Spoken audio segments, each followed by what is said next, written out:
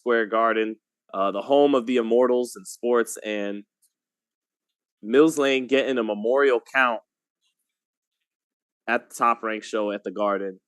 Mills Lane, rest in peace to him, man. He was when I go back, because obviously I'm too young to have really grown up with him as a ref.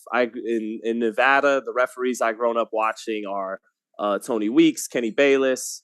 On the East Coast, Steve Smoger was my favorite ref. But I think when I would go back and watch Mills Lane, he was maybe the best ref I've seen on tape as far as judging a boxing referee goes. There's that famous photo of Mike Tyson the night he bit Holyfield's ear, and everybody remembers the photo of half dozen police officers, LV, Las Vegas Metro Police Department, petrified of Mike Tyson and backing up from him in fear. But in the heat of the moment, when the fight was going on, Mills Lane, with that, that judicial background, with that law enforcement background, he kind of like, this little old man handled Mike Tyson on his own in the ring. And I remember he told him, bullshit, you bit him on purpose.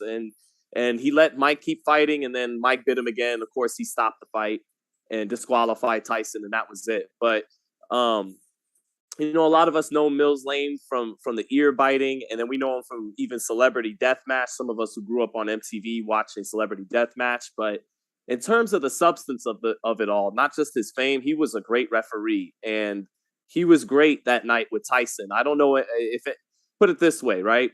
Put it this way. Jay Nady, another Las Vegas referee, and I got love for Jay Nady.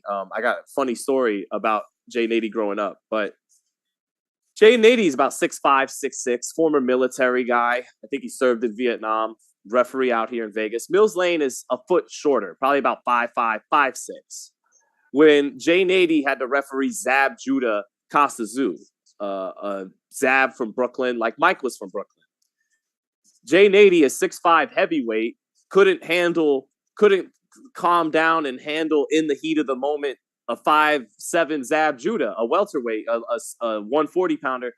Little Mills Lane in the heat of the moment, despite being, probably a $150, he calmed down the heavyweight from Brooklyn, not the 140 pounder from Brooklyn.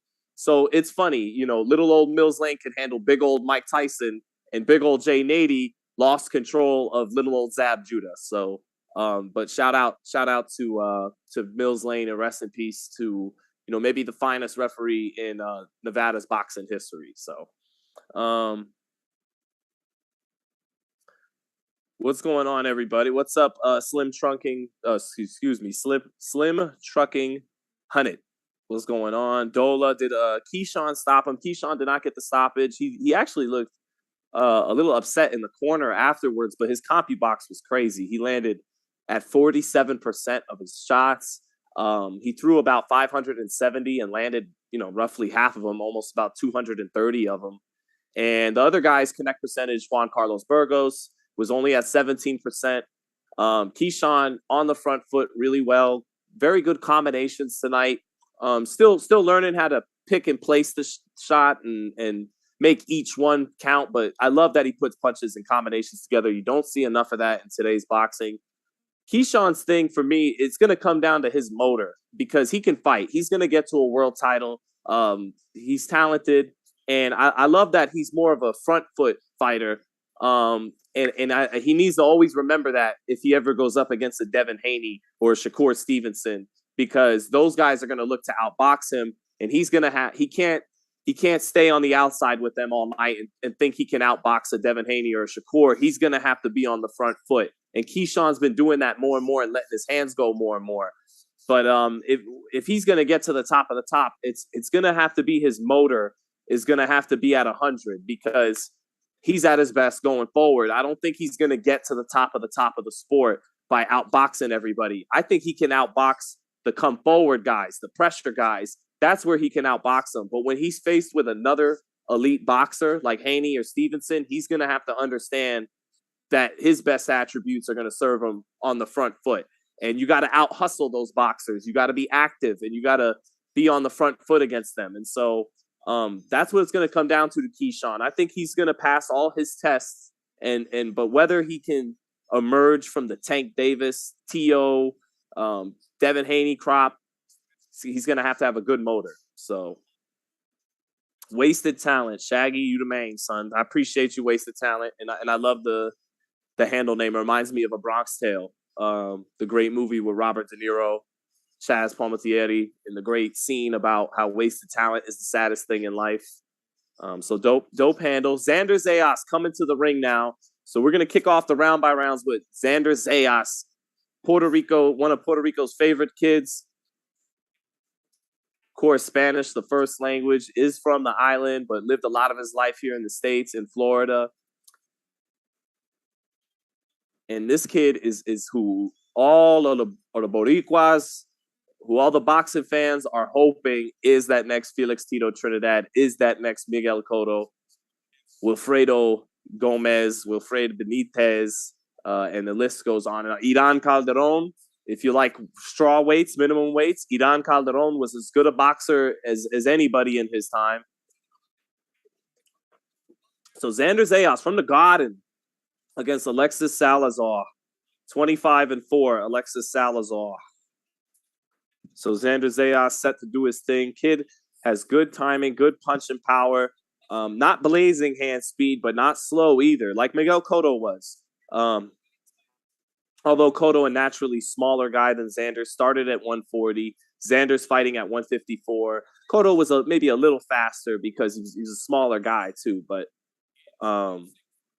Xander's going to have to beat the real fast athletic guys when he gets to the top. He's going to have to beat them with timing. Timing will have to beat speed there, but he has good timing.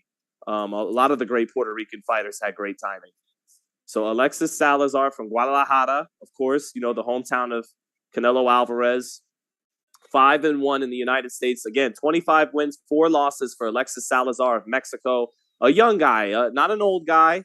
A guy that you can see is in his prime, is with Freddie Roach on paper, not a puncher, just 10 knockouts and 25 wins. But this young man's a puncher. Xander Zayas, 14-0, 10 knockouts from San Juan, Puerto Rico, the capital. Yeah, here we go. Really? The WBA number 9 ranked junior middleweight already. Wow, really? Xander already in the top 9 of the title picture.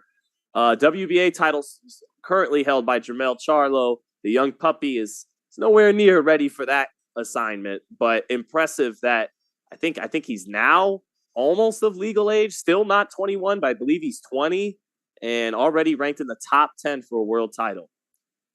So Xander Zayas, who has gotten meaner in there.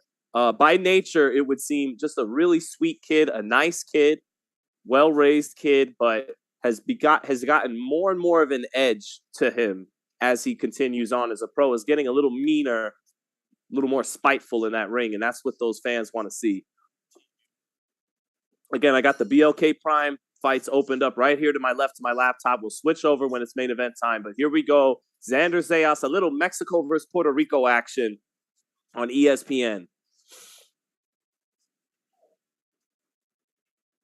Xander starting on that front foot and immediately pink trunks from, good right hand over the top by Xander Zayas. Placed a nice jab, and then he shot that right hand over the top. It was a jab to the body to set up a right hand over the top to get Xander Zayas started here in round 1. Zayas has power in both hands like Trinidad did. You've got a good right hand and a good left hook. Salazar, from his first few punch attempts, not a super sharp, compact puncher. A little wide with his shots, and in comparison to Zayas, doesn't have that zip and snap on his shots here in the first minute of the fight.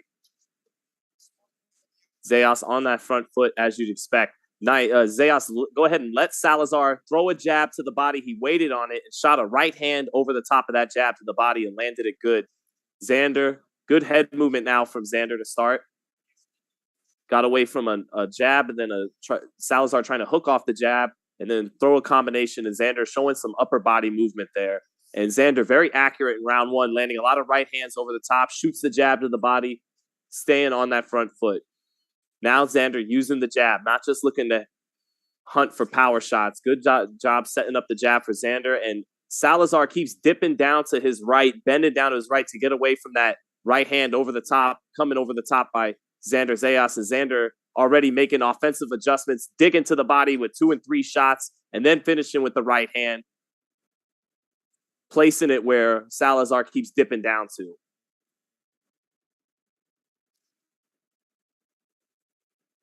Nice jab to the body and straight right hand for Sandor. Hurts Alexis Salazar into the ropes. Salazar stumbling into the ropes. Zayas is putting his punches together beautifully here and doing a good job defensively, coming forward, not taking shots, getting off to the body, finishing to the head. Very sharp stuff here from Sandor Zayas. Zayas dropping the left hand a little bit and catching lefts by Salazar with his right glove there.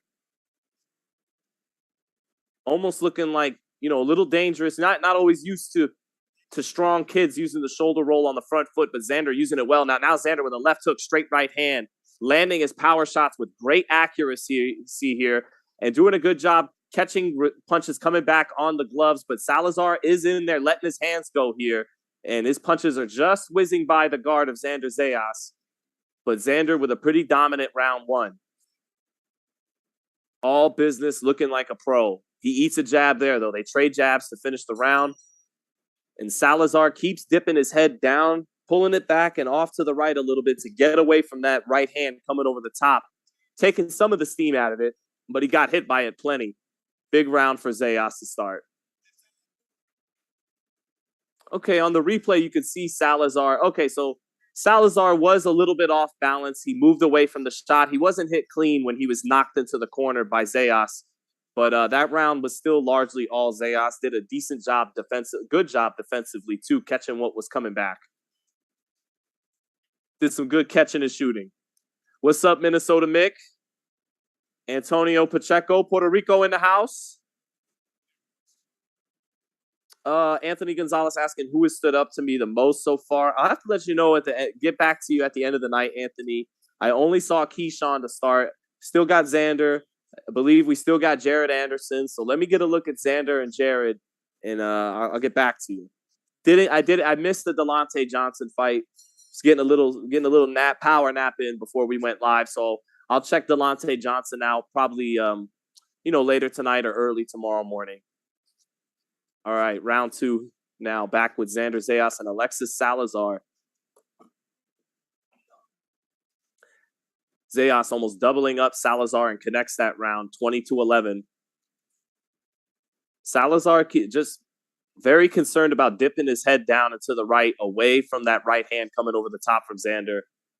And Salazar doing a decent job offensively. Sandor firing off 1, 2, 3, jab, straight right hand, left hook, finishing off with the left hook to the body. But Salazar catching shots decent in the first round, in the first minute of this round.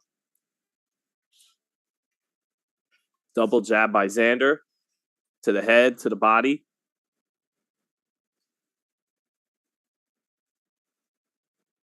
Now Sandor trying to lead in with the hook, but Salazar doing a decent job defensively.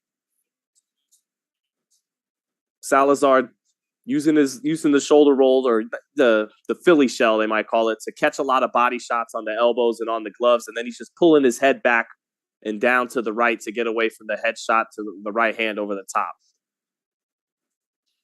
Now Sandor missing that right hand over the top. Sandor trying to figure things out, starts with that jab to the body. Now a lead hook up top. Salazar gets away from it. Now Sandor dips his head off the line from a jab and digs to the body with the left hook. Sandor shooting a right hand to the body. Salazar covering up, pulling his body down. Salazar trying to only give half of his body, fighting out of the shoulder roll, and doing a decent job this round of not getting hit, but not getting anything done offensively. Minute left in the second round. Sandor dipping under a wide left hook and then resets in the center of the ring. Now Salazar tries to work his jab in the center of the ring, but good head movement by Sandor Zayas, and he places his jab back in the pit of the stomach of Salazar. Zayas is growing defensively to my eyes tonight. I'm seeing improved head movement. And that was one thing with Miguel Cotto early in his career. He never became, a Floyd Mayweather, very few do. But Miguel Cotto got better and better defensively. And by the time he was a welterweight and moved up from 140, he could move his head and catch shots well. Better than people expected early on in his development. And I am seeing improved head movement from Sandor Zayas tonight. Not as accurate in round 2, but definitely taking the fight to Salazar. Good body work, not getting away from the body, trying to work his levels. But Salazar, very wary of what's coming his way, fighting defense first. That's it for round 2, 20-18, Sandor Zayas. Solo 310, they zapped my box. What do you mean? What does that mean? Fill me in, my man. Clarence Jackson, what's up, Clarence Jackson? Thank you for joining. What about Terence Crawford and David Avanesyan fight? Don't worry, I got you covered. I got the BLK Prime fights opened up right here. So as soon as we shoot over to main event time for Terence Crawford, that fight has precedent, and we're going to call the round-by-round action live as soon as Terence Bud Crawford's in that ring. But until then, I think we can all agree, ESPN Top Rank, they got the prospects. They got the bright blue chippers on the undercard. So for as long as we're on the undercard, I'm going to go with the ESPN fights because they got big baby Jared Anderson coming up. They just had Keyshawn, and right now they got Puerto Rico's hopeful next champion in Sandor Zayas. Jared Anderson still yet to fight, hugging up Keyshawn Davis in the dressing room. Keyshawn won every round against Juan Carlos Burgos, dominated him in similar fashion that Mikey Garcia and Devin Haney did. So he passed his test. Back to round 3 of Sandor Zayas. Sandor doing a good job tonight with working his levels with his jab. He's been throwing the jab to the body even more than he has to the head, trying to work in body shots. Alexis Salazar, a sneaky guy, defense first, but he wants to catch you in between shots here and there. He's not doing enough to win, but he'll do enough that if you're getting lazy and reckless of what's coming back to you, you can get caught with some stuff and frustrated. And he's trying to frustrate the young man. Zayas in this first minute of the third, shooting off a lot of combinations, digging to the body, left hook to the body, trying to finish off with right hands up top. Salazar dipping around awkwardly, throwing an awkward shot after the slip here and there, not going punch for punch with Zayas, eating some body work, blocking some body work with the elbows, pulling away from headshots, but Zayas taking the fight to Salazar. Good punch selection, even though not everything's landing. It's still good punch selection. He's starting with a jab to the body, bringing the right hand up top, digging the left hook to the body, then a 1-2 back up top. Nice left hook to the body by Zayas, and then he brings the left hook up top, and then he catches the left hook coming back with his right glove. Now left hook lands for Zayas again. 1-2 lands for Zayas. Again, Alexis Salazar pulling away from those right hands a lot. That's the punch he seems most concerned with. But good punch selection and variety by Sandor Zayas here. And good defense by Zayas tonight, too. Nice left hook to the body, right hand over the top. Working levels with his combinations. Now a jab to the stomach and 2 left hooks to the body by Sandor Zayas. Not slow at all. Not a blazing hand speed guy, but like Cotto and Trinidad were fast enough, not slow. Minute left in this third round. Good stuff by Sandor Zayas thus far. He nods his head again, starting to stick his tongue out a little bit, lick his chops. Zayas feinting, trying to change the levels with the feints. Now Alexis Salazar works his left hand 3 times and lands a right hand after working his lead left hand 3 times. Salazar shakes his head after dipping away from 3 punches in combination by Zayas. Zayas backing him up on the ropes now. Salazar in the corner, dipping his head away from the right uppercut and the left hook up top. Zayas forced to just commit to the body, take what's there to the body. Good left hooks to the body by Zayas. Salazar, a crafty veteran, though. Alexis Salazar, not fighting like a typical, guy from Mexico, the stereotypical Mexican style. He's a slick guy. He's a spoiler. He's a slick guy. Savvy vet.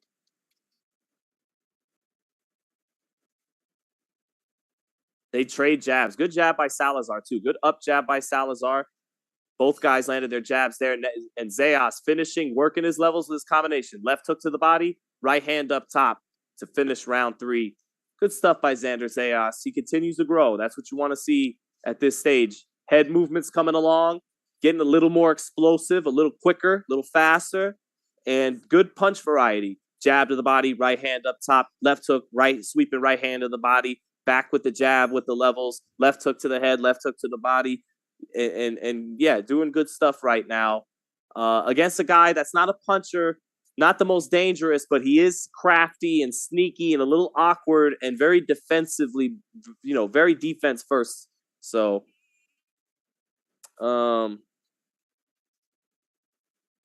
Spence, Eric R saying Spence was in another car accident. Not quite.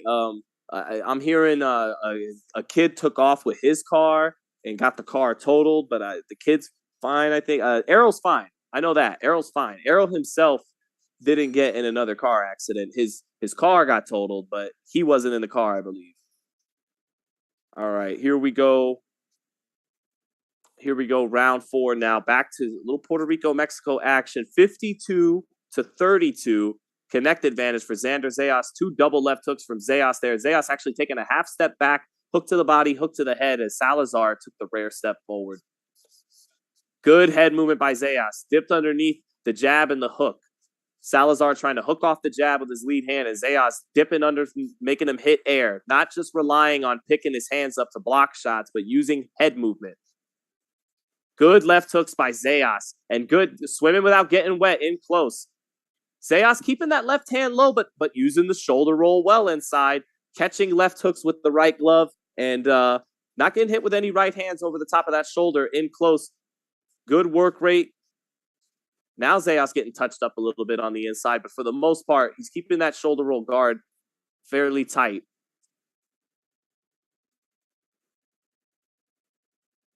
Now Zayas picks the hands up, drops that left hand back down around the waist. Zayas inching forward, makes Salazar miss a wide left hook, counters with a little right hand. Good counter there. Nice jab to the pit of the stomach by Xander Zayas. Now he tries to hook off the jab twice, but Salazar pulling back a little bit, getting that right glove up. Both guys using the shoulder roll tonight. Oh, nice right hand counter by Alexis Salazar. Zayas trying to jab his way in and then catch the jab and hook off the jab, and he ate a right hand trying for that. So now he eats a jab.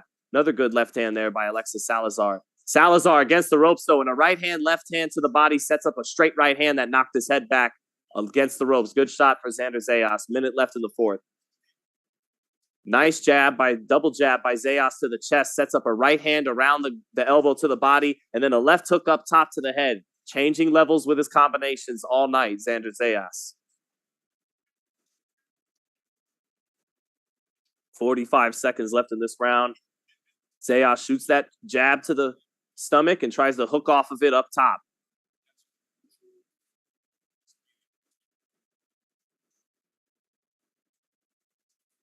It's all Xander Zayas taking the fight, getting off first. Not receiving too much of the counter punches coming back from Salazar, who's had a solid defense tonight. There he shows it again. Zayas trying to jab to the body, left hook, right hand up top, but Salazar getting away from the headshots. Salazar, kind of a tall guy, too. Well, you're not going to see a whole lot of guys from Guadalajara fight like this. Nice left hook to the body, sets up a right hand up top. And Alexis Salazar nodding his head like, yeah, come on. And he touches gloves to end the fourth. All Xander Zayas. Xander Zayas treating this guy like just another test, and I'm passing it.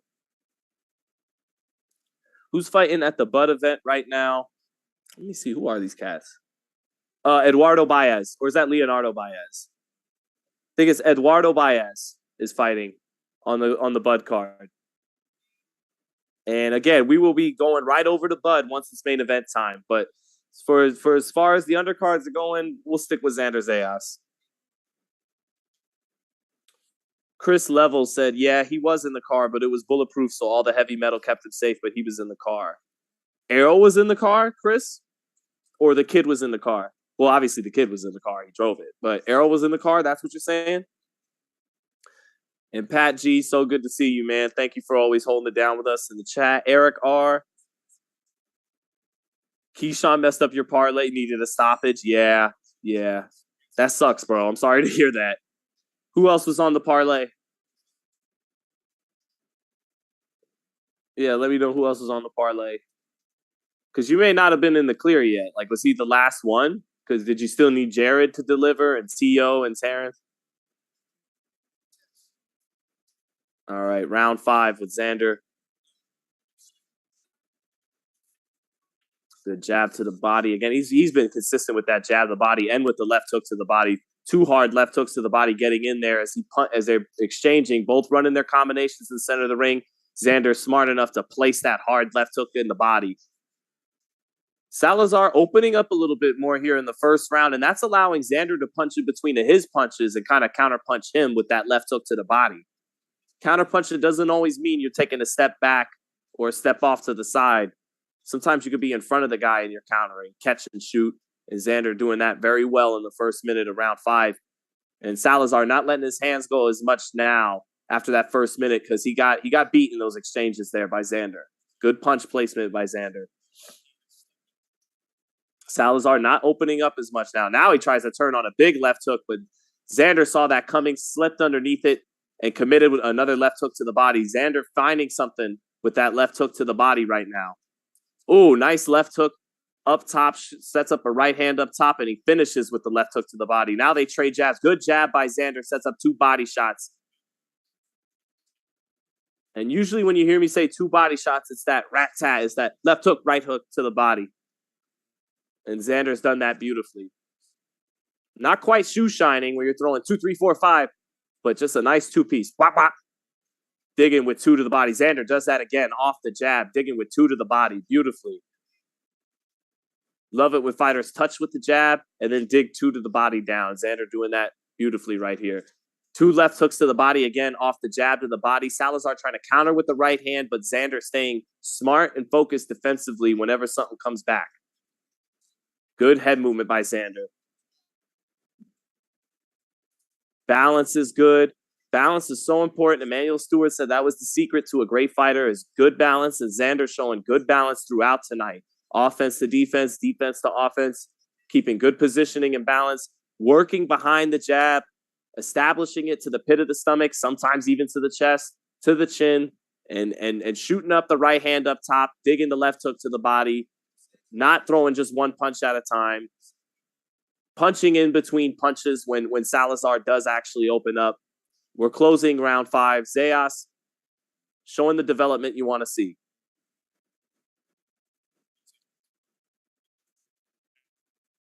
That does it for round 5. 5-zip Sandor Zayas. Yeah, Pat G. Salazar is a decent test for Sandor Zayas. Top rank doing their job with his development. That's what they've always done. From De La Hoya to Miguel Cotto to Zayas now to Shakur. Brad Goodman, who is in the box, who just got elected into the Hall of Fame. Brad Goodman, top ranked matchmaker. Bruce Trampler is already in the International Boxing Hall of Fame. His co-matchmaker will be joining him now, so they're both in the Hall of Fame. So they are. Even their competitors would admit that Bruce and Brad have been the best matchmakers in the sport the last, couple of decades. So, Chris Levels, Errol Spence was in the car, but not hurt at all. The kid stole his parents' car and drove head on with Spence. Oh, gotcha. So other kid's fault, right? Well, thankfully Spence is fine. Yeah. What's the chances that after what Errol went through, he runs into another car accident like that? Damn. Now, CompuBox has Salazar landing 57 shots to 79 for Zayas, and to my eyes, it's been even more lopsided than that. But Salazar, like he started the 5th, is opening up here in round 6 in the first minute, opening up with combinations, is touching the kid up a little bit. Zayas making him miss most of those shots, but is catching a few here and there. Now, Zayas, not the puncher that Felix Trinidad was, just not a concussive one-punch knockout artist, but has real pop in both hands, in the right and in the left. But not even Cotto, pound for pound, for his size, was a little bit more thudding puncher with that left hook than Sandor Zayas is. But Sandor is a good puncher. He does have punching power, and he's still growing. He's a growing boy. He's only 19, 20 years old, so. Good job offensively by Sandor at times. Although Alexis Salazar not letting him connect with too much. Again, the guy is defensively crafty and a little slick there. And Zayas is eating a couple shots this round in the 6th. Halfway through it. Salazar fighting most of this fight in that shoulder roll. And he's been a little slick up top. Been a little tough to get to. When he takes chances, Zayas has been able to punch in between his punches and nail him up top. But when he's thinking defense, it's been hard to get to him up top. He's had to invest to the body. Minute left in the 6th round here. Been a more competitive round. Salazar has held his own a little bit more here. Nice right hand to the body, and then the left hook up top for Salazar, but the left hook was blocked. Now they're in phone booth range. Good left hook to the body by Salazar. Now Salazar giving off a right hand to left hand to the body in close. Zayas, nice double left hook. He finishes to the body with it. Nice left hook back to the body by Alexis Salazar. And Zayas, for the first time in a clinch, 30 seconds left in the 6th. By far the most competitive round so far. Center of the ring, shoots a jab to the stomach, does Zayas. Salazar coming back with a left hook to the body. Now Salazar stepping forward and hooks off the jab. Zayas taking a little clinch, taking a little deep breather. Kid taking some deep breaths for the first time in the fight.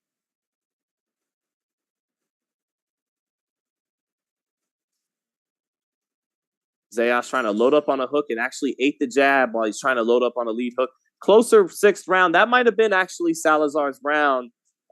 If you're looking to give Salazar a round, that was it. That was it. So maybe 5 rounds to 1 for Sandor Zayas. I could still see it a sweep as well.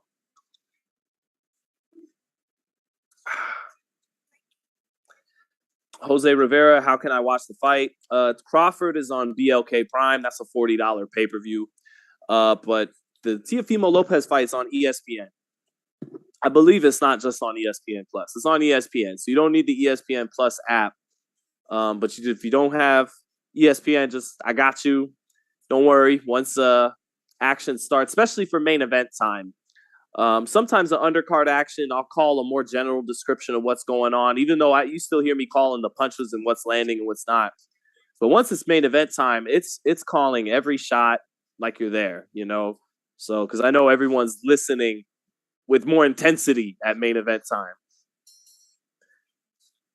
Boxing wise, Sandor Zayas, Pat G says, boxing wise, Sandor is good. He's got mad potential, and overall fundamentals are good for his. Very good fundamentals. I agree. Very good fundamentals, very good balance. Starts with the jab, goes to the body, is moving his head now, also catching shots with the gloves, not just doing a basic high guard. And no, he can roll a little bit, he can catch, he can move his head.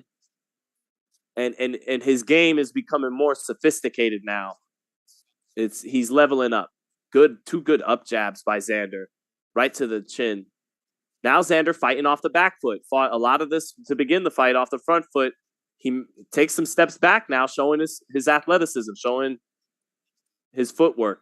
Now he resets in the center of the ring.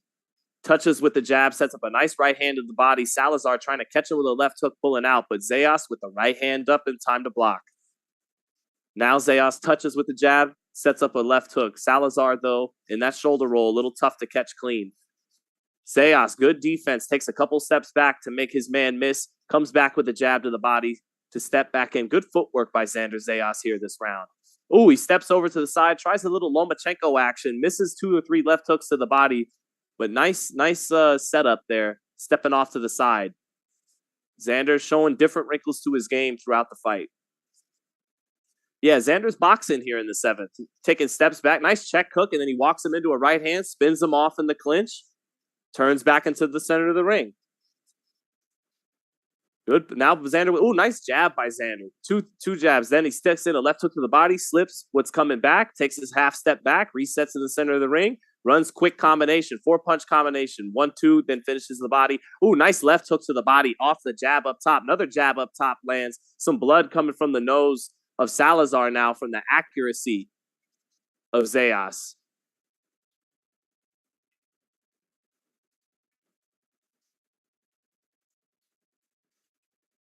Now Zayas steps in, slides with the shots, smothers Salazar, tries to finish up with a left hook to the body. Good stuff by Zayas. Zayas eats a jab there. Good jab by Salazar. Ooh, Zayas hooking, sweeping the right hand to the body, but actually caught a left hook up top a little bit, reaching down to the body. So the kid's not perfect, still getting touched here and there, but showing good defense, though, not getting touched a whole lot.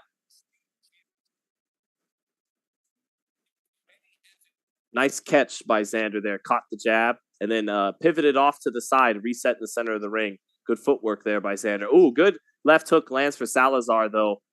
Hooked off the jab, and it got in that time at long range. Sandor makes him pay for it right back, though. Left hook to the body and finishes with a right hand up top. And that did get a little reaction finally from Salazar, but then Salazar taunts to end round 7. Good round for Sandor Zayas. Took a step back a little bit more than he did in the first 6. Boxed and looked good doing it. Looked good boxing. Showed some good footwork there. Good stuff by Sandor Zayas. Kid always impresses me. Barry Lilly says, loves the watch along. Hit the likes. I agree with Barry's sentiment. Thank you, Barry. Ace World. Hey, man, what about Teofimo Lopez? Ace. He's the main event. Sandor Zayas is on the card right now. Then Jared Big Baby Anderson, the best American heavyweight prospect. Then we're going to jump to your boy Teofimo Lopez in the main event against Sandor Martin, the man who retired Mikey Garcia. So don't you worry, Ace World. It's going to be all about Teo for main event time. It's just not main event time. And then for main event time for Terence Crawford, definitely going to be locking in for the round by round against David Avanesyan. And save your Kim Kardashian jokes for David Avanesyan. All right, round 8. Xander on his way to what Keyshawn did, an 8-round clean sweep against a vet. He has outlanded Salazar in all but one round, the 5th, where they were even at 14 apiece. Sometimes I don't agree with Salazar, CompuBox, and this would be one of those nights. I think Xander's been a little bit better defensively than CompuBox is given credit. A little bit better. Oof. They're exchanging to start in the 8th, and it's Xander getting the better of it. Swimming without getting wet. Oh, but now a straight right hand lands for Salazar, but Zayas replying immediately with combinations. Left hook, right hook to the body, left hook to the body again, left hook up top, right hand up top, sweeping the right hand. That just pissed Xander off. Xander with a little blood coming from the mouth, too, so he's been touched. Xander says, come on, let's finish strong. Let's go toe-to-toe. Mexico, Puerto Rico style to finish this 8th round. 2 minutes left. Left hook to the body by Zayas. Zayas trying to get in close now. Oh, now he takes a little half step back. Dips underneath the left hook up top by Salazar. Salazar trying to invest to the body. Salazar, an awkward guy who will get his head off the line and throw a winging, sweeping, widely thrown hook that might just catch you pulling out. Nice straight right hand to the body by Zayas. Good defense by Zayas. Now he falls into the clinch. Does a good job keeping that shoulder into the chin of Salazar in the clinch. A lot of top fighters take that positioning in the clinch. Zayas doing it there. Salazar taking some wild attempts here and there the last couple of he's taking a few shots.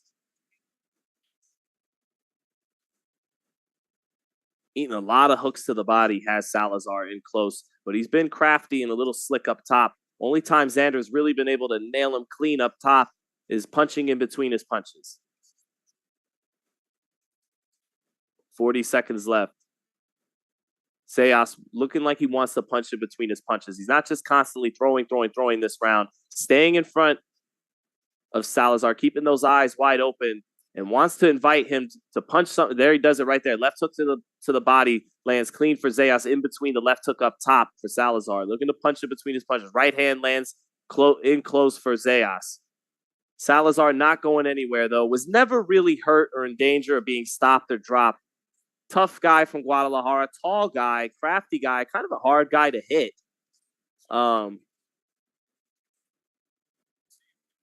And then he'll swing at you with his head down and his head off the line. He'll dip down awkwardly and let the hook go behind it. And those guys are very awkward. that's it. That's it for the fight. 8-zip Xander. Maybe the 6th went Salazar's way. That was a close round. There may have been one round to give to Salazar in there, but I'm totally fine if you scored it a clean sweep for the Boricua, Xander Zayas, who will now be 15-0 with 10 knockouts. And I think so far that knockout percentage on paper represents very accurately his punching power. 10 knockouts and 15 wins. That's the kind of level of puncher he's shown so far in his career. I do wonder, punchers are born, but I do wonder if he'll become a little bit more devastating puncher as he really becomes a man, because Zayas is a guy who's grown into his man strength a lot quicker than most fighters do. He's physically, once you see the face, he's a kid. But if you just look at the body, he's already got the body better than a lot of 22 and 23-year-olds at just 19, 20 years old. So I'm curious if that power can still go to another level. He's got solid power already, but I'm curious if it'll even go to another level as he becomes, really, really gets his grown man strength. But Zayas continues to impress. So far, so good. Not quite the puncher Cotto was with that left hook, and certainly not quite the puncher Felix Trinidad was with both hands, but a good puncher in both hands. And I think, judging from his body type I think he might be able to be a little bit more durable than Miguel Cotto was. Cotto could be a little bit of a glass cannon sometimes. Late in fights, his durability was always a concern. But Xander looks built a little. We'll see. But Xander defensively is ahead of schedule of where Cotto was at this stage of their development. But Cotto was a natural southpaw who fought right-handed. He just had a devastating left hand at 40 and 47. He even knocked out middleweights with that, like Daniel Giel. But so far, to compare him to Cotto, he's better defensively than Cotto was at this stage. He may even be a little more disciplined working his levels than Cotto was, but Cotto was a little more special and dynamic with that left hand, that natural southpaw fighting in the orthodox stance. But the kid can get there. He can get there. He can get to the Cotto level. And here comes the official decision.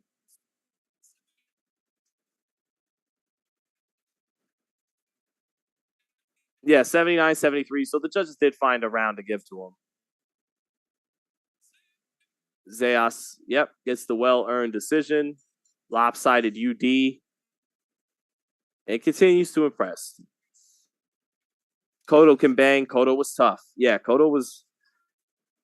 Rodney, Mongi, you're not convinced. Zayas will never achieve what Cotto has. Well, no Puerto Rican has ever achieved what Cotto has, except Amanda Serrano. But we're talking men's boxing. He's the only 4-division champion in Puerto Rico's history. Wilfredo Gomez, Wilfred Benitez, and Trinidad got it done in 3 divisions. Wilfred Gomez, 22, 26, and 30. Trinidad, 47, 54, and 60. But Cotto went from 40 to 60. Sergio Maravilla Martinez was old, but still, he beat him for the legit middleweight title. So if he doesn't do what Cotto does, that doesn't mean he's a bust. It's just Puerto Rico needs and wants an elite fighter. And I think that this kid will get there. I'm seeing it. I'm seeing he boxed in the 6th and 7th a little bit, showed some footwork. He moved his head well for this stage, changed his levels with his combinations. I think I definitely would guarantee he's going to get to a world title, which, I understand in today's sport that doesn't mean what it once was, but I think Xander passed his test very well tonight. I give him an A-, B+, A-.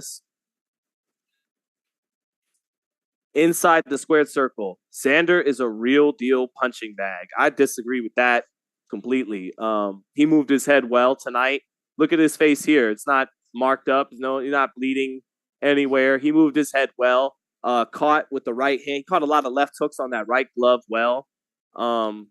He was very defensively responsible, and he swam without getting wet various times, punched in between the other guy's punches and caught what was coming back.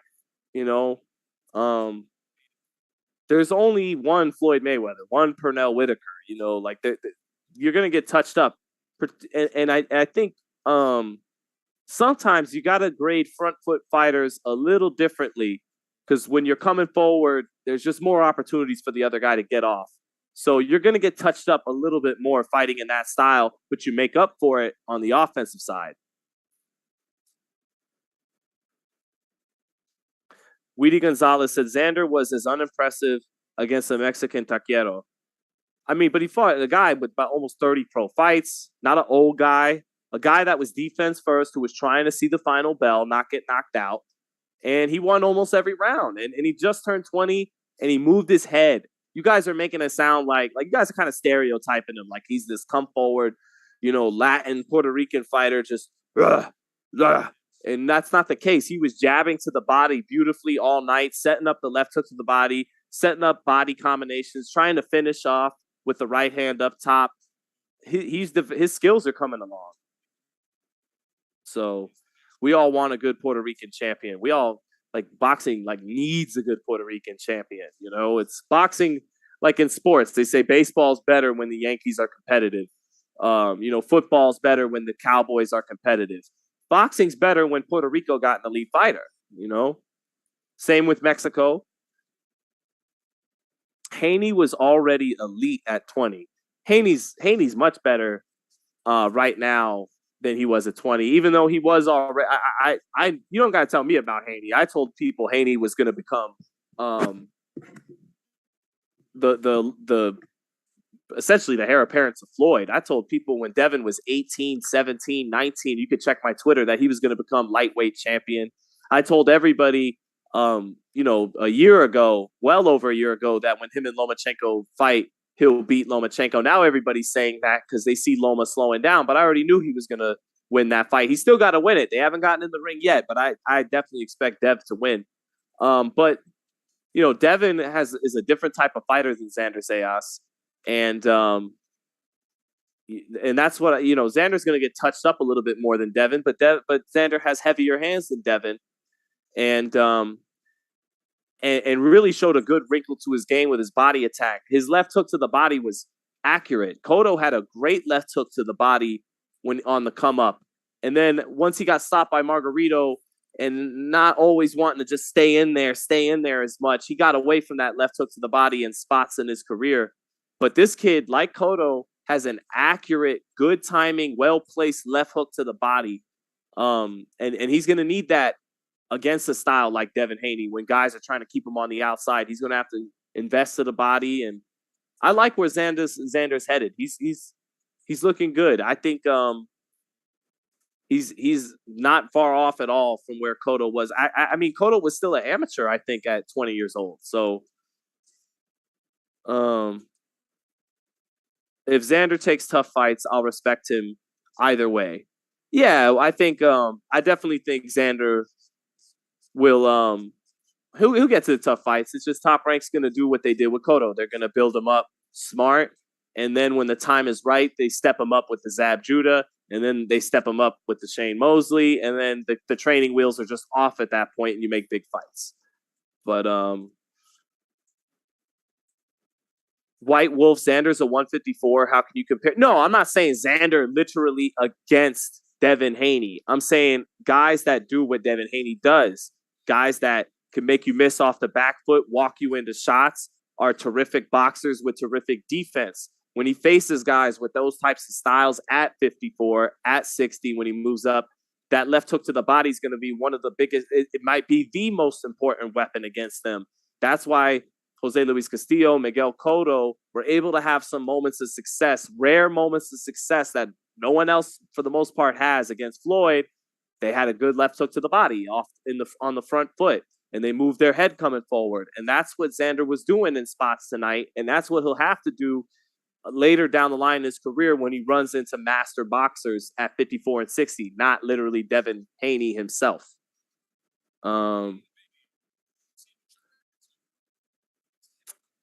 Let's see here. Pat G. Yeah, Pat G said he knew Devin was going to be great too. I think anybody who saw Devin spar as a teenager knew he was special. Anybody in the Vegas area, or maybe if you got to see him out in the Bay. Weedy Gonzalez, thoughts on Ryan Garcia then, Sean? Ryan is he's blessed And Jared Anderson as the Grinch. I took my son to see the Grinch 2 days ago. We tried to see the Jim Carrey Grinch, and I felt foolish. He got scared. Obviously, he's 3 years old, so we got scared of Jim Carrey. We had to leave the theater and go home, put on the 2018 little baby Grinch. But Jared Anderson styling and profiling to the ring, 12-0, 12 knockouts. Ryan Garcia, though, blessed with a tremendous gifts that you can't teach. You can't teach height, you can't teach hand speed, and you can't teach punching power. He's got all three. The stuff you can teach, getting your head off the line, head movement, having a great jab to set up that left hook he loves so much, that all needs work. And it's got to watch with a lot of interest against Mercito Hesta, southpaw like Tank, shorter southpaw like Tank, explosive Filipino guy, but limited, not very raw, not a skilled guy. Good tune-up for Ryan. Let's see if Ryan is using his right hand more. Because if he's trying to load up on the left hook on Tank, that's just that one-trick pony show is not going to work against Tank Davis. He's got to use his right hand against the southpaw, and he's got a good right hand. He doesn't use it enough, and the jab is almost non-existent with Ryan. So let's see how he looks against Hesta. Because of the things that he was blessed with, his size, speed, and power, you can't count him out against anybody at 35 and probably 40. But he is the underdog against Davis. But let's see what we get out of him for Mercito Hesta. My man, Weedy, thank you for the question. Hardcore Turtle said, I'm light work. You are light work. I agree. I mean, for anybody fighting on the telecast tonight, I'm light work. For any professional boxer, I'm light work. I agree. What Floyd say? I can still beat you though, right? Isn't that what Floyd said? Still beat you though.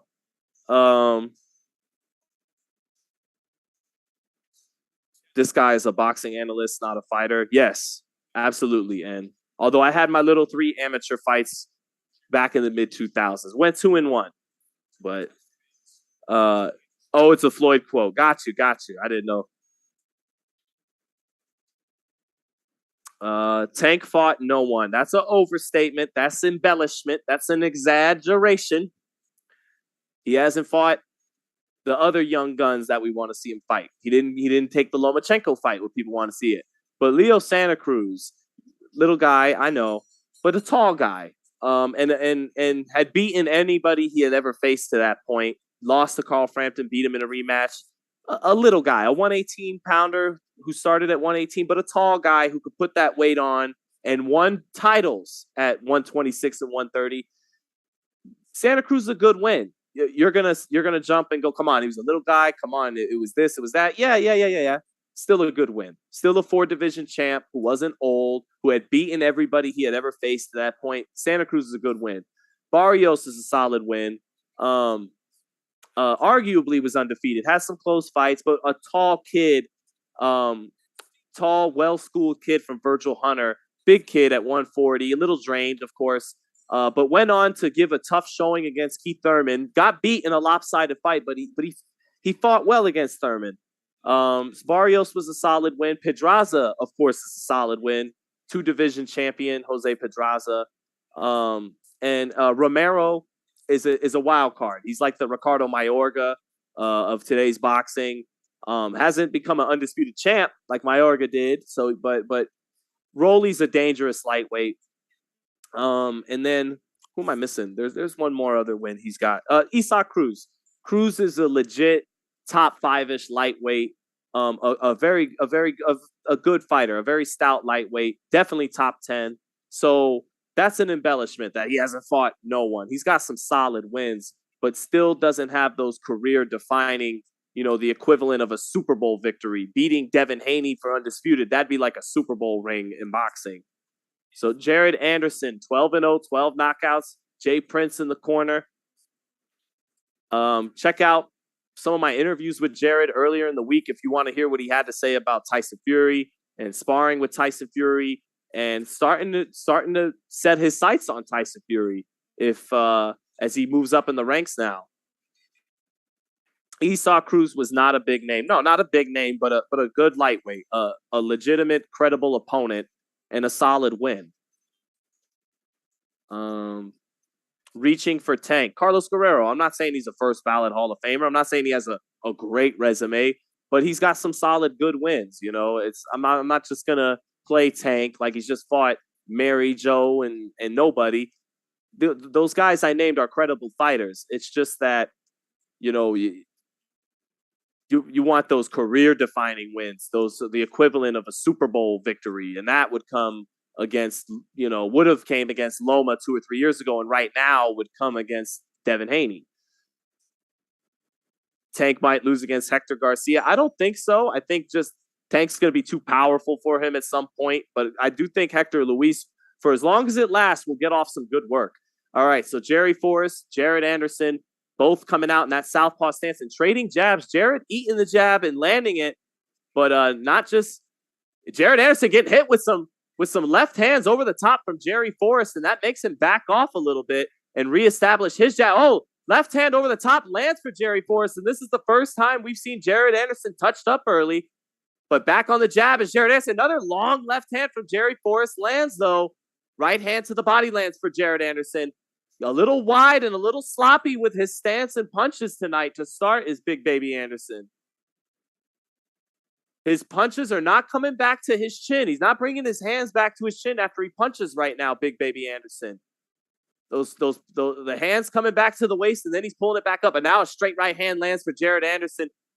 In danger of being caught opening up like this early, but a good left hook now lands for Jared Anderson. Jerry Forrest, the veteran, trying to smother him onto the ropes and fight rough in the clinch.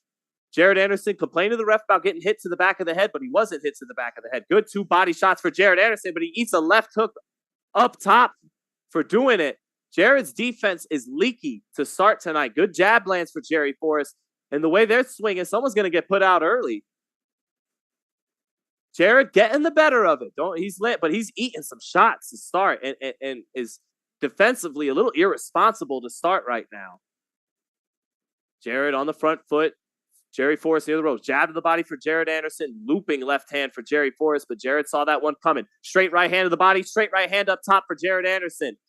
Jared Anderson digging to the body, but eats a left hook for reaching out of the body, but he takes it no problem. Keeps digging. Combinations for Jared Anderson. Eats a left hand, but he nonstop combinations for Jared. Jerry Forrest only responding with one punch at a time in the corner. Eats another right hand. Eats another right hand. 2 body shots for Jared Anderson and a right hand up top. Right hand, left hook up top. Right uppercut. Forrest just covering up in the corner. Referee looking on. Left hook lands for Jared Anderson. Jerry Forrest returns fire once. Referee looking on. Still in the corner. Straight right lands for Jared. More combinations. 2 body shots for Jared. Left hook up top. Now Jerry Forrest returns. Jerry Forrest returning just enough fire so the fight doesn't get stopped. Straight right hand again for Jared. Jared may be letting go of close to 100 punches this round in round 1. Jared, very irresponsible defensively, not concerned about what's coming back, a little reckless, but is pounding Jerry Forrest with combination. Straight right hand lands again. Forrest barely making it out of the round almost.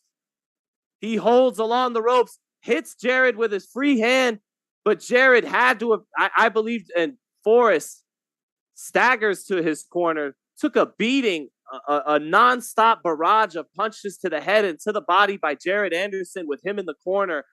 But Jared ate a lot of left hands to start that first round, too. A very sloppy round for Jared Anderson, but he got off offensively and landed plenty of straight right hands and left hooks and plenty of body shots. 1-zip Jared Anderson. Wow, lots of action in that first round, man. Whew. Jared, I don't love this from Jared Anderson. He may get the early stoppage tonight, and it's fun to watch. But he's being too reckless, man. He's getting hit a little bit too much. He's got to start things off tight. He's coming with no regard. Like, he just wants to bomb this guy out of here. And I've always noticed that about Jared. A little lazy bringing his hands back to his chin or back in proper positioning after he punches. He'll throw the shot and literally let the punch drag all the way down to his waist before he picks it back up. Jerry Forrest already getting looked at by the doctor in the corner. The doctor's taking a long look before he lets him out to begin the second round. And the doctor will let him out. Here we go for round 2. All right. It was 114 punches thrown for Jared Anderson. He landed 54, and he got hit by 16 shots. But that's 114 punches thrown by a 240-pound heavyweight. Now Jared looking for the pull counters. Pull, left hook, right hand. Jared loves those pull counters. Loves to stay in the pocket and do a pull counter. Jerry Forrest trying to shoot that left hand down the pipe.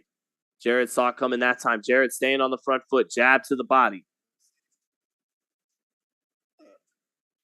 Jared, nice jab up top from the waist. Now he lands a right hand down the center, but not super responsible defensively. But Forrest is already looking a little fatigued. Straight right hand down the pipe with Forrest in the corner.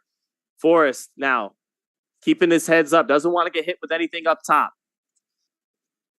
Anderson pinning him along the ropes, digs in twice with the body shots, and it finishes with a jab. Straight right just off by Jared. Forrest still along the ropes. Right hand lands for Jared Anderson with Forrest along the ropes. Forrest in the corner now. Double left hook for Jared. Beautiful combinations for Jared, but he eats a little bit of a left hand coming back his way. That was a beautiful left hook to the body and left hook up top. Seldom will you see a heavyweight that fluid on the offensive end. Halfway through the second. Nice jab. Sets up a right hand. Forrest in the corner. Right hand. And that's it. The referee's already seen enough. And that's another knockout. 13-0, 13 knockouts for Jared Anderson. Got hit more than you want to see, but he wasn't particularly concerned. I definitely think against a better opponent, a more dangerous opponent, Jared wouldn't be fighting so reckless. But, if you're a casual fan and you want to see a big heavyweight that's not there to fool around, that's not there to play with his food. That's one thing about Jared Anderson. He does not play with his food. You could never accuse him of that early in his career. He keeps the 100% knockout percentage. Pounded Jerry Forrest threw 114 punches in round 1. Beautiful double left hook to the body there in round 2. I loved it. I love the fluidity with the combinations, the hand speed, the fluidity on offense. But gonna have to see him tighten it up defensively against better opponents. But I think he will. I think he just wasn't concerned about anything coming back tonight. He didn't have any respect for Jerry Forrest. Didn't have any respect for him at all. And you don't see that a lot in boxing these days. Jared Anderson brings in very little to no respect for his opponents. Doesn't play with his food. But he'll need a level of respect going forward against more dangerous opponents. But good stuff tonight from Big Baby Anderson.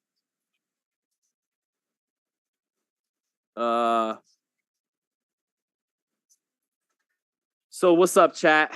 All right, here's the replay. Jab, nice right hand. Oh, not quite a sweeping right hand, but not quite a straight right hand either. He put just a little bit of an angle on that right hand by Jared, and then another right hand made Jerry Forrest kind of double over. Bend his body over, and the ref had seen enough after that. Wasn't going to keep letting him take punishment. Oof. So Jared started the fight at southpaw and finished him off orthodox. Jared, very comfortable in both stances. I liked him better in the orthodox stance. Liked him better by far in the orthodox stance, actually.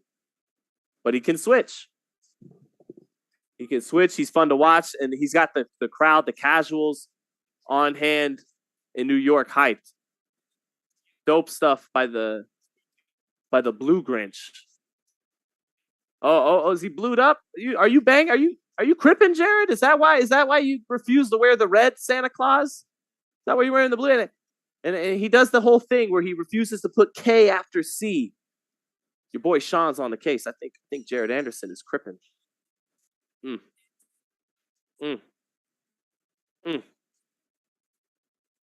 Anyway, 13-0, 13 knockouts.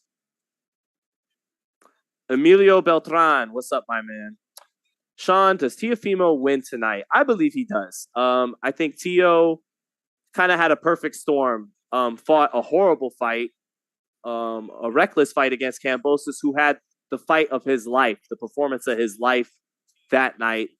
And But one thing I'm concerned about in this fight for Teo is Teo's more of a natural counterpuncher. That's why I knew he'd beat Lomachenko. Lomachenko doesn't fight off the back foot ever. He takes angles and comes forward, takes angles, gets outside of your lead foot, comes forward. And so Teo was able to counterpunch and walk him into shots at times and fight in his comfortable style, like he did against Pedro Campa. But when a guy uses footwork like Kambosos, or when a guy's tall like Nakatani, and he has to cut the distance, he's not as hot going forward as he is when you come towards him. And he can show off the flashy reflexes and punch in between your shots with power. So I'm Sandor Martin, coming from Spain. Lots of movement, lots of lateral movement. That gave Mikey Garcia tons of problems. Mikey showed up sluggish, flat, and wound up retiring after that loss. Even when he was able to pin Sandor Martin on the ropes, he couldn't land anything hard to the body. He'd get countered. The feet were too much for Mikey. And guys from Spain, Sergio Martinez from Argentina became the middleweight champ. But when he went, after he got knocked out by Antonio Margarito, he went over to Spain. He relocated to Spain, and that's where he became this mover. And that's how Sandor Martin fights. So if that's how he fights tonight, let's see how Teo deals with cutting the ring off, cutting distance. Cutting the ring off is just something a lot of fighters struggle with. But that being said, I got the thoroughbred. I got the phenomenal generational talent. That doesn't mean he's going to be a generational fighter with generational accomplishments, but I definitely believe Teofimo's a generational talent. His blend of reflexes, hand speed, and punching power, and he's a special talent, you know. So I got Teo still,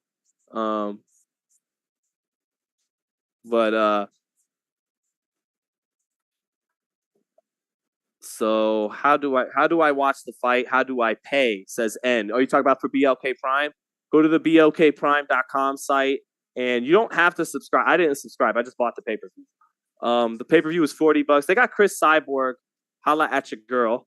Chris Cyborg. Getting ready to box. Get my ears a rest here. Chris Cyborg getting trained by Jose Benavidez Sr. So I think she's the co-main, and then we're gonna rock. So looks like we're not gonna have a scheduling conflict. Looks like I should be able to call this Teo fight and then switch over to Terence.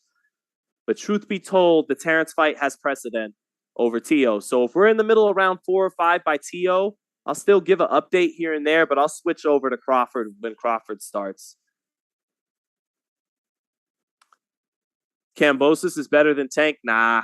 Kambosos ain't bad. Obviously, he became the lightweight champion. But no, he's not better than Tank. Who has Teo fought? Please don't overhype Loma. I won't overhype Loma, but Loma's going to the Hall of Fame when you mix the 2 gold medals, and it kind of like in basketball Hall of Fame. Grant Hill got in because he was so great with Duke, and then he made enough all-star teams in the pros that you put him in the basketball Hall of Fame. Vasil did enough becoming a 3-division champ, quickest to 1 belt, quickest to 2 belts in X amount of fights. He did enough in the pros, and then when you add in the stellar amateur career, he's getting into the Hall of Fame. So Loma's getting in the Hall. He beat a Hall of Famer who was the reigning champ. That's a signature win. That's a hell of a win. Outside of that, Comey is a solid win. He had a belt when he beat him, and those are his 2 best wins: Comey and Lomachenko. Nakatani is a solid, tough guy. That's not a bad win. That's a decent win. Campa was made to order. Campa was good matchmaking. Campa was, let's get this kid's confidence back, and let's get a guy who stylistically is going to allow him to do the things he's most comfortable doing.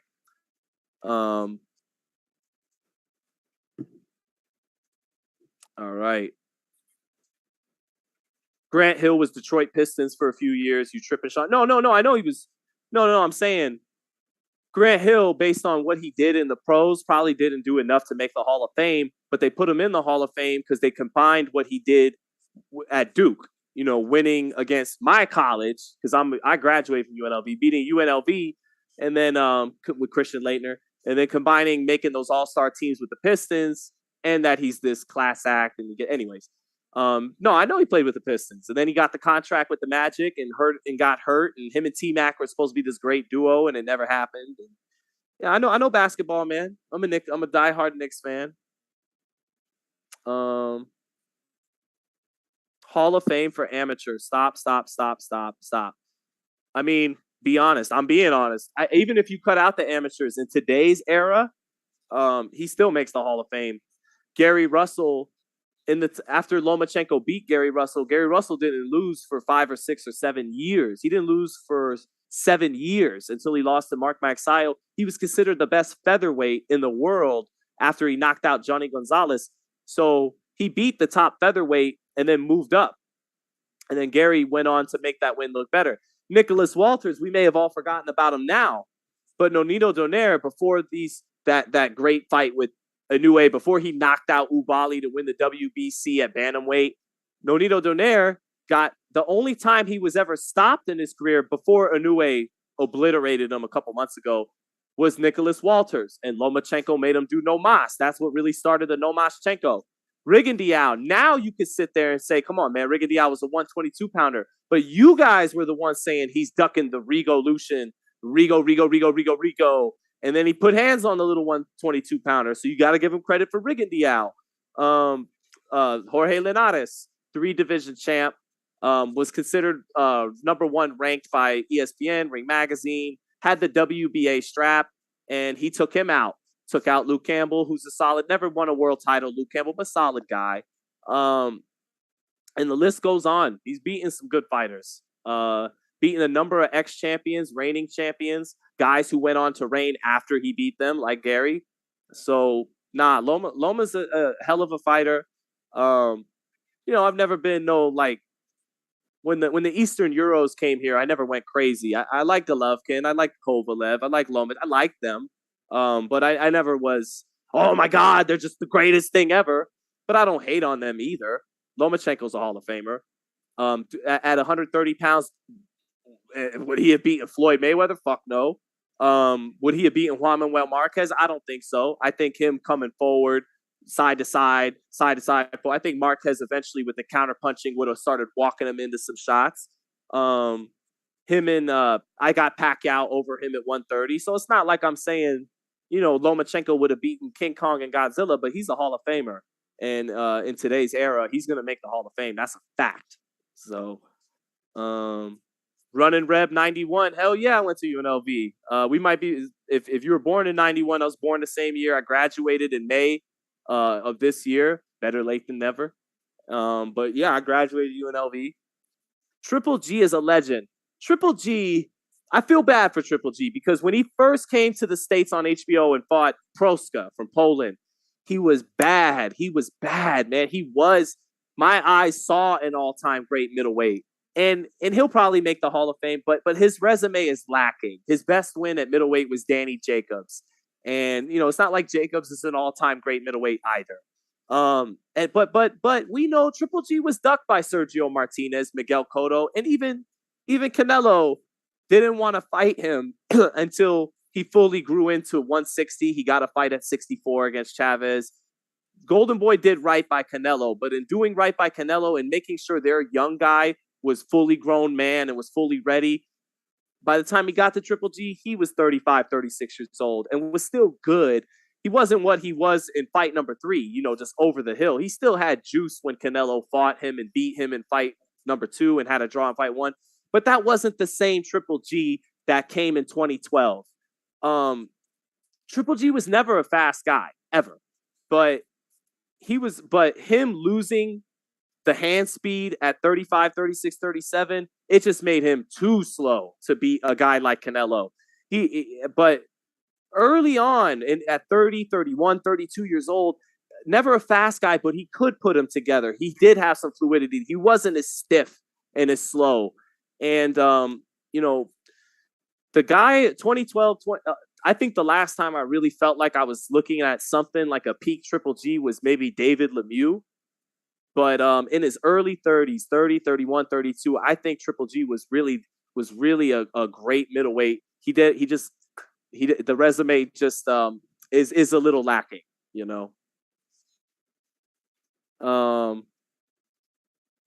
Some people, the Andre Ward, yeah. I mean, he did open his big mouth and say, 154, 168, I fight anybody. And then everyone said, okay, what about Andre Ward at 68? And then he said, him and his people said, okay, come on, guys. It's a figure of speech. What do you want from us? We're 5'10". We're not really going to move up and fight big Andre Ward and take an L. So people called him on that. But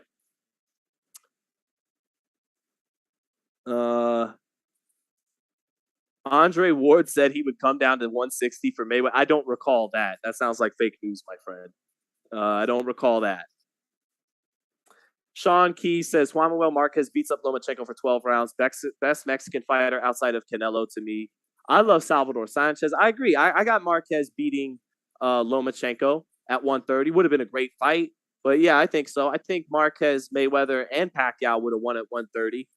All right, main event time is coming up. Teofimo Lopez, already ranked number 1 by the WBO for Josh Taylor's title. Sandor Martin, ranked number 5. Both guys, a 1-inch height advantage for Lopez, but a half-inch reach advantage for Sandor Martin. On the tail of the tape, it says Teo's taller, but at the face-offs, it didn't look like he was taller. Ward was on the juice? You really think so, Weedy Gonzalez? I don't think. Nothing about him ever stuck out to me as anything but natural.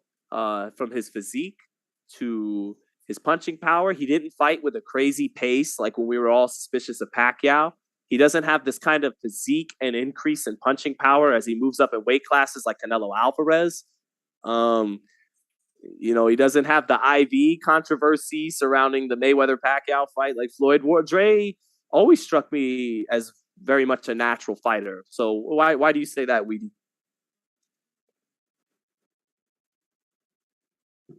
Salvador Sanchez was robbed of his greatness. You can't talk Sanchez with casual. Yeah, Salvador Sanchez, even while being robbed of greatness at 23, was great. Beating Azuma Nelson, first ballot Hall of Famer. Beating Wilfredo Gomez, first ballot Hall of Famer. Salvador Sanchez at 23 had a better resume by far than any of these young guys. Teofimo, Tank, Ryan, Devin, even. He had by far a better resume at the time of his death at 23 than they do. So Salvador Sanchez, even though he's taken from us too soon, he still did enough to be considered an all-time great in the short time he was there. Ward was never on the... Yeah, I agree with you, Rodney. I agree. TG Boogie, where do you watch the fight? I'm watching on ESPN Plus, the app. I know it is live on ESPN. I gotta take this headphone off my ear for a second. That shit is killing my ear. Y'all just gonna gas Loma into the Hall of Fame. Dion Harris. Look, Dion. He gets in. 3-division champion. He does have accomplishments to his name that no other fighter can say. Quickest to a world title in 2 divisions. It's in the 4-belt era. Yeah, it was the WBO belt, but still. And then the wins over Gary Russell, Nicholas Walters, Linares, Guillermo Rigondeaux, who was undefeated at the time. Yeah, he was little, but everyone begged Loma to take the fight, and he took it and beat him. But Dion, there's guys like Michael Moore who aren't in the Hall of Fame yet that should be in the Hall of Fame. Guys like Marlon Starling should definitely be considered for the Hall of Fame. Fernando Vargas, Diego Chico Corrales. So there's a number of guys that you could definitely argue are more deserving than Loma who aren't in the Hall of Fame. But I'm being realistic with you, my man. I know the writers are going to vote him in. And in today's era, that's okay.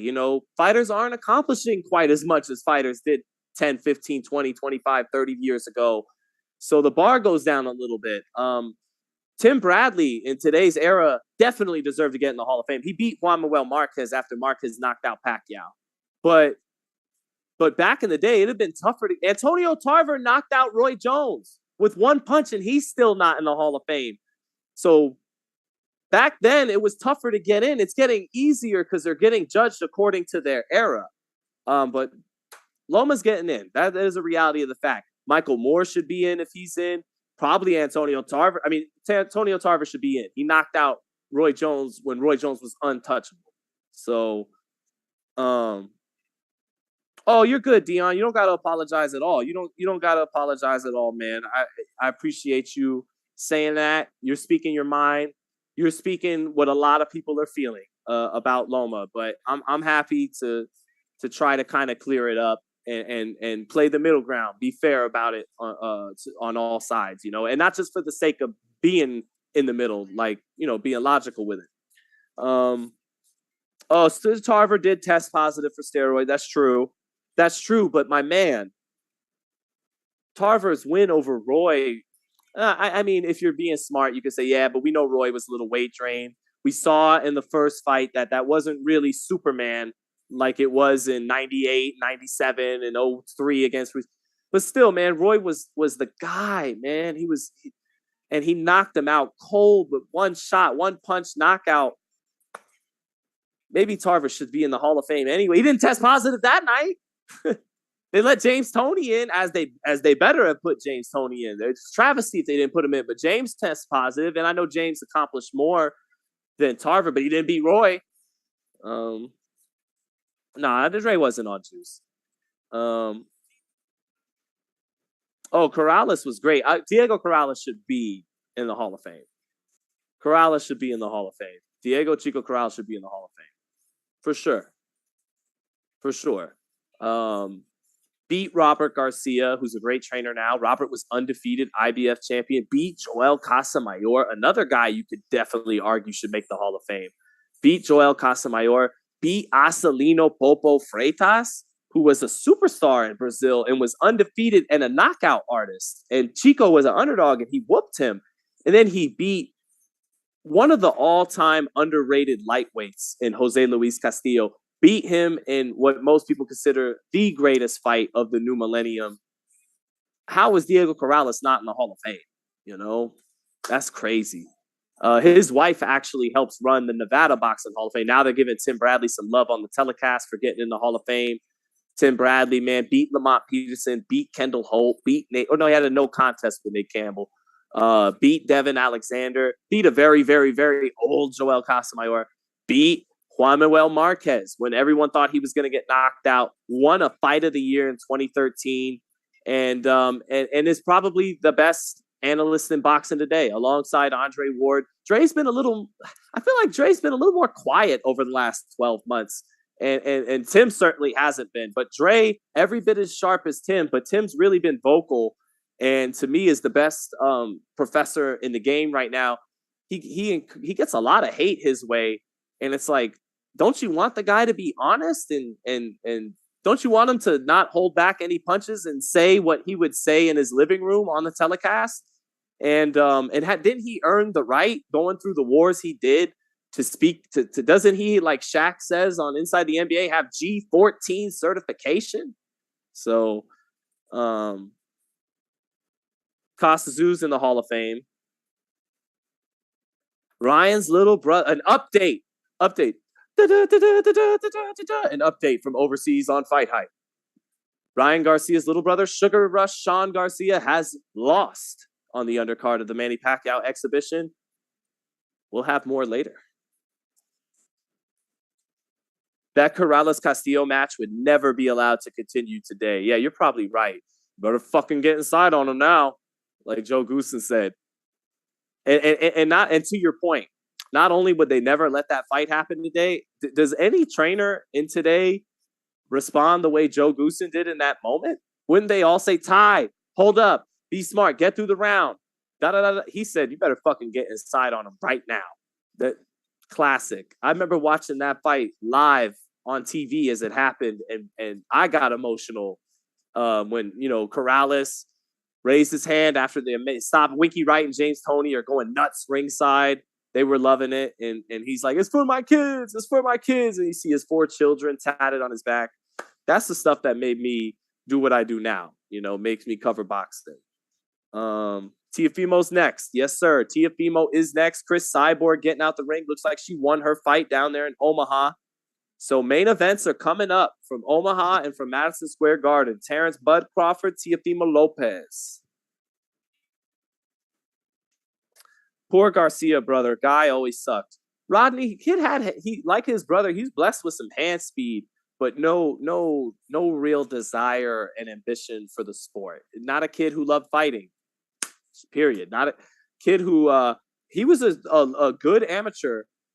Actually fought Bam Rodriguez in the amateurs. Did Sean Garcia? Sean Garcia is a competent boxer with fast hands, just no desire and heart for the sport. He told me earlier this year in March he was retired and that he was only going to be a trainer. But so yeah, not surprised he got knocked off. But actually the kid has some talent and had a decent amateur record. But yeah, he doesn't have that desire and heart for the sport. Margarito is Hall of Fame? Hell no. Hell no. Margarito, though, when I went back and watched like the first Kermit Cintron fight, when you go back and watch that Martinez fight, you couldn't find tape of that Sergio Martinez Antonio Margarito fight for years on the internet. And then Top Rank uploaded it earlier this year. Margarito was a beast, man. He was a beast. Whether cement wear those gloves or not. I know that chin was 100% natural. Now, Margarito was a beast, man, and still give him credit for the heart he had. But yeah, he total scumbag piece of shit move with the cement and the gloves. But God worked karma out beautifully. Shane Mosley was his karma, and then Manny Pacquiao, and then Miguel Cotto. So I think he got his just desserts for what he did in the ring. I think we can still appreciate that he was a good welterweight. Was the Tijuana Tornado. He is a cheater, yes. Which fight do I think is better to watch? If I could only watch one fight, if I'm being honest, I'd watch Terence. Because he's Terence. Because he's a first ballot Hall of Famer. Because even though he's fighting an overmatched opponent that none of us wanted to see, anytime one of the surefire best in the business, the best practitioners in the business is going to go to work, if you love boxing and you're a purist, you're going to want to see him go to work. And so Crawford. But this is the better fight. Teofimo. Okay, here we go. Sandor Martin coming to the ring from Barcelona, España. 13 knockouts and 40 wins. Not a puncher, a mover. A very good lateral movement. He retired Mikey Garcia. We're talking Hall of Fame. I guess Mikey's a borderline Hall of Famer too. 4-division champ. And he sent Mikey Garcia into retirement. Parlayed that into this opportunity on ESPN. He wins this fight, and he's headed towards a Regis Prograis showdown for the WBC title. Interestingly, though, signs are now pointing towards Teofimo if he wins this fight, even though this is a WBC eliminator that would make Lopez the mandatory for Regis's title. A lot of indicators now. You look at the ESPN graphic where they showed that Lopez is ranked number 1 by the WBO and not mentioning the WBC. And that tells you Top Rank's plans might be to angle Lopez for Taylor and not Regis Prograis. Maybe Regis Prograis can head over to PBC, fight Tank Davis for the WBC belt at 140. Maybe fight Gary Antoine Russell for the 140 pound. Nothing set in stone yet. Tio, dope robe. Sandor Martin already in the ring. Here comes Teofimo now, set to enter the ring. And Tio, some cool colors. Little pink trim and a really pretty kind of teal, turquoise kind of blue. His father coming out with the boombox, like out of Do the Right Thing, Radio Raheem with the boombox. His father, actually, Tio Sr., was a B-boy. There's videos of him B-boying. Guy could break dance. He loved that 1980s hip-hop growing up in Brooklyn, New York. My hometown as well. Shout out Brooklyn. But Tio, from Brooklyn originally, but really more of a Florida boy. And yeah, more of a Florida boy. Really cut his teeth as an amateur in the Davy Pals down there in Florida, in South Florida. Let me turn my headphones up. What song does it come out to? Many Men from 50 Cent. Always a classic. Let me get clapped, lose your legs. Gun on my waist, chip on my shoulder. Oh, wow. Shakur Stevenson is at the Terence Crawford fight alongside Regis Prograis. Interesting. Step on me, Lord, I don't cry no more. Yeah, Many Men, definitely a classic. Maybe arguably 50's best song. That's his Tupac song. That was like the song that wasn't just for the radio. It was heartfelt. He put his heart on the track. It was real. And he mentions Tupac in the song, right? I'm not going to spell it out for you motherfuckers all the time. Are you illiterate? You can't read between the lines. talking about how King Tut and those New York guys set up Tupac. Anyways, Teofimo in the ring now. The former lightweight king, knocked off in a huge upset last year, came back in his first fight against Pedro Campa just a couple months ago in August. After round 2 or 3, caught fire, started slipping and doing beautiful, flashy counter punching with power. And here he goes tonight against Sandor Martin, not against a guy like Pedro Campa, who is made to order, who just came forward and let Teo counterpunch. He's up against a guy who's smart, who likes to move. Let's see if Teo is going to look as hot on the front foot cutting distance as he did countering and fighting off his back foot. So that's family for Bud, says Joshua and Richardson. Absolutely. Yep. And for those of you on the Terence Crawford stream, as soon as it's main event time in Omaha, we will go directly to the round by round for Terence Bud Crawford against David Avanesyan. But for now, it's main event time in New York City in Madison Square Garden. Teofimo Lopez, Sandor Martin. Sandor Martin already moving in the corner, already putting his back against the ropes, moving his head, looking already prepared to fight a defensive fight like he did against Mikey Garcia.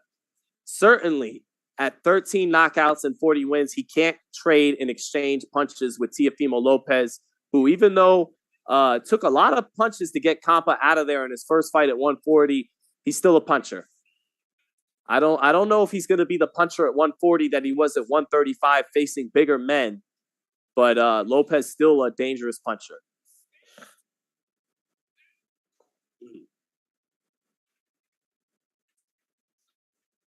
All right. Someone said Teofimo's dad is his downfall. Well, I mean, that's also the man who got him there. That's also the man who knew his son would beat Lomachenko. Let's give his dad a chance. His dad got him to the top, and then he certainly helped his downfall. But let's let the old man and Teo take another run at it here at 140. They win tonight, and the next fight will be for world title. Will it Regis Prograis or Josh Taylor? We'll see. It's starting to look like it'll be Taylor. But Teo is one fight away from the opportunity at full redemption for a big title fight at 140, that if he could win this fight and then win that fight, the bad taste of Kambosos will be completely gone. And he'll have fully reestablished himself as one of the best young fighters in boxing. But he's got to get past a smart guy who's coming in with some swag after retiring Mikey Garcia, coming in with some momentum and confidence in Sandor Martin, and who hasn't backed down from Teofimo all week at Fight Week in New York. He's been jawing back and forth with him. Lopez, all 6 wins at Madison Square Garden come by knockout. 6 wins, 6 knockouts, but he did lose to George Kambosos. Oh, fights are going to overlap. Wow. Bud is set to come out soon, too. Well, we're going to do double duty. We are going to call 2 fights at once. I'm going to call the Bud fight here and Teofimo fight here. Or maybe over. Yeah. You guys, I'm seriously. All right. Lopez getting his introduction.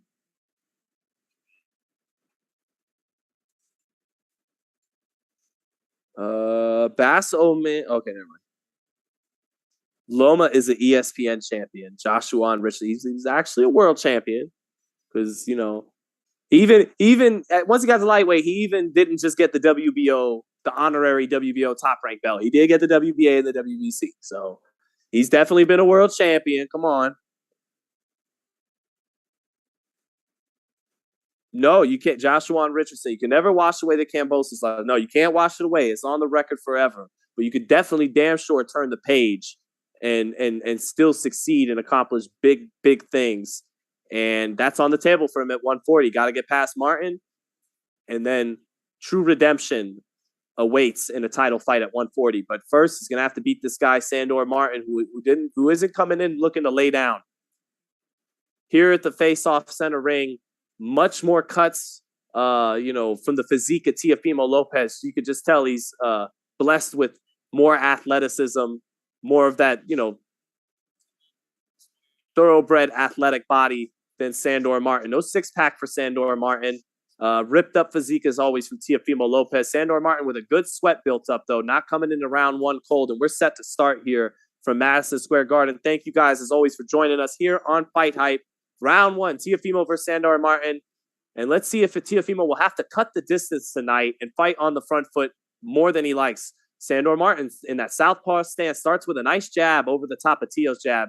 Teo falling short with a right hand to the body to start. Straight right hand to the body. Here they are starting in the center of the ring. Martin in that southpaw stance, making Teo fall short with a straight right hand to the body again. Again, let's see how Teo deals with having to cut distance. Teo on the front foot. Double jab, right hand to the body, falling short with his punches early. Teo staying on the front foot. More locked in on the front foot than he was for Kambosos.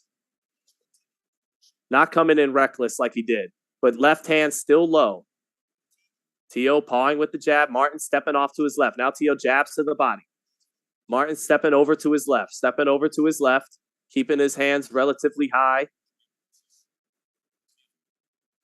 Now Martin lowers that lead hand a little bit and is trying to feint Lopez out of position. Lopez short with a right hand, falling short. Now Martin lets go of his first big left hand, and Lopez takes a half step back to make him fall short. Center of the ring, both guys. Lopez a little more on the front foot. Now Lopez jumps in with a leaping left hook and misses just short and misses a right hand behind him. Martin shooting a jab to the body. Teo catching it on the gloves. Halfway through the first. Now a right hand lands to the body for Teo. He touched with the jab a little bit, and that got him the range he needed to land the jab. Now a straight left to the body by Sandor, but almost countered by a left hook by Teo. Teo coming forward, lands a left hook. He threw a big right hand and it missed, but it set up the left hook behind it. A little over a minute left. Now Teo doubling up the jab. Got it to the body, then shoots it to the head, but Martin dipping out of the way of it and dipping out of the right hand as well. Now Martin shoots a right hook to the body. Teo catching it on the elbow. Teo inching forward with his hands low. Gets away with it with his athletic gifts. Oh, nice right uppercut. Oh, no, it was a headbutt. Martin, orthodox first southpaw. Clash of heads, but no blood showing there. Teo just off with a short right uppercut there in that exchange. Teo, another leaping left hook. Doing that Florida Roy Jones leaping left hook. Just off with it. Martin making a miss.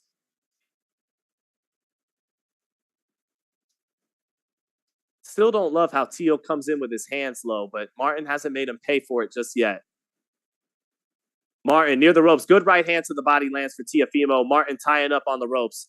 Teo being smart, looking to start to the body against the slick guy, not headhunting early, and is looking to shoot the right hand to the body. That was his best punch in round one. 5 seconds left. Teo on his way to winning this round. Now some blood coming from Sandor Martin. Maybe that was from the headbutt after all. Sandor Martin, some blood around the right eye and the bridge of his nose. 10-9 Teofimo Lopez. Not very accurate, not really able to land anything up top, but he was falling short with that right hand to the body. Last minute, got it in a couple times. So 10-9 Lopez. So 10-9 Lopez. Here comes David Avanesyan down in Omaha getting into the ring. David Avanesyan, the Armenian Russian, is in the ring now in Omaha. Terence Bud Crawford set to enter it right after him. And we will call both fights. Yes, we will. Crawford fight will take precedent.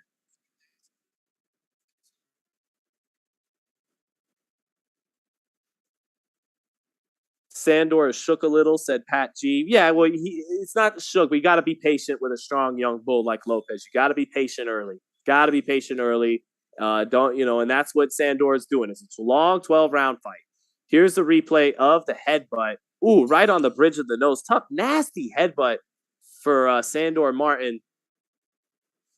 Straight right hand to the body starts for Teo. Teo doing a good job of just touching with the jab to get his distance first before he shoots that right. Oh, Teo goes down on a check right hook. Teo reaching in with a right hand to the body. He's not hurt. More of a flash shot, but a check right hook knocks Teofimo down.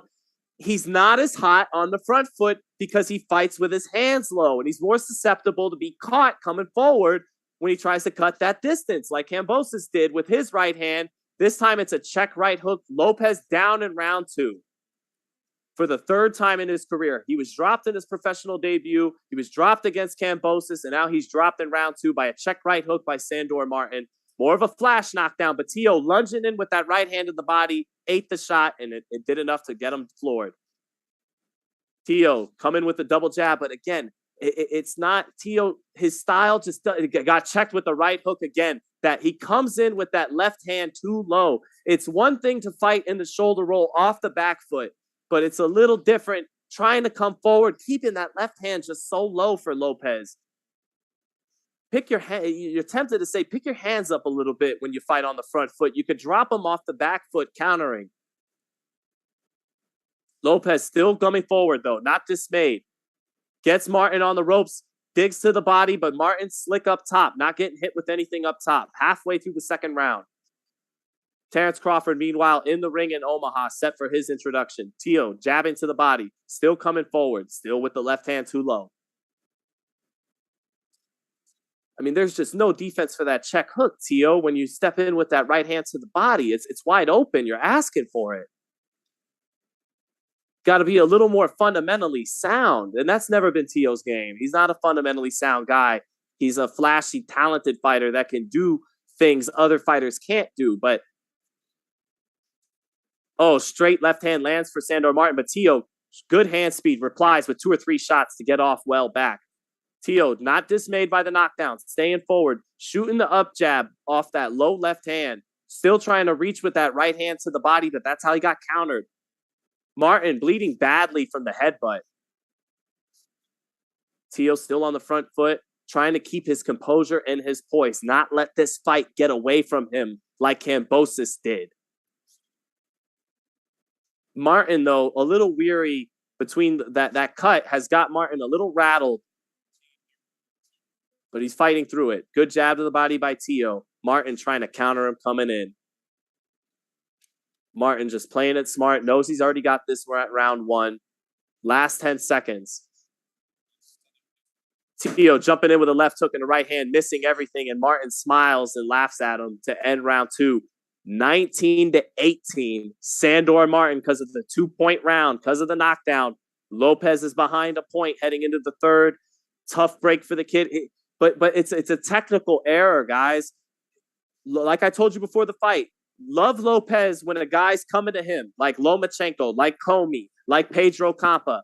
That's when keeping the left hand low and shooting off counters, that all works. But coming forward, trying to cut distance, keeping your hands that low, that's dangerous. You know, Floyd Mayweather, the best that ever did it with the shoulder roll. When he fought Conor McGregor or Zab Judah and he looked to cut distance, he picked the hands up. I don't know about fighting out of that stance, trying to cut distance for Lopez. It's what's getting him caught. So we'll see. We shall see. Weedy Gonzalez, he did get dropped, but more of a flash knockdown, more of a coming in with your hands low and getting checked by a hook more than a thudding shot hurting you or stunning you.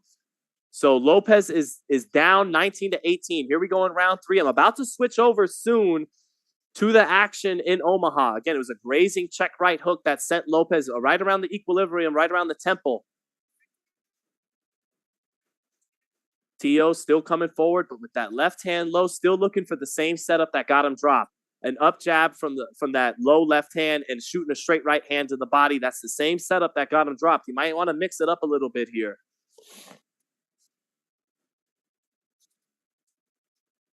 Teo now picks the hands up a little bit, steps forward, but the left hand goes low. Now he picks up the hands again, jabs out of it.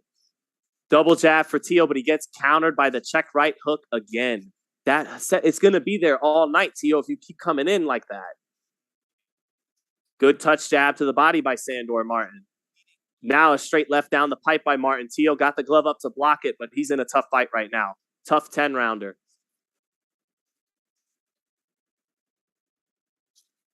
Teo just not planting his feet, not truly, getting good balance. He's jumping in with shots, literally jumping in with shots. Good straight left hand down the pipe by Sandor Martin, knocked Teo's head up, and Teo not able to land the counter punches in response. Martin with better timing than Lopez. He's not more athletic. He's not more gifted than Lopez, but better timing than him right now. Martin fighting a very conservative and intelligent and efficient fight, winning round 3 based off the strength of that perfectly placed straight left hand right now. Now a nice good left hook by Lopez. Lopez actually baited the southpaw jab and threw a nice hook over the top of it. Good left hook by Teo.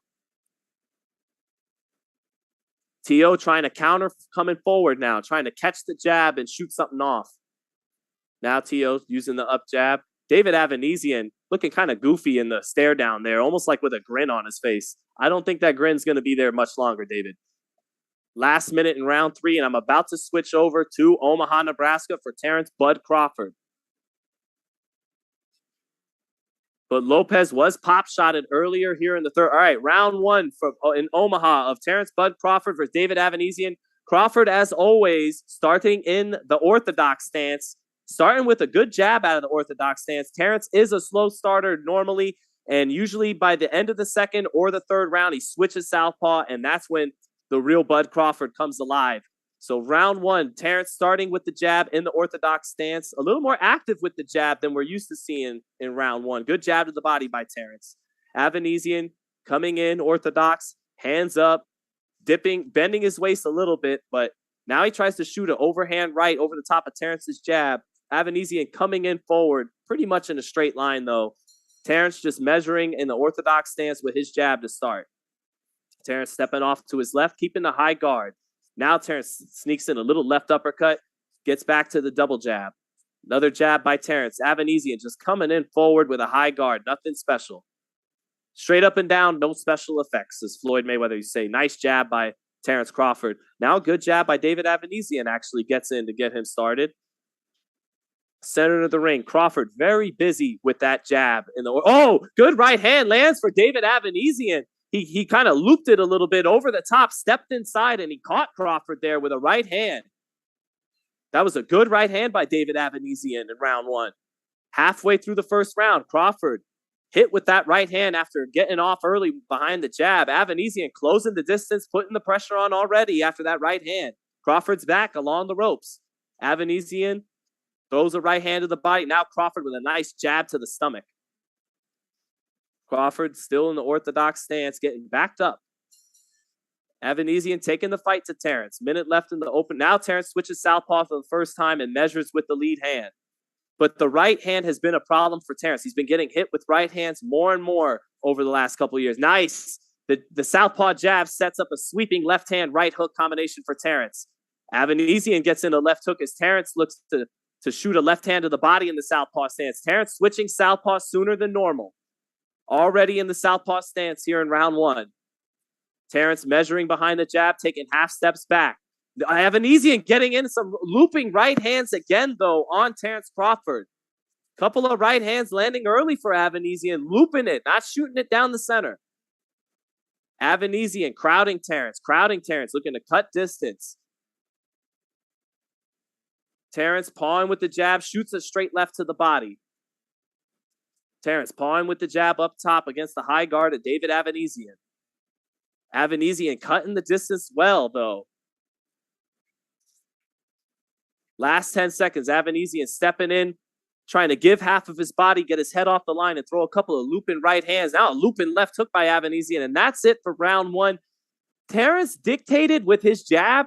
Don't get me wrong, he dictated with his jab, but I'm going to give round 1 to David Avanesyan based on the overhand rights.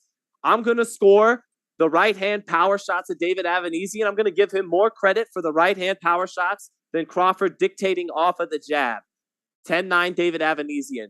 Terence Crawford usually loses the first 2 rounds, no matter who he's fighting, whether it's Hank Lundy, whether it's Victor Postal. Terence often loses the first 2 rounds. He lost the first 2 rounds to Kell Brook, I believe. So nothing crazy there, but Bud did switch southpaw sooner than we're used to. Bud usually will fight the whole first round orthodox, sometimes the whole second round orthodox, and then switch southpaw. Quickly in New York, Teo slipping some shots. Minute left in the 4th round. Teo staying on that front foot. But not... Oh, good jab by Sandor Martin. Good southpaw jab by Sandor Martin as Teo's coming in still with those hands down.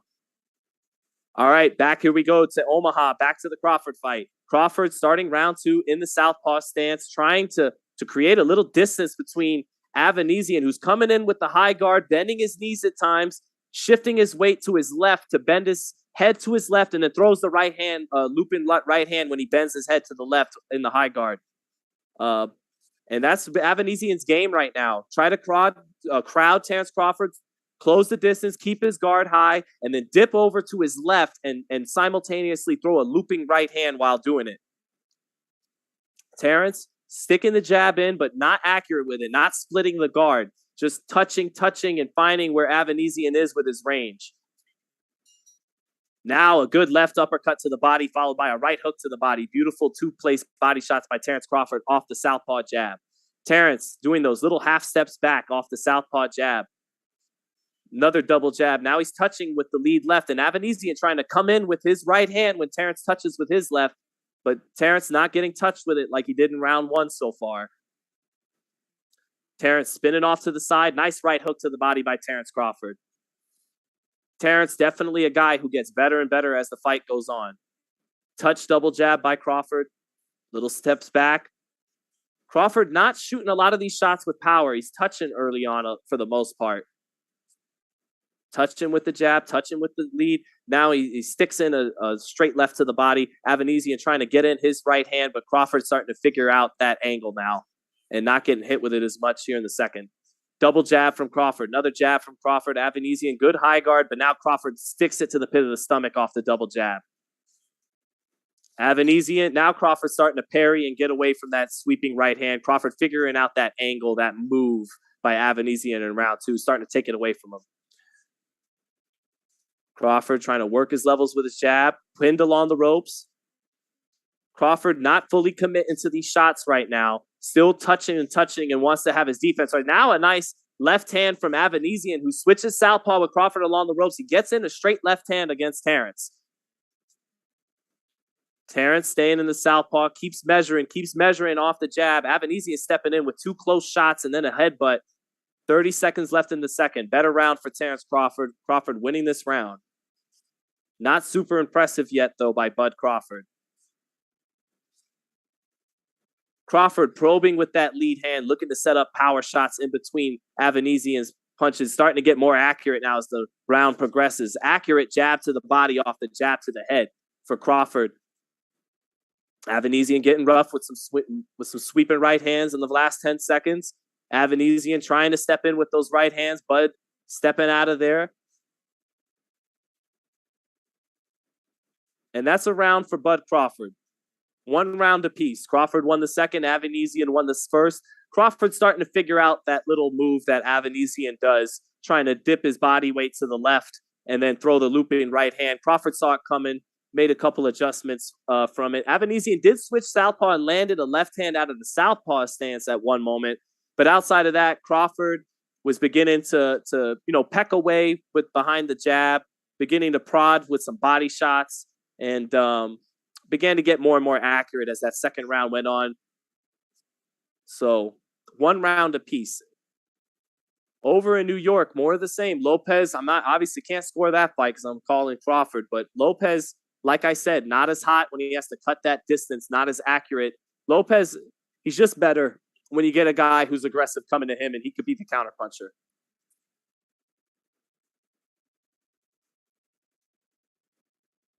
I don't know nice check right hook there by Sandor Martin, but I don't know if Martin's going to do enough to get the judges to give him some of these rounds in essentially Teo's backyard. All right, back to Omaha. Round 3. Crawford's still not really comfortable yet in there. Still, getting put on his heels a little bit by the pressure of David Avanesyan, still looking his age and showing the inactivity early on for Crawford. Ooh, just off with a beautiful right uppercut, though, there was Crawford. Now Crawford touching with the jab and the left. Oh, nice right hook to the body by Crawford, but he actually ate a counter left hook up top by Avanesyan. Avanesyan shooting in short body shots in up close now. Crawford trying to tag him with a sweeping left hand coming in out of the southpaw stance. Crawford backed into the corner. Slipping well, fighting off the jab, still in the corner. Avanesyan trying to get to the body. Now he dips in a nice left hand to the body. Hooking, throwing a nice left hook out of the southpaw stance to the body for Avanesyan. Crawford has been put on his heels to start tonight. Yeah, he's establishing distance with his jab, but he's not super comfortable in doing it just yet. Double, triple, 4 jabs by Terence, but not a shotgun jab, not committing to it. Now Terence firing off a sweeping left hand, right hook, straight left hand off the jab now. Good comment. Nice jab to the body by Crawford. Avanesyan getting his hands up, but Crawford starting to split the guard with those setups off the jab. Oh, nice job by Crawford. Crawford with a jab and then got away from the hook and then checked with the southpaw right hook and then stuck a left hand to the body out of the corner. Beautiful fighting off the corner. Avanesyan's face starting to get marked up. Round 3 is typically where Bud starts to catch fire. Now Bud making Avanesyan fall. Bud looking a little more comfortable now. Dropping that right hand a little bit. Fighting out of the shoulder roll, double jab, stepping off to his right. The legs are starting to come alive a little bit. Nice jab to the body by Crawford. Minute left in the round. Stepping off to the right. Those legs aren't what they were at 140 pounds. His legs have aged, Terence Bud Crawford. But starting to catch rhythm with him now. Beautiful job by Crawford. Touch with a double jab, sweeping left hand up top, and it made Avanesyan pick his hands up, and it set up a beautiful sweeping left hook to the body for Terence Crawford. Crawford stepping off to his left now. Legs are starting to look better. Avanesyan starting to be in no man's land and kept on the outside. Eats a tough jab, getting a little frustrated. Right hook to the body now for Crawford. Crawford touching with the jab, establishing distance better and better. Avanesyan missing with a right hand, hitting nothing but air. Then Terence gets him into the clinch. Good third round for Terence. He started to lose. And that's the pattern of Terence Crawford. He always starts to really, really become himself in the third round. And that's what I started to see. He started to get comfortable there. And Avanesyan's face started to redden up. And the punches began to split the guards. Crawford beginning to do beautiful.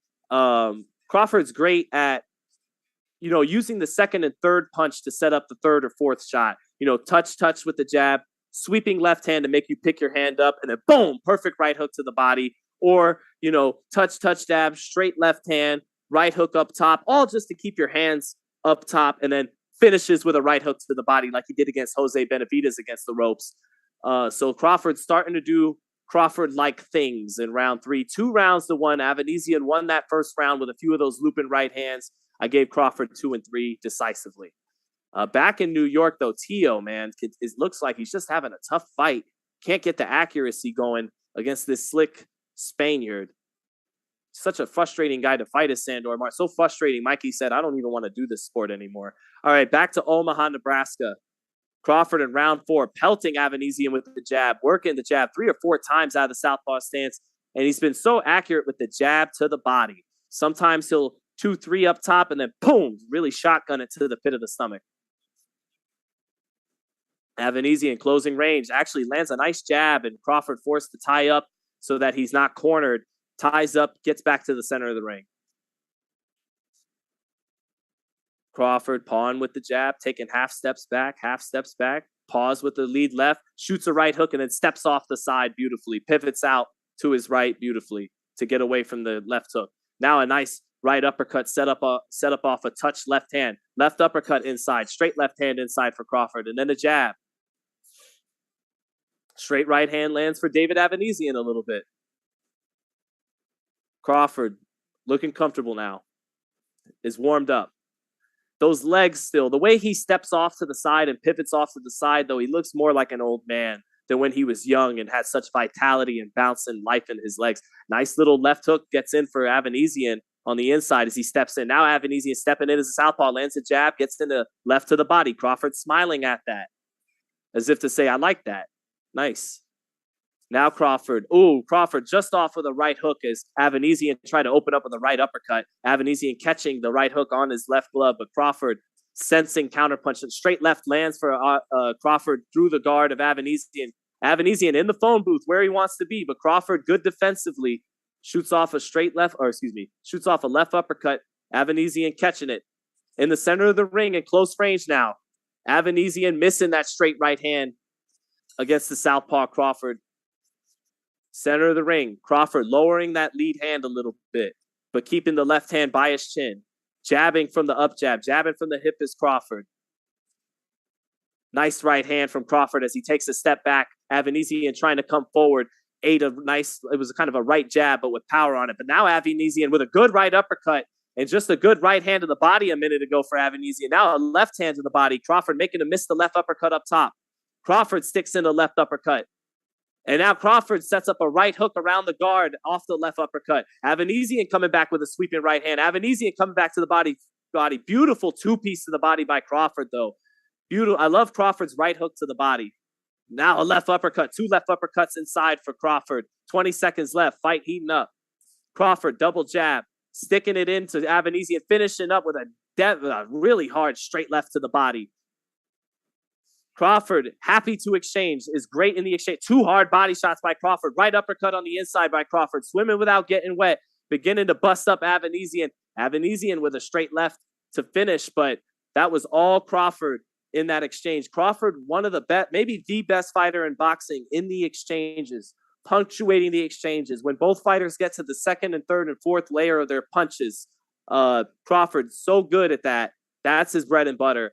And he began to slice and dice Avanesyan a little bit, punching through the guard with left uppercuts, punching around the guard with the right hook, using setup shots to set up the third and fourth shot, and beautiful body work by Terence Crawford in this fight. Now, in that last round, some beautiful right hooks to the body. Sometimes he would work his levels with his combination and clean up with a hard straight left to the body. So good work by Bud Crawford. Some good work by Avanesyan, who actually got in a straight left at the bell, too, on that replay out of the southpaw stance. Avanesyan switched a few times in this fight. He's come tough. Damn, Teo got dropped again. Oh, no. All right, back to Crawford. In New York, Teo is having might be another miserable night. Just fighting in a bad style, trying to come forward with his hands so low like that. But back to Terence Crawford, straight left to the body by Terence Crawford. Here in round 5, Crawford has began to invest in that body really well. And he's pulling away, being tall. Oh, nice straight left again to the body. Crawford beginning to have a little bit of target practice. The jab, touches with the left, right hook, but Avanesyan got away from it. Nice straight right hand down the pipe by Avanesyan. Crawford fighting off the ropes, though, comfortably. If you're an Errol Spence fan, you feel like you like what you're seeing. You feel like your guy can beat this guy that's in the ring tonight. Crawford touching off with the jab, stepping back. Avanesyan coming back with his own jab in the southpaw stance, but getting out jab 3 or 4 or 5 to 1 in no man's land at range with the longer, faster Terence Crawford. Crawford is starting to look his age, though, folks.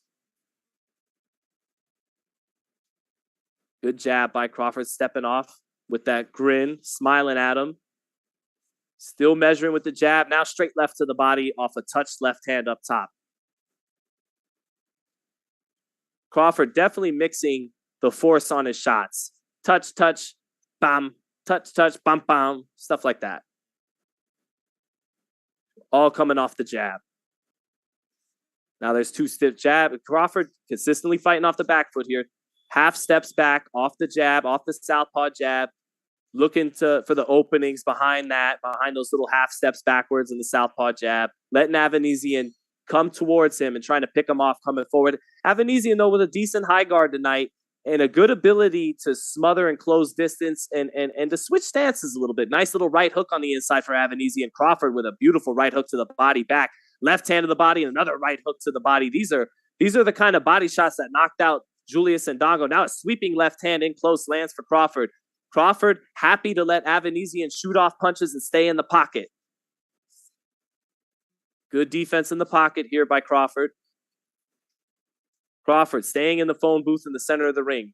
Touch, jab. Beautiful right uppercut in close by Crawford. Touch with the jab and shot the right uppercut. Now he prods with the lead hand, shoots a straight left to the body, kind of like Errol Spence does. Oh, beautiful right hook to the body again for Crawford. Set it up off the right hook to the head. Nice right uppercut by David Avanesyan. Right uppercut right back by Terence Crawford. Crawford with a sweeping left hand and then a left uppercut in the inside. Oh, straight right hand for David Avanesyan. He's tough. He's still letting his hands go. 1, 2, 3 for Crawford, but Avanesyan still in front, and that does it for that 5th round. Good action. Avanesyan, a tough customer, not backing up, walking through a lot of shots, smothering some of the shots, keeping his hands up, not just getting caught with the full brunt of the shot. He's definitely, smothering the shots at times. At times, that high guard is making it partially land, but he is getting busted up at the same time. Face is holding up well so far. No, not a lot of cuts for Avanesyan, but those punches are really starting to get through the guard for Terence Crawford. It's the left uppercut through the guard. It's the beautiful body shots. He's throwing a murderous right hook to the body, is Terence Crawford. Meanwhile, I got to be honest, I hate to see Teo potentially come up short against Sandor Martin. He's just such a great talent, but not fundamentally sound. He keeps getting checked by that right hook. He just can't fight with his hands it's okay to fight like that as the counterpuncher, taking half steps back, but trying to cut the distance like that for Teo, he's just got to be more fundamentally sound doing that coming forward in the future.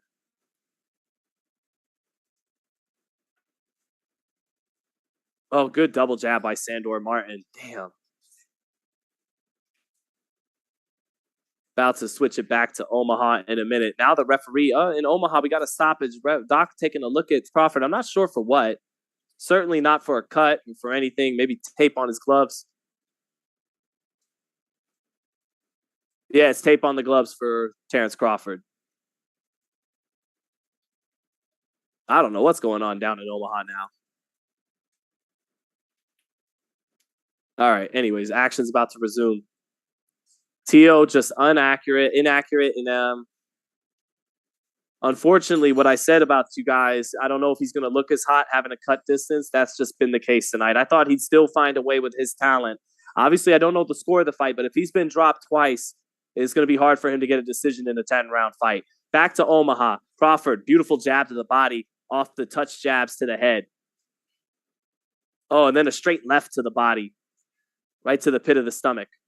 Right uppercut for Crawford. He is throwing a lot of jabs tonight. Very busy with the jab. Not fully committing to a lot of them. Not throwing the shotgun jab. Just touching with it constantly as this guy comes forward behind the high guard. Crawford stepping off to his right. Avanesyan is still coming forward. Still putting on pressure. Still switching stances. Still in mid to very close range. Kind of proficient. Oh, good right hands in close by David Avanesyan. Oh, but he eats a left hook and then a left uppercut out of the southpaw stance for Terence Crawford. Avanesyan showing a decent chin here, though. He's been stopped by guys like Mean Machine, but he hasn't been hurt yet by Terence Crawford.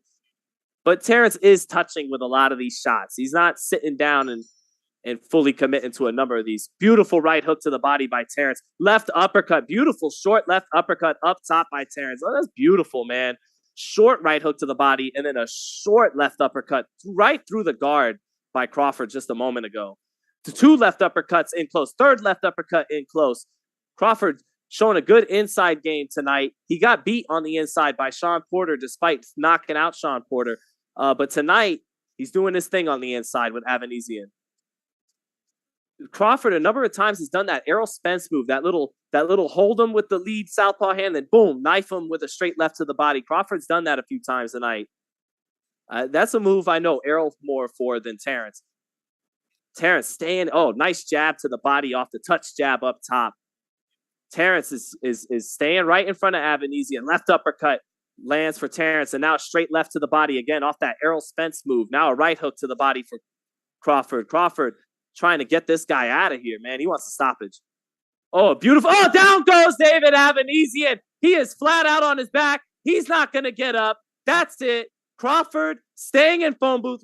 Here's what happened. Crawford was staying in phone booth range, staying with him, was busting him up. He shoots off a left uppercut and then put everything on the right hook. That's the 4-3. The 4-3, the uppercut into the lead hook. And that was all she wrote. Terence in the first round, lost the first round, got hit by a sweeping right hand, won the second round, then began to settle down in the third round. Rounds 4 and 5, he began picking Avanesyan apart, doing a beautiful job of second and third and fourth layer of punches of, okay, jab, excuse me, here's the camera. Okay, jab, straight left hand, you block that, but then we're going to drop this right hook to the body. We're going to make you place your hands defensively in one area and then attack the area where your hands aren't. And Terence did that beautifully time and again. And then to end it, he started closing distance. He started saying, let's fight at phone booth range. He stopped taking half steps back behind his jab. He said, let's do it. Let's stay blow for blow on the inside. Slip, swim without getting wet. Left uppercut, and then put everything on it on the weight, coming back with the right hook. And Avanesyan was out cold. That was it. One punch, right hook, knockout in the 6th round for Terence Bud Crawford. So I guess we could jump back to Teofimo Lopez now, who might need a knockout in this 10th round. 30 seconds left in the 9th. He's still getting checked by that lead right hand, sometimes the jab, sometimes the check hook of Sandor Martin. But Teo swelling around that left eye from that. But Teo looks like he's landed some right hands this round as well. 10 seconds left. Teo continuing to fall short with that right hand of the body, just like in round 1. All right, last round in New York. Teo is shaking his head heading back to the 10th round. And, yeah, man, it's just, I told you guys before the fight that I picked Teo, but he's not nearly as good on the front foot cutting distance as he is when a guy's coming to him, and you're seeing that tonight. So, yeah, if you're just joining us, Terence Crawford, beautiful right hook, absolutely took out David Avanesyan, beautiful right hook off the left uppercut, the 4-3 as they call it in the boxing gyms. And that was all she wrote for David Avanesyan. Crawford, though, his legs look 35, 36 years old. He's getting hit more in the last couple fights by right hands more than he ever used to. His legs aren't what they were against Jeff Horn and Victor Postal. I've been saying that. I'm very validated by what I saw tonight. So Crawford, his age is showing up to me. He has slowed down a little bit. He's still an incredible fighter at putting punches together. He's still an incredible counter puncher, an absolute surgeon with his punch placement and selection. But he's looking mid-30s right now. All right, but back to Teofimo. Looks like he needs a knockout in round 10. Last round from the Garden. Teo getting checked with the right hook again. He's been getting checked by that shot all night when I watched. He hasn't made any adjustments. And yes, that falls on Teo Sr. Teo Sr. has been criticized a lot. I said, give Teo Sr. some credit. Let him try to rework with his son. But tonight, it looks like Teo's going to need a new trainer because he's not fundamentally sound and he's not making any adjustments. A little over 2 minutes left in the fight. Still an amazing talent, but faced with a style, faced with a guy that makes him come forward, faced with a guy that's not going to let him be the counterpuncher, Teofimo Lopez struggles. Good right hand by Teo, though. Teo jumping in with 2 right hands to the body and then shot a straight right hand up top. It landed. He'll need more of that. 2 minutes left in the round.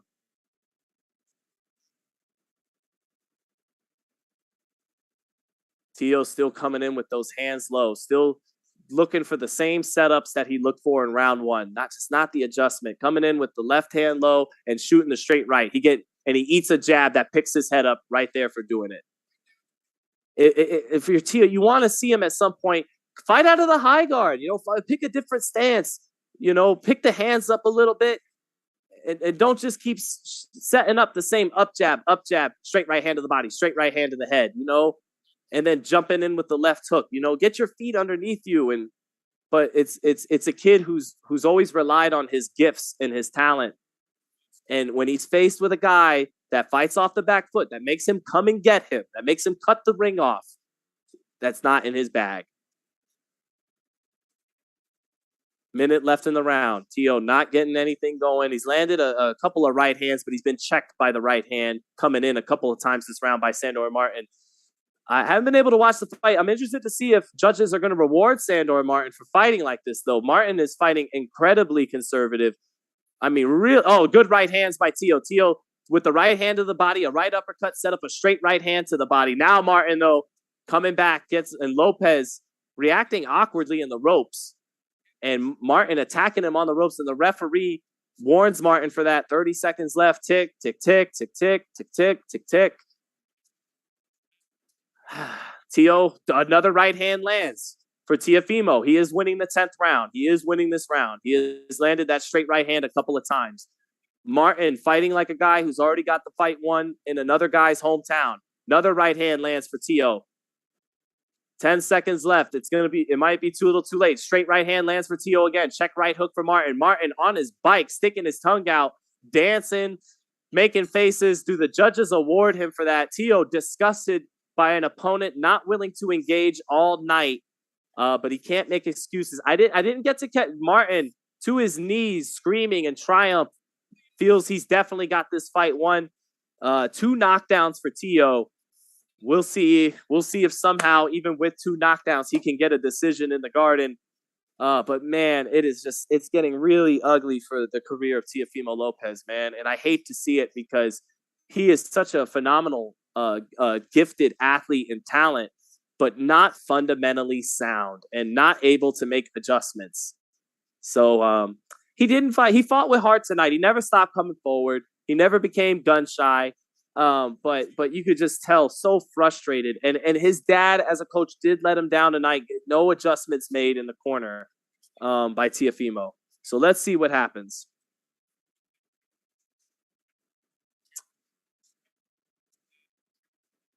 So let's see what happens. How'd you guys enjoy the round by round for Crawford? I mean, obviously with Tio, it started off with the round by round, but then Crawford took precedent. So. And on to Crawford, man. All I can say, I've always picked Crawford to beat Spence. I'm not so sure about that now.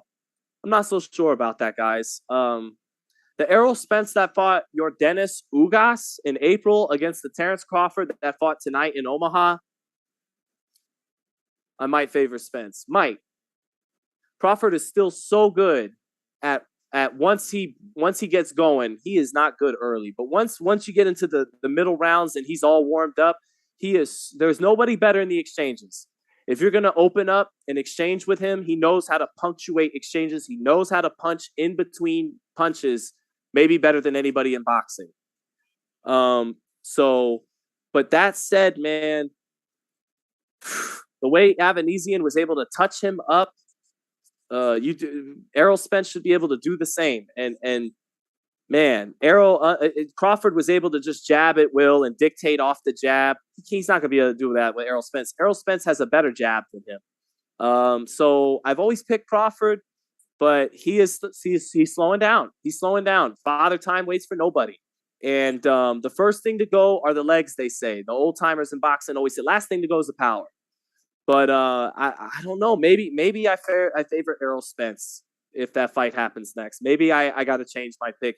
You got to keep an open mind and keep your eyes open. If Errol Spence fights Terence Crawford, he's not fighting the Terence Crawford that fought Jeff Horn. He's fighting a 2023 35, 36-year-old Terence Crawford. And Spence against Ugas still looked at his peak. Still in the middle rounds, right by round 3 or 4 or 5, when Spence caught fire, unlike the Danny Garcia fight where he looked still compared to the old, he looked like the old Spence in Ugas once he turned it up. I think Spence might be the favorite at the Las Vegas odds. If that fight was made a year ago, 2 years, 3, 4, 5 years ago, I think Crawford would have been a favorite. I think Spence might be the favorite at the Las Vegas odds if that fight happens next now. Crawford's showing signs of age. Still an elite practitioner. Still the best in the business in the exchanges. And so if that fight becomes a firefight with Errol Spence in the 5th, 6th, 7th round, and that fight takes off and it's fight of the year type of fight, Crawford might get him out of there because nobody's better than the exchanges. But I think you got to expect Spence to build an early lead. Spence is busy. He starts off behind the jab, busy and active. So I think Spence builds a lead early in that fight, and we'll see if Spence might not want to turn it into a firefight. He might want to keep it long behind the jab by Terence because, like I said, once you start exchanging with him, he's going to catch you in between your shots with the uppercut, with the hook, to the body. So we'll see what happens. But I think I might have to, if I'm being objective, man, Spence might be the favorite despite that beautiful one-punch knockout by Crawford. Beautiful. Again, I always love that setup. The 4-3 and the 3-4. The 3-4 is, the lead hook with the backhand uppercut. 4-3 backhand uppercut with the lead hook. And I've always loved that shot. That's a shot a lot of fighters today love. Canelo loves that setup. So that was the setup that got Avanesyan out of there. So Man, we're just waiting for this. We're still waiting for that decision in New York. Let's see. Let's see if Sandor Martin. It looked as though Sandor Martin definitely won the fight, but let's see if he gets awarded for it despite the excessive movement. And Teofimo's wife or ex-wife, I'm not sure if the divorce papers came through. She is ringside with his son, so kind of surprising there. Still waiting the verdict. They might be ready to fuck Sandor Martin, y'all, because this decision's taken a long time. Let's see. Let us see. Because you talk about truly needing to rebuild and get back to square one. Teofimo is a couple of seconds away from needing to do just that. After 10 rounds, here we go. All right.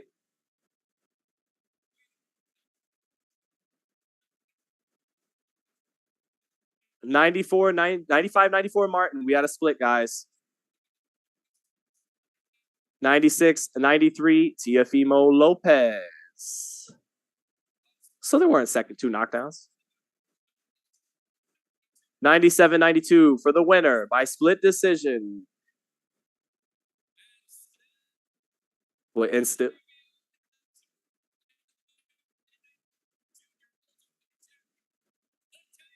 Teofimo Lopez gets the decision. So, and you guys lied to me. You guys told me he got dropped twice. It sounds like he only got dropped once. And Sandor Martin was not awarded by the judges in Teo's hometown for fighting in the style in which he fought. Like Erislandy Lara against Canelo in Vegas. The judges in the other guy's hometown, they ain't going to give you that fighting off the back foot like that. At some point, you're going to have to put some punches together and make your point to the judges. Make it obvious. Make it clear. And I didn't get to catch all the action, but Martin was fighting so conservatively. And that one knockdown, that wasn't enough to get it done. Teo with the USC jersey on, so fortunate to get out of here with a win. But going forward, he does need a new trainer. He made no adjustments in the corner tonight. And he's got to learn that if he's going to go, when he fights guys fighting off the back foot, when he's got to fight coming forward and cut distance, he's got to change up the stance. He can't fight going forward the way he does shooting off counters, fighting off the back foot with a guy coming to him. He's very good when a guy's coming to him. Pedro Campa, Richard Comey, Vasil Lomachenko.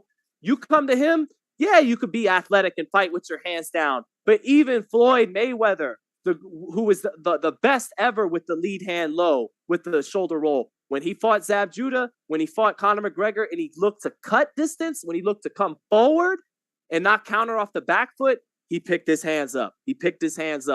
And so Teo's got to take it to the fundamentals. He's got to learn how to fight with those hands up coming forward. Got to make that adjustment. And apparently his father is not the man to make that adjustment. Maybe he calls Joey Gamache, who helped him beat Lomachenko, but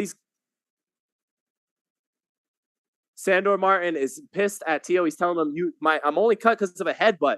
You didn't do anything.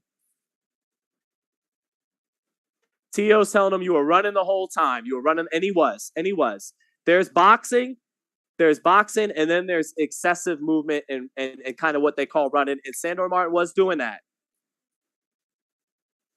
Teo says, you guys got to give me a better dance partner. The last 10 seconds of the 10 round, what were you doing, Sandor? You were dancing. That's what Teo's telling him. And Teo is right. And if you think Sandor Martin won the fight, he dropped Teo in the second, that's totally understandable. But Sandor didn't do enough to show the judges, and as an underdog, as a guy on the road, that's the reality situation. He didn't make it obvious. He didn't show that desire. I've seen it happen. If you've been watching boxing for years, you've seen this. Ask Oscar De La Hoya against Felix Trinidad.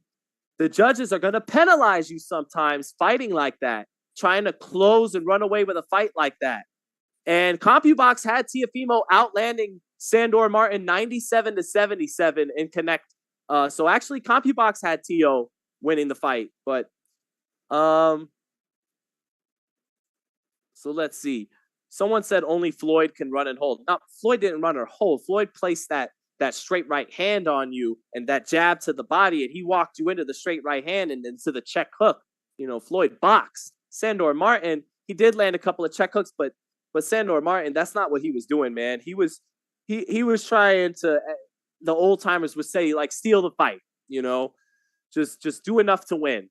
And maybe he did enough to win. I got to rewatch the fight, but honestly, he's got to be honest with him. I would have told him, hey, a great corner, Emmanuel Stewart, Teddy Atlas, they would have told him in rounds 9 or 10, you got to close the show or they're not going to give it to you. So that's the reality of the situation, man. Teo, very blessed and fortunate to get out of here with a win tonight. And if he fights Josh Taylor or Regis Prograis, those are better fighters than Sandor Martin. But from a stylistic matchup, those are better styles for Teo. Those are guys that are more aggressive and will allow Teo to fight and do the things he's most comfortable with. Back foot, using the reflexes, shooting off counters. But man, I love Teo Sr. I've never been like everyone else, get a new trainer. But from what I saw tonight, he might need the new trainer because there wasn't any adjustments and he's not fundamentally sound. So he can do the next level stuff that the guys with the fundamentals can only dream of, a lot of them, but the fundamentals ain't there. So, but gets out of there with the win. So, man.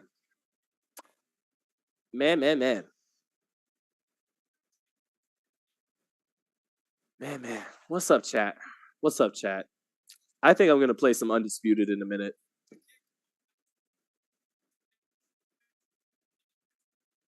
Frank Durden, I sound like a lawyer. Regis will kill this guy. Regis would have been big issue but it's a different style though. Regis is coming forward and he's giving Teo opportunities to do what he does best, shoot off his little short counter shots in between the punches, and that he would give him stylistically let Teo do more of what he does best. But man, that's a tough fight. Regis is bigger than him. He punches very hard and he's a dog. We don't Teo mentally is kind of you all maybe fragile on shaky ground still right now. Regis is a dog. So Regis might be the favorite in that. I just can't sell my Lopez stock. I'm still just so enamored with the reflexes and the hand speed and the talent and the punching power. But man, he's got to get the basics down. You got the flashy shit down. You got to jump in with the, able to do athletic things that other guys can't get away with. But it's got to look at that tape with Pops or with a new trainer and get it done.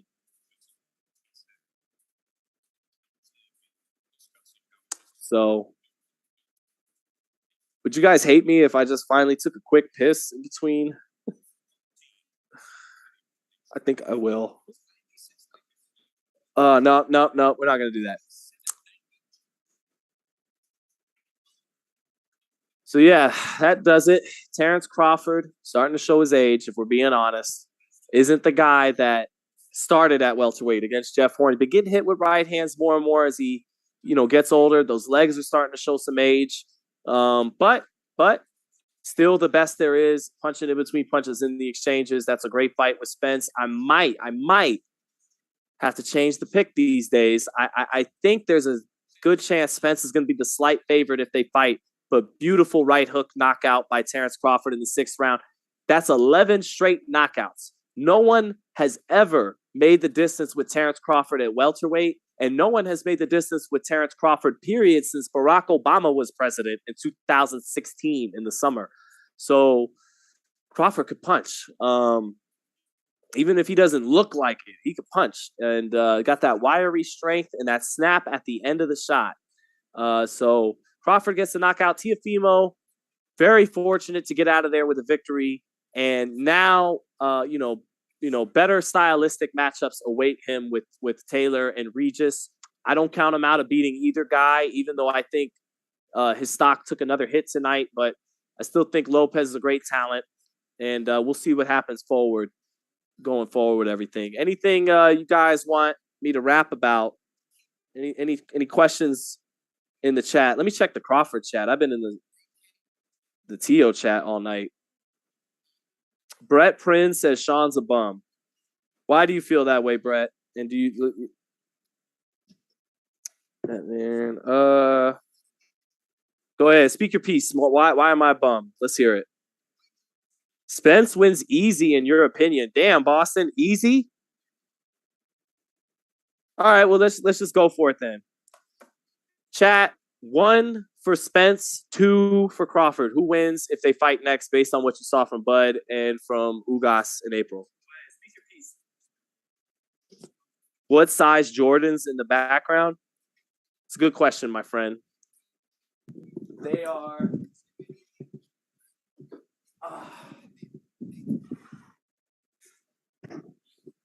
The same size Michael wore, baby. Size 14. The same size Michael wore. I got the same size sneaker as Michael himself. So, and while we're at it, I got like, I'm just obsessed. Oh, what happened? Whoa, what happened to me? Hey, what happened to my life? Am I still here, people? Hello? Dang. Am I still on the live? Anyways, if I am still on the live, the Gamma 11. I just love the 11s, man. That's my shoe. I got almost every 11 they've made.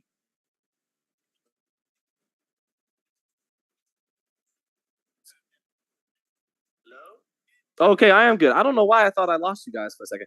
Anyways, the chat, 2, 2, 2. Okay, I'm seeing more 2s than 1s. That means still more Crawford. Yeah, okay. I'm seeing more 2s than 1s. I'm seeing more 2s than 1s. So, yeah, the Gamma 11s. You already know. Yep. So, all right. I still see more Crawford. I still see more Crawford from the fans. And you guys keep talking about Tio and the wife. Tio walking out with his son. Now, I'm happy to see Tio with his son, man. I got a 3-year-old, and that shit would kill me, not being able to see my little man. And that's just a lot. You never wish marital problems, children problems. That's tough, man. You don't wish that on nobody. So, but Tio, fortunate to get out of there to win. My man, Mike Coppinger. Does anyone have a chair for Mike Coppinger on the ESPN broadcast, please? Could someone please find Mikey a chair? Mikey, what are they doing? Andre Ward looking fresh with the goatee. I see you, Dre. What's Dre saying? Let me hear what Dre's saying. Oh, and by the way, guys, I'm here in the fabulous Las Vegas headquarters, but my man Ron Goodall is on the ground at Crawford Avanesyan. We will be live. Well, I'm live. Ron's going to be live in Omaha with the post-fight press conference, live with Terence Crawford. I'm sure any moment now. So stay, tuned in with me. But my feelings won't be too hurt if you ditch me and you go to Ron's stream to watch the Terence Crawford post-fight. And my man Hans Themisto down there in New York. Shout out Hans. Hans not going to be live, but Hans will be there with Teofimo in the post-fight after the fight. So we got you covered on FightHype, man. I'm doing the live round by round. Ron is going to be live with Terence at the post-fight press conference. Hans is going to get Teofimo in the post-fight press conference. I'm going to fuck around and play some more Undisputed beta today because even though I went 4-3 on the stream today and I went 7-1 yesterday, I didn't like how I played in the first half of today's stream. I was tired. I was running on fumes. I got to bring it back tonight and show you guys how I really get down on Undisputed with that clean work. So maybe in a few moments here, I'm going to jump off and jump back on with some Undisputed beta. So let's hear what they're saying on ESPN.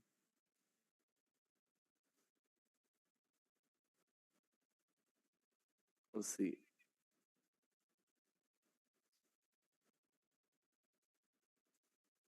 ESPN looking like the Porter Way podcast. Like this is how they used to have. We used to have 3 or 4 guys at the table, and then if someone showed up, we just had to freestyle it. Okay, we don't really have a mic for you or a chair, but just stand there and talk. That's what they're doing mic right now. All right.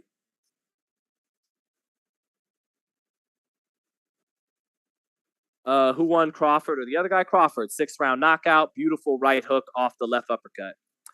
Woo! Hasim Rahman Jr. He said, love the show, champ. Let's play some Undisputed. What's up, Rock? Shout out to you, Rock. Love you, brother. Thank you for the 5, my man. Appreciate it, bro. Definitely play some Undisputed. It's on PC, though. Do you got gaming PC, Rock? I know you're nice with Fortnite and you game. You're like me. We're gamers. But do you got the PC? Do you got the beta?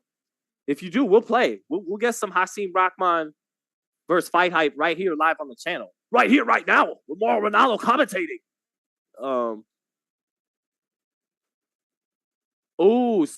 So this is why you guys were saying 2 knockdowns in the chat. Teo got dropped by a second check right hook, and they didn't call it a knockdown, but on the replay, that was a knockdown.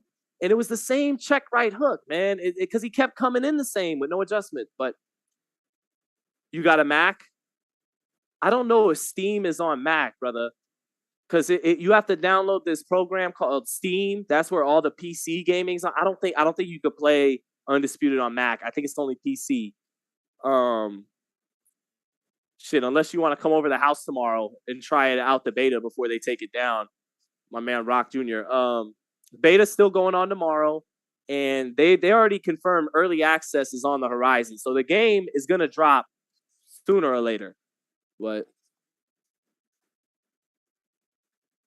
Choice 12-ounce bone says Lomachenko needs a tune-up before Devin Haney. If he looks like he did his last, Lomachenko is what he is right now. Whether a tune-up or not, he's not going to beat Haney. He is a middle age. He's in his mid-30s guy who started at featherweight, who's finishing at lightweight, taking on a kid in his 20s who started at lightweight, who's going to finish at welterweight. It's one force in decline and another one ascending, who's bigger and younger against a smaller, older guy. Whether you get Lomachenko a tune-up or not, he's not going to beat Haney. Just my 2 cents. Kenichi Bear, what's up, brother? Thank you so much for the 5, man. Thank you so much, brother. How can I become a sponsor for the show? Love what you are doing. You would have to talk to the man behind the operations, my man Ben Thompson, who runs FightHype. He's the money man. He's the business mind. I'm more of an artiste. No, not so much of a businessman. Not so good in that realm. I'm being a little funny, but that's how I always like to flip my lack of business expertise. Be like, I'm more of an artist, But definitely hit up. Thank you so much for the 5, brother, and definitely hit up the DMs on for the channel on Instagram. Likely to respond. I know he checks them for the most part, and he'll keep an eye out for you if that's what you want to pitch to him, is some sponsorship or something. So just reach out on DM on FightHype on IG. Let's see here. Teo, the bootleg version of Hector Macho Camacho. I did ask, you can go back and check the archives. I asked his dad about comparing him to Hector Macho Camacho. Back on Sean's podcast, I compared him to a number of uber talented Brooklyn fighters. I don't know. Camacho was from New York. I don't know Brooklyn. But from Zab Judah to Riddick Bowe to Mike Tyson to Hector Camacho, New York sometimes produces these guys with wonderful natural talent and flash. But then sometimes those guys aren't always fun. Riddick Bowe was, but Zab, Camacho, and Mike. Well, Mike was fundamentally sound too early on, but they get away from the fundamentals, and mentally things come undone. And those uber talented guys from New York, they get that great spark early. Something great happens early in their career, but then it doesn't turn out the way it should. And so I don't want to see that for Teo. And I'm still hopeful that won't be the case, But just to comment on your Hector Macho Camacho comparison.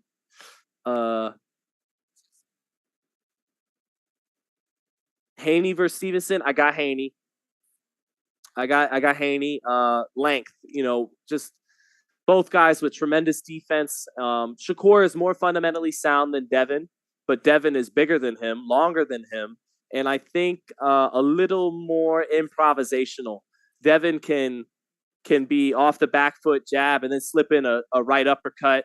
pivot off to the left, check with he's a little more creative and spontaneous than Shakur, who keeps everything very tight, fundamentally sound, but he doesn't go beyond that too often. So I favor Haney, if that makes sense. Maybe Teo can try 135 again. I don't think so. I do not think so. He was killing himself to make 35 towards the end. Cheeks were completely sunken, skeleton style. 140 is where it's going to have to be at. He's just going to have to make adjustments stylistically. Pick those hands up when you come forward. Floyd even picked them up going forward. Tim Collier, miss your expertise on the Porterway podcast. I think I miss it too. Just to clear, I love Sean, Carson, and I love those guys. You will see me on that show again. You have not seen the last of me on the Porterway podcast. So thank you for the 5, and I love those guys. That's all I can really say about it now. And thank you so much for the 5. But I am kind of happy to clear up, just in case anyone thought, absolutely zero bad blood. Those guys are my brothers. I love those guys. I've seen them plenty since I've last been on the show. I don't want to get into all that, but I will be on the show again. You haven't seen the last of me on it, but we do got to build my profile here on FightHype. This is the site I've been with. This is the site that really, I've been in boxing over 10 years, but this is the site where I started to really get some credibility. And so, I gotta do right and build myself here as well. But you haven't seen the last of me with my man Showtime, Sean Porter, Carson, A. Merck, and my man Ant with 2 T's. Love all those guys. So thank you, brother. Another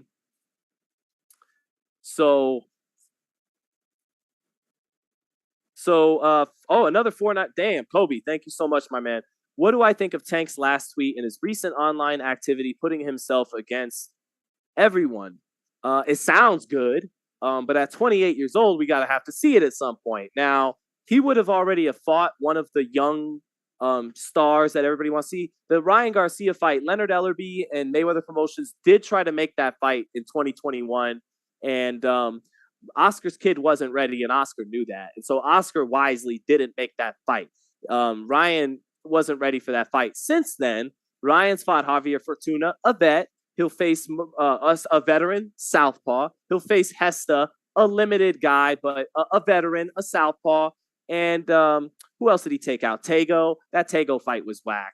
But the Fortuna fight was better, and so was the last fight. The last fight was better, Fortuna. Hesta, I think he'll look good. But anyways, with Tank saying he'll leave Mayweather Promotions, all that, let me say something for Leonard Ellerbe. And I've done some great interviews with Leonard. No one in sports, I'm talking coaches, trainers, general manager, no one fell on grenades quite like Leonard Ellerbe did for Tank Davis. Leonard Ellerbe would send you to the gulag for even having any non-positive thought about Tank. And as an interviewer, as a reporter, that got annoying sometimes. I love Leonard, and Leonard knows I love him. But, trying to bring up Haney or Loma, this man's ready to send you to the gulag. He's ride or die for Tank. And anytime the heat on Tank from the fans began to get on him for Lomachenko, for Haney, for Teo, or any of that, Leonard would step in front of the grenades and bullets and take it successfully. And he would take some of the heat. He would take some of that heat for his guy. And so I don't love Tank kind of, he gave them a shout out too, but I think he should be grateful, because Tank wouldn't be the star he is without that Mayweather rub. Even Errol Spence, it wasn't the Olympics that got Spence going. It was that Floyd Mayweather rub. He gave Floyd a black eye in sparring, so he has to be grateful to Mayweather Promotions. And I bring all that up to say that what do I think of his latest comments going after everybody is, okay, now, no more blaming Floyd and Leonard, who made you a lot of money. No more blaming them whenever the heat is placed on you. Isn't this fight happening? Oh, I'm just a fighter. The Mayweather Promotions got the plan they got. Leonard got okay, they're not your promoter anymore. You're your own boss now, right? So you take all the heat. It's going to all come your way. No more Leonard absolving some of it. And Floyd taking the mic when one of us asked the question, goes, we're not here to talk about Lomachenko. No, that's on you now. And he's a big boy. He'll handle it fine. He's been through a lot worse growing up in Baltimore than taking questions from a long-haired motherfucker like me about some fighter. But that is the case now. That's my thoughts on his comments. Okay, 28 years old. It's time to go. You've beaten a lot of good opponents. We know you're one of the most gifted fighters in the sport. I believe, even though the only big win at 130 was Pedraza, I believe Tank at 130 all time, you could put him in there with just about anybody. 35, still proving it.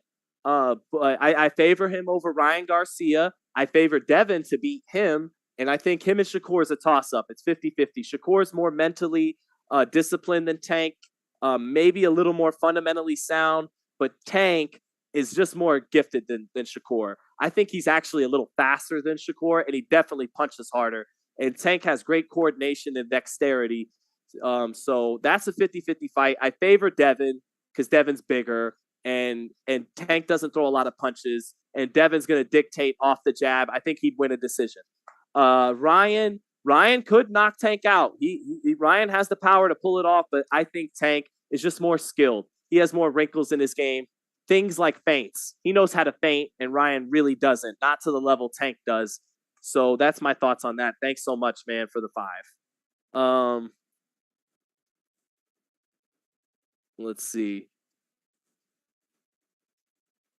So William Jordan, Tank needs to fire Floyd. He wouldn't have made nearly. I don't think he makes the money he makes without that Floyd rub, though. Like in professional wrestling, that's what they call it, the rub. Like Kevin Nash got hot by walking out besides Shawn Michaels. How many guys did Ted DiBiase get hot from walking by him? So. At this point, though, Tank is a star in his own right. People like Drake and LeBron James and Kevin, he's off to the races. He's good now. He probably doesn't need Floyd now, right?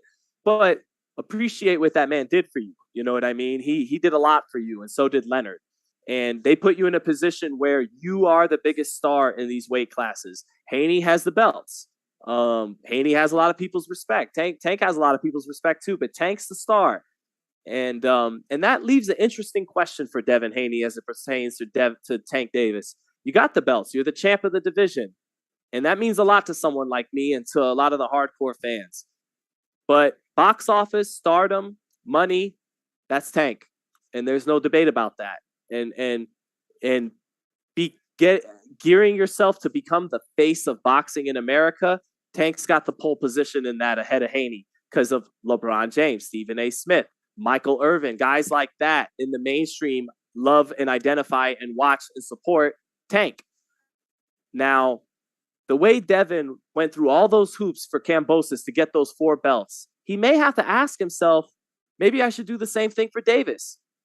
I got the belts, but if I want the popularity and the prestige and the juice, maybe I got to do the same thing all over again for Gervonta. Sign a multi-fight deal with PBC, fight on Showtime, accept the terms, knock him off, and take his position. The position this time being the status as a draw with the mainstream. You already got the belts. So that's an interesting decision for Devin, who's going to be a free agent after Lomachenko. He'll have a decision to make.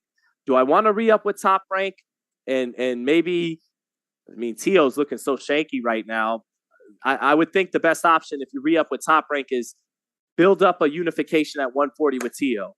But now with Teo looking this shaky, maybe just, hey, you did it once before, Devin. You went through the hoops for Kambosos. You went overseas. You went and did the B-side thing. Maybe do it again for the last time. Maybe it'll be the last time you have to do it if you can do it successfully against Tank. We'll see. You fight talk smart, but you slow. LOL truth. LOL I enjoy. You're trash. LOL. I'm confused, Mark J. I don't fully comprehend. I fight talk smart. So you're saying when it comes to boxing, I talk well, I talk smart, but in general, I'm stupid. I'm slow. But you enjoy that? Just clear it up further. Go ahead, clear it up with another $10 if you want. No, I'm just playing. You don't have to, but what does that mean? What the fuck choice? Nobody thinks that. People think sometimes. Mm-hmm.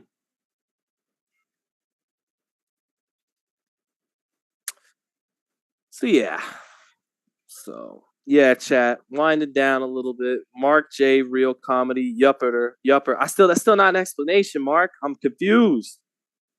Oh no, no, you were saying yep. I got it down. Stupid in general, but smart at boxing. Well, good thing we're just talking boxing then, right? I'll still steer clear of geopolitics, science, engineering, things like that. We'll stick to what I know. We'll stick to boxing. Thank you for the 5.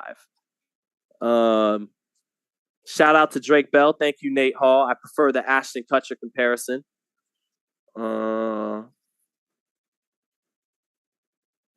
I look like a really socially awkward, great value Drake Bell, no cap. I hear you. I actually think, I think I got Drake Bell beat a little bit. I think I'm a little more handsome than Drake Bell, but we're not going to get into that. But you got if I don't believe that, no one else will. I prefer the bootleg Ashton Kutcher thing a lot more than the bootleg Drake Bell. It's a lot more flattering. What's up, LaShawna Harris? Good to see you again. Good to see you again. Paul Barkison, you talk like Tank fights the top fighters. Devin is the next face of boxing after Nello. I believe that. I think Devin beats Tank. But one way to become the face of boxing would be to beat Tank. Tank has cornered the urban market. Like, he has it.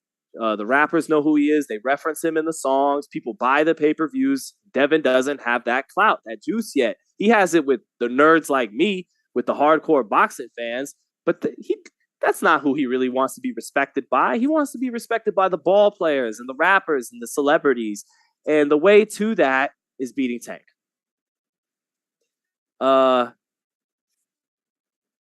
Damn. All right. Mark J saying, you have a real fight. You have a fight talk brain. Anything fight I'm listening to. You got 1 or 2 mil plus what I know, bro. Oh, thank you, Mark. And I appreciate the jokes, man. I'm okay with you roasting me. You could keep roasting. You could roast the hair. You know what I'm saying? You could roast the dumbness on non-boxing topics. You're good. So, $5 by Kobe. Ryan has a chance because you can't teach height.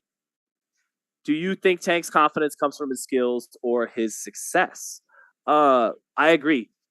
Beautifully said. Ryan has a chance because you can't teach height and you can't teach hand speed and you can't teach punching power. Those are all 3 he has. The things you can teach are a problem.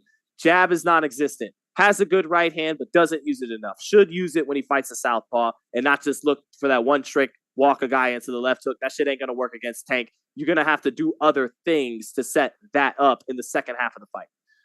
But anyways, I think that Tank's confidence is interesting. He's not as confident as he seems, because after he sparred Sean Porter, and I was there for that sparring, I was blessed to be there, up in the mountains at Mount Charleston before Sean fought Terence Crawford. Tank said something interesting when we scrummed it with him before the Cruz fight. He says, after I sparred Sean, it felt good because it was like, I always knew I was at that level. I always knew I was there. And what was interesting about that was, you mean you didn't already know for sure that? You needed spar 6 rounds with Sean Porter to know that you are the elite of the elite. So that told me, for as confident as he seems, he may have, like a lot of us, some insecurities. Because you would have thought he was well reassured that he's the best fighter in the world. He didn't need to sparring with Sean Porter to prove that. So I think Tank's confidence comes from comes from his skills or his success. It's a mixture of the two. I think it comes from his skills, but his confidence only grows the more he's validated by the success of his fights, by the success of his performances. So I think he's more confident now than he was before, but that's never been a big issue for him. But it's a mix of the two, skills and success.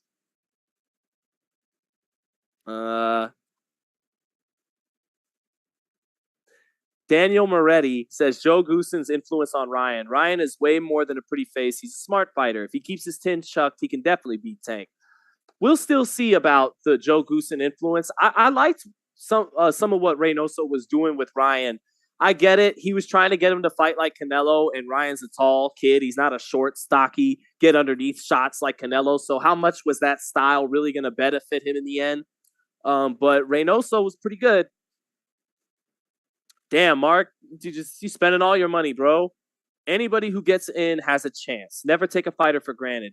62 and 56 of that watching and boxing in Philly. 62 and 56 of that watching and boxing. What do you mean by that, brother? I'm that last sentence, 62 and 56. Are you from Philly? Because if you're from Philly, man, I know you know some boxing, and you really know boxing if you're from Philly. Yeah, anybody does have a chance in there, but guys like Terence and Floyd and Devin, who are always at 100%, who always come in tip-top shape, they make it for a limited, a guy like an Avanesyan, they make it to where pretty much, yeah, anything can happen on any given night, but he ain't, you're not beating the guys that are that elite, that keep themselves in that kind of shape when you put them in with that caliber of a fighter. Let me see here.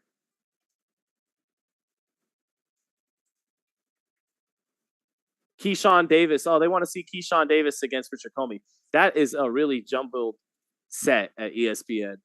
So here is the lightweight top 10. At number 1, ESPN has Haney. At number 2, Lomachenko. At 3, Tank. I would put Tank ahead of Loma at number 2. That's just me.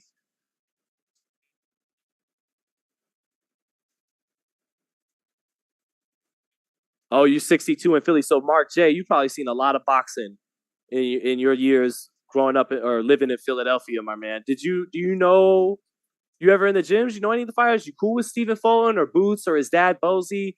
Do you know my man Malik, who worked for Bernard Hopkins out there in Philly by any chance? Those are the Philly people I know. And I had one friend from Philly, and he always said smut John. That was his favorite word. Everybody and everything was a smut John. So, yeah,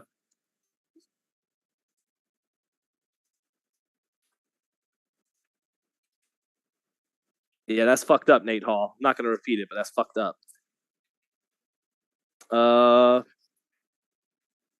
Yeah, man, I'm at this point. I'm getting ready. I'm getting ready to play some fight.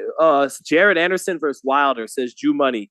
With the way Jared fought tonight, despite getting the second round knockout, Deontay, he fought very defensively irresponsible. I mean, don't get me wrong. Offensively, it was great. You'll seldom see a heavyweight as fluid on offense as Jared Anderson these days. But man, like, he was coming in with no defensive responsibility. If he would have got iced by Wilder fighting like that. But I highly doubt that he's going to fight with that kind of defensive recklessness when he steps up in opposition. Oh, yeah. Oh, Mark J. Yes, I'm 62 in Philly. Yes, been there. Yeah. Oh, so yeah, you know those people I was talking to, and that's awesome, man. Good to have you in the chat. You know, I'm tempted to tell you, stop donating your money. You're good, like, save your money. But no, thank you so much, man. Shout out to Philly. What's the area code for Philly again? What's the area code for Philly? It's 305 is Miami, 313 is Detroit. Anyway, shout out to Philly. What is it? Germantown, North Philly in the house? Is it Germantown in the house? What part of Philly?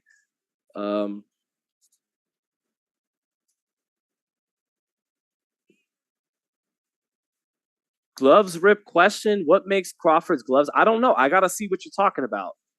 What do you mean Crawford's gloves ripped? Is that what they were stopping the fight for in the six? Well, regardless, they could have had the fucking wrap on $20 Walmart Everlast gloves on, and Terence was going to beat David Avanesyan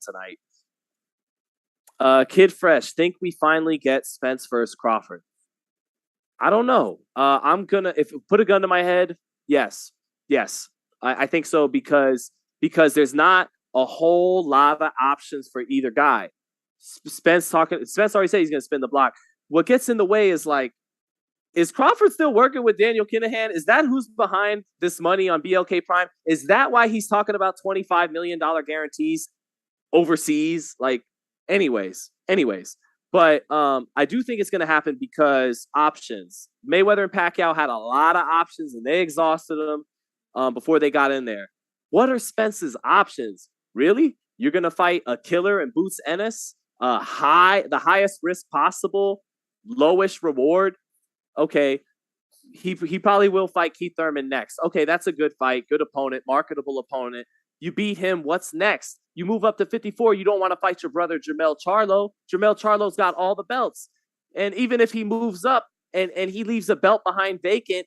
There's no one at 54 that's a big. I mean, Fundora is a good fight, but that's not a big pay-per-view fight. Tim Tszyu, if Tim Tszyu could upset Charlo, sure, but Tim Tszyu's not going to upset Charlo. So there's not. Spence has used his options up. He fought Sean, he fought Kel, he fought Mikey. He's going to fight Keith. After that, there's not a whole lot of options. And for Terence, what's he going to do? If you can't make a fight with Spence, they're not going to let you make a fight with Charlo. And Charlo has all the belts. So if you're not going to fight Charlo at 54, there is no big fight at 54. I think because of a lack of options, they'll ultimately wind up facing each other. Yes. Lashana Harris, thank you so much. Thank you so much, Lashana. Where are you from, Lashana? You feel like a cool East Coast kind of person, just from your vibe in the chat. Thank you so much, though, for the 5. Love having you here. The Serrano concept. Like, is this like actually Team Serrano in the chat? Shout out to you, champ. Shout out to the trainer. I addressed that earlier. I will be, just put it this way. You have not seen the last of me on the Porter Way. Okay. I promise that. But, if EJ got that close to Bud, how would that go? You mean distance-wise, the way Avanesyan was able to cut distance and put Bud on his heels and smother him at times? Well, Spence is capable of so much more offensively than Avanesyan. He's better defensively. Spence knows how to fight long. He could step off and fight long behind the jab, make you fall short with the shot and take a little step off. He'll fight right here with it. If Spence can get as close to Crawford as often and as easy as Avanesyan, you would think with his punch output and arsenal, the way he works his levels, it's going to be a lot more problems for Terence Crawford. So yeah, definitely. That said, though, if Spence, what does Spence do? If Crawford is winning the exchanges? Does Spence adjust by keeping it long, keeping it behind the jab, and actually trying to outbox Crawford? You might see like a little bit of Leonard Hearns in this fight, where early on Hearns was the aggressor, and then halfway through Leonard hurt him, and then Hearns actually fought tall and boxed and had success in the second half of the fight. You might see that. You might see Spence early on, because Crawford's a slow starter and his legs aren't good early. You might see Spence beating up Crawford early, taking it to him. But then midway, Crawford, he makes the adjustment. He starts to find his range, and he starts hurting Spence. And Spence is like, hold on a minute. I'm getting hurt in these exchanges. I need, you might see that happen. Germantown is definitely in the house. Boots' hood. So Germantown, that's where I just know about German because I love Bernard Hopkins, and he talked about Germantown. So I imagine if you are from Germantown, you grew up around a lot of thorough dudes. So shout out to you, Philly, Germantown.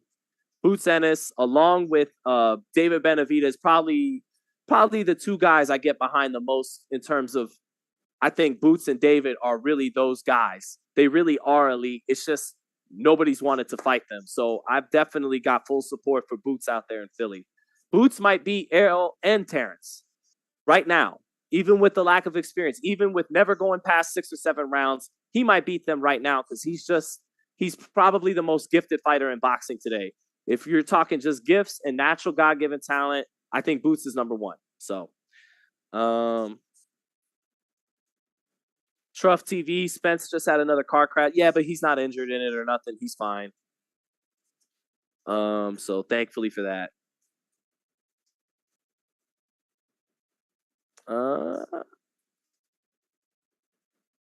I would like to, so who said that? I would like to see Crawford versus Jaron. Boots Ennis says, "Oh, gang or square though."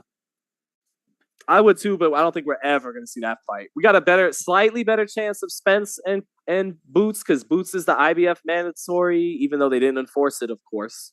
And they fight on the same network, but I don't think Boots, unfortunately, is ever going to get a chance to fight either one of them. And that is what's wrong with boxing today. Damon Delgado, keep up the good work. Thank you, Damon. Thank you so much, brother. I think you've rocked with me for a couple of lives now, right? Not just this one. So, you think Shakur Stevenson is the best? Shakur is more fundamentally sound than Jaron, but talent, reflexes and able to do otherworldly, freakish, athletic things that other fighters, even guys who've been training their whole lives, can't do. That's Boots. That's Boots. That's Boots. He's blessed with a punching power that Stevenson doesn't have, and Stevenson is very fast, but Boots is just as fast, maybe faster at welterweight compared to a featherweight lightweight. And then Boots has this rare blend in his punching power. Most guys, when they hit hard, they either have the snap at the end of the shot, like the speed is the power a little bit, that's snap. Or like George Foreman, like Errol Spence, Joe Joyce, they're heavy-handed. They're clubbing punchers. It's that thud, that thud, that thud. It's not the snap. Boots is one of the rare guys I've ever seen who truly has both, and that is fucking scary. He has the heavy-handed thudding power, and he's got the snappy, quick, snap, explosive punching power at the end of the shot. He's a fucking problem, man, and it's a shame that this dude fought once this year in one round, had one round, first round knockout, and that was it, man. That's what's wrong with boxing right there. Yeah.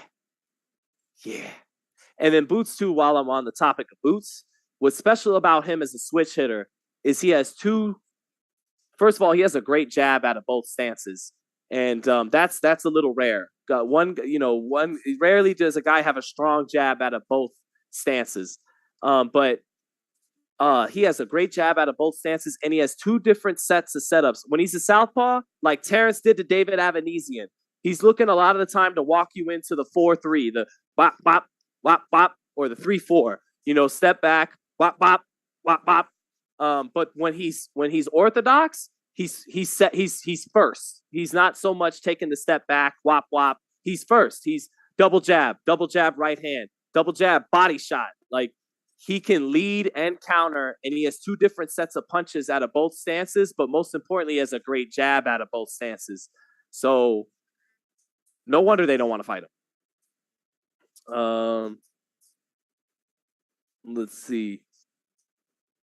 Yeah, Damon Delgado. Boots is very slick, but it'll be very interesting to see how he fights if he gets rocked. Yeah, and with that slickness, every now and then, as slick and as talented as he is, it looks a little leaky. That chin's exposed. Thomas Delorme cracked him right on it right before he got put to sleep. So either Boots is going to have to be slick enough that he doesn't take a whole lot of shots, or he better have a good chin if, fighting with his hands down and that chin being exposed. If he is going to take some shots, we'll have to see if he's got a chin. Most guys from Philly do. Most guys from Philly don't have a problem taking some shots. So we'll see.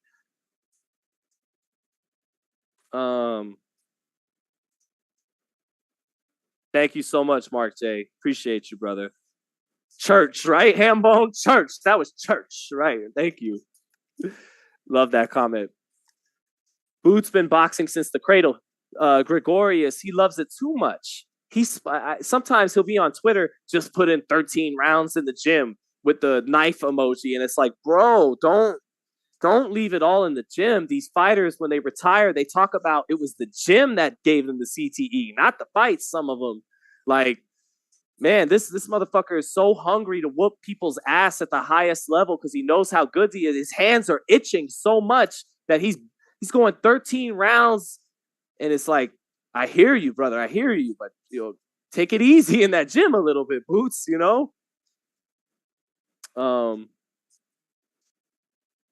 Boots trains with no mouth guard. That's crazy. Don't tell me he spars with no mouth guards. Jakari Washington. He trains with no mouth. So he's sparring with no mouth guard. That's some gully ass Philly shit. That's too gully. And I've seen his dad. His dad is nice. Like, damn, how did you not win a world title? That shows you how bad it was in the 1980s back then, man. Back in the 1980s, they were killers. Like, because Bozy Ennis can fight. Like, he looks better than some of these young guys. But how do I feel, William? Like, how do I feel about Tank versus Hector? I feel like Hector could do his thing and get some good work in before inevitably getting put to sleep. That's my thoughts. I think Hector is a good fighter, but the physicality, the force that is Tank Davis, when he connects, it's just going to have so much of an impact on Hector Luis. He's going to be hit in a way he's never been hit before. He's going to feel and think that when Davis connects at some point is, holy shit, what was that? I've never felt something like this before. This guy hits like a truck. So I can see Hector Luis doing his thing, boxing well, getting some good work off, but inevitably, whether it's round 4, 5, 6, 7, 8, 9, 10, 11, he's going to get put out.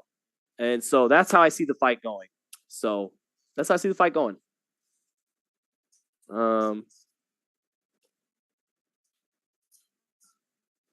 So Virgil versus Boots. Who wins? I'm gonna go Boots. Virgil. Too many of those shots sneak through his high guard still. You know what I mean? And I just think Boots, like Crawford was doing with Avanesyan tonight, I think Boots would just, with the uppercut around the guard, jabbing through the center of it to set it up. I got Boots, but I like Virgil. I really like Virgil. Underrated hand speed. When he puts his punches together, he's got good hand speed, good power in both hands. And you'd like to see him, like Sandor Zayas tonight was moving his head good. You'd like to see, along with that very good high guard Virgil has, and he jabs out of the high guard to cut distance. He doesn't come in naked. He comes in behind a jab to cut that range, and he's big. But you would like to see, along with that high guard, him start to get more flexible with the upper body movement. That could take him to the next level, make him harder to hit coming forward. So, but I got Boots.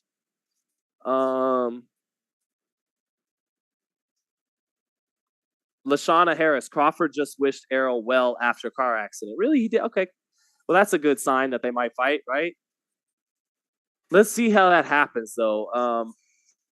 I'm a conspiracy theorist at heart. I wonder if there's a little bit of power gamesmanship going on behind the scenes between Al Heyman and Daniel Kinahan. Is Kinahan still the man behind Bud Crawford? Is he the man with these $25 million guarantees? Will Daniel, and I'm just totally being crazy here, but if that is the case, will Kinahan not let Bud accept a deal with the PBC? Kind of like how people say sometimes Al doesn't let this guy fight on this network or that work. Behind the scenes, is Kinahan trying to not allow Bud to do that? Is trying to come up with some kind of situation where he can funnel his money into the fight? It's just a question I have.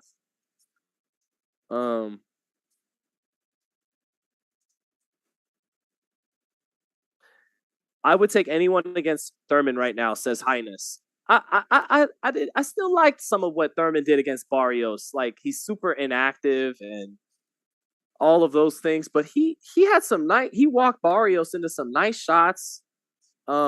He's still crafty. He can still punch. Spence in all likelihood beats him, but I don't count Thurman out. I'm still gonna, especially in the early rounds against Spence, if that fight happens, I will be watching with intrigue. And I do think Thurman can walk Spence into some shots early. So I do think Thurman is still dangerous early in a fight with Spence and Crawford. Thurman versus Boots. Just Boots. I'm just very, very high on Boots. Bud's going to get mad when Errol hit that same body shot. Yeah, I know what you mean. The touch, boom. That's the EJ. That's that. And we saw Terence do that quite a bit tonight, but that's more of EJ's signature move. But Terence got a wicked right hook to the body, left hook. He knows how to sweep with those shots to the body, get you right here. And it looks kind of clean too, because you're not used to a guy with long arms up close like that. So when you see those long arms get full extension on the hook to the body, it's really pretty by Crawford. But Spence is they could both go to the body. It's gonna be an entertaining fight, especially because Crawford the only way that fight wouldn't have been exciting was if years ago when Crawford really had his legs, he would have used excessive movement. And that could have taken some of the action out of the fight. But at 35, 36, Crawford's not moving like that anymore. So it's going to be a firefight. So who do I got beating Boots? I'm enamored with the talent, my man. I got Boots over the field at 47. I think Boots could beat Terence and Errol. So,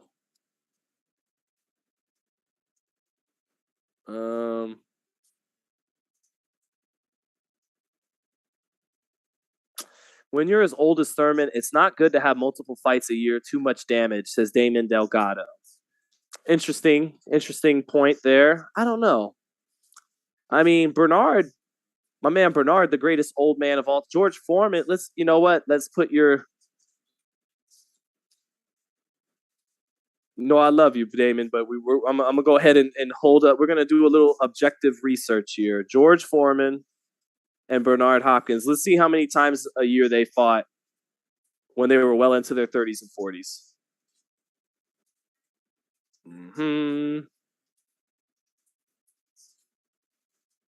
So, because I don't know if I agree with that as it pertains to Keith Thurman. George Foreman fought 1, 2, 3, 4, 5 times in 1990 at the age of 41 years old. He fought twice in 1991, including Evander Holyfield. Damn. He fought 1, 2, 3, 4, 5 times. So he fought 5 times at 40 years old in 1989 and 5 times in 1990 at 41 years old. I love you, Dane, for being in the chat, but I don't know if I agree that one fight a year is good. What's the key? 32, 33? He's not even 40, 41 like George was. All right, to Bernard Hopkins. Pretty sure it's twice a year for Bernard because he got around the time where all fighters started fighting twice a year. Bernard at 40. Bernard fought 3 times in 2005 at 40 years old. He fought Howard Eastman for the 20th record title defense at middleweight, and then he fought twice against Jermaine Taylor and got fucking robbed the first fight. So Bernard fought 3 times in 2005 at 40. So, nah, man, no excuses. Keith, 1 time, should have at least been Keith 2 or 3 times this year. Dame. Yeah, George was a beast. Lance Duggar says how many wins? George won all 10 of those fights between 89 and 90. And Bernard was 1 and 2. But he should have been 2 and 1. Yeah, Jermaine probably got that second fight, but Bernard won that first fight. So, or actually, Bernard should have been 1 and 1 because Dwayne Ford scores the 12th round for Bernard Hopkins. It's a draw, and he would have kept the belts. So, but don't get me started. Once a year is a motherfucking crime, D-Soccer. Jaquari Washington. Yeah, he was 40 in 2005. Bernard was. Yep. Boots at 154. How do I see him doing? Desmond Stone. I see Boots from 147 to 160 filling out. I think he's not 68, but I think Boots will be fine at 60, as high as 160 pounds. Big frame, big guy. When he gets to 160, he may be a little bit the smaller guy. But at 54, it's not going to be a blown-up welterweight. He's going to be a full-fledged and strong 154, like Jermell Charlo is at 154. And I expect Boots to become champion at 47, 54, and 60. That's my forecast for him. The talented Mr. Rangel, much love from LA. Shout out to you, LA. Much love, brother. Gregorius said fighters started getting paid. Well, Bernard was getting paid in 2005. He was getting paid a lot. So it's not just that. I hear what you're saying. But no, it's not just that. We can't just let boxing off the hook. Oh, it's okay. They fight once, if we're lucky, twice a year. That's just how it is now. They get paid more. But fuck that. Bernard was making more money than most of these guys in 2005, and he fought 3 times with his old ass. So, but I hear you. They are making more money now. He won't go that high, Mark J. Not 60. I think so. Little old Canelo at 5'8", 5'9", got it done at 60. You're not going to run into too many 6-footers at 60. I think he'd get it done at 60. For sure, 47, 54. I think he'd get it done at 60.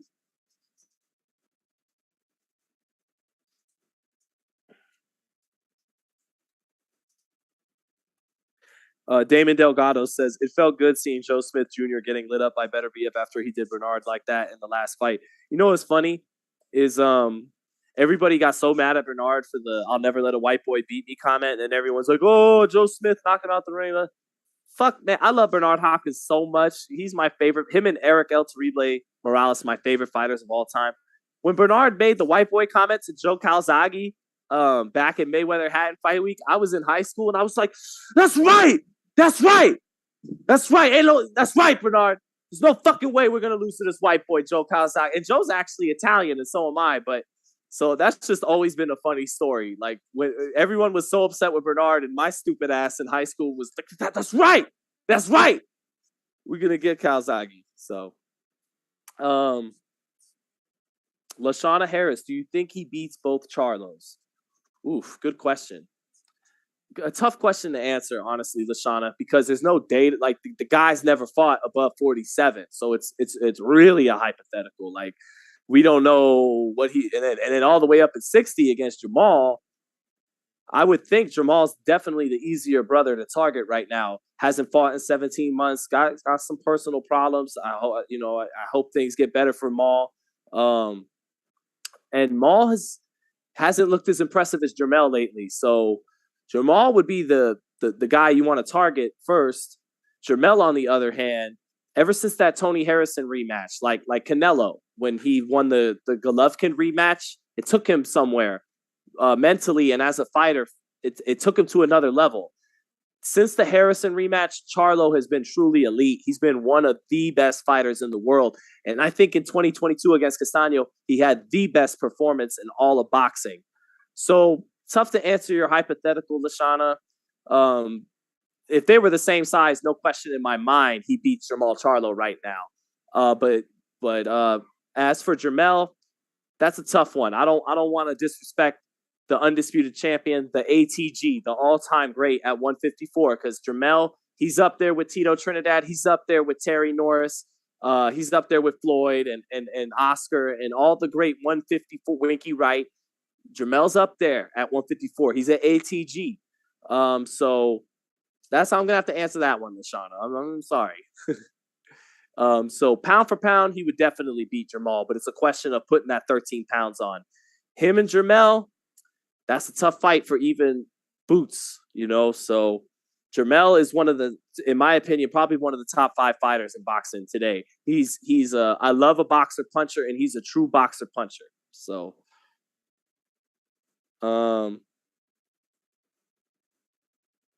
let's see.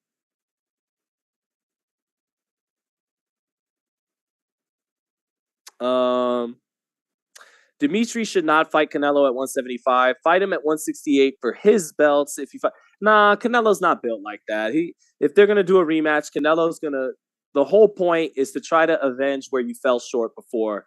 There's not as much integrity in it. If I beat him the second time because I made him come down. I don't think Canelo's like that. Canelo's about to do what Shane Mosley did with Vernon Forrest and Winky Wright. He beat me the first time. I probably can't beat him a second time, but I'm a great fighter, and that's the stuff I'm made of. And I'll be damned if I don't try again. And Shane came up short against Vernon and Winky, but he did make the fight competitive, at least in the second fight. And maybe that's what Canelo does with Bivol. Maybe he falls short again, but he makes it a lot. He makes him gives him a tougher fight than in fight number 1. So, yeah, the Charlos are 6 feet, or the 5'11 and a half, or whatever. Maul is definitely 6 feet. Mel is listed at 5'11 and a half, but I think Jermell beats Crawford, says LaShawna Harris.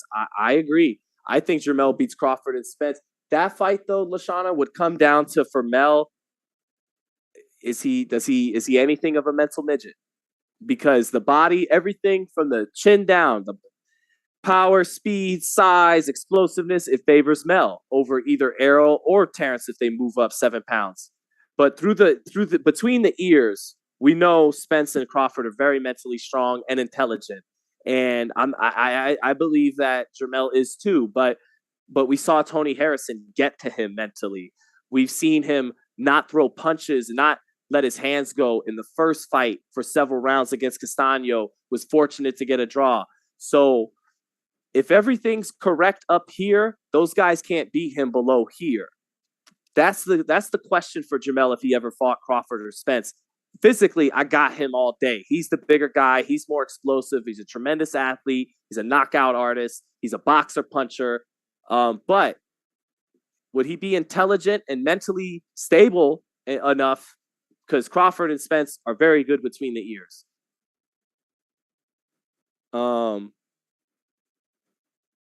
What's my opinion on Bud's busted gloves? I didn't really get to see him, truth speaks, and honestly, my first reaction is kind of, and this is a little foul because these guys risk their life, is who cares? He would have beat Avanesyan no matter what boxing gloves you put on him. It's just my honest first reaction. But I got to take a look. I got to take a look. I haven't seen it. I haven't been on Twitter yet. I've just been rocking with you guys.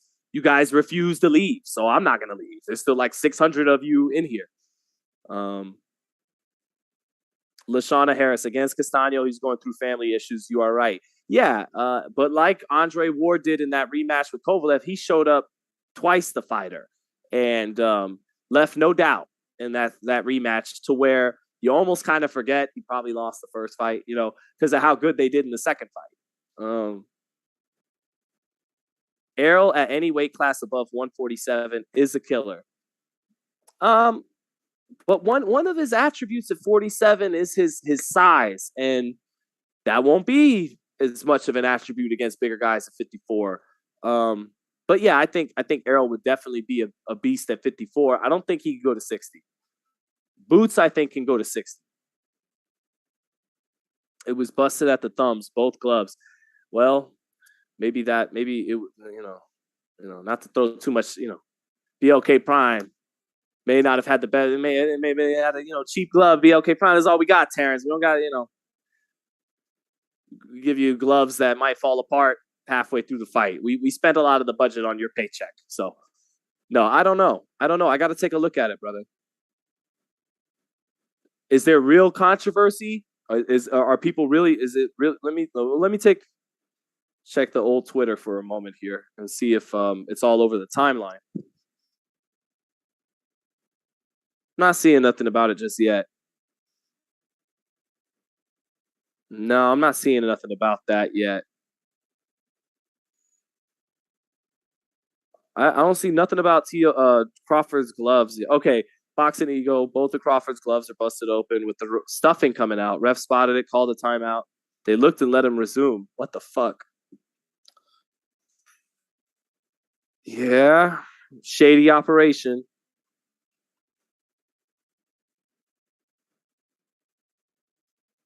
Other than Ego, I don't see anyone saying anything. Man, I don't know, man. Your guess is as good as mine. I know this. Terence Crawford didn't need loaded gloves to beat David Avanesyan. So, based off the strength of that alone, I would think, hopefully nothing. There's nothing that needs to be examined there, because he knows he could beat David Avanesyan and he wouldn't cheat to do that. I would give him the benefit of the doubt here. Terence has never looked like a guy who does PEDs. He's never had anything like that. So I don't know. It doesn't strike me as a cheater.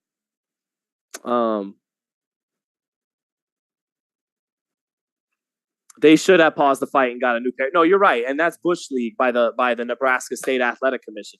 If it was Nevada or New York, it would have been interesting to see what would have happened there. But you guys said stuffing was coming out, right? So there was stuffing in the gloves, right? It wasn't the old Louis Resto.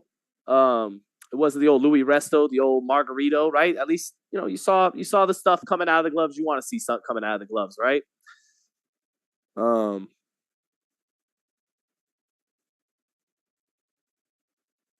So,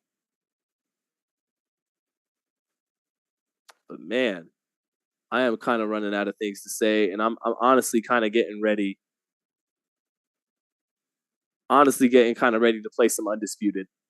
It's almost about that time. It's about that time. I should change my name to Boots. No disrespect. But yeah, man, that's about it for the wrap up, for the post fight. Anything else you guys want to talk about, I think I might get off for a moment and then I'm going to hop back on. We'll stop this stream and we'll start a new one. And I'm going to keep rocking with the Undisputed Beta because I figured if I'm going to stay up tonight and play the game, I might as well stream, right? So let's do it. Truth Speaks. What's your TO opinion? I came late. Oh, hold on. I got a phone call, folks. One moment. To the bat phone. What's up, big dog?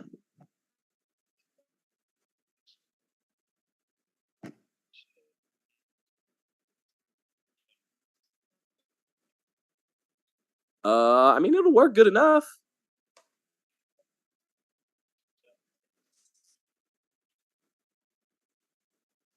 Yeah. Yeah. This behind the scenes live footage, guys. Go ahead.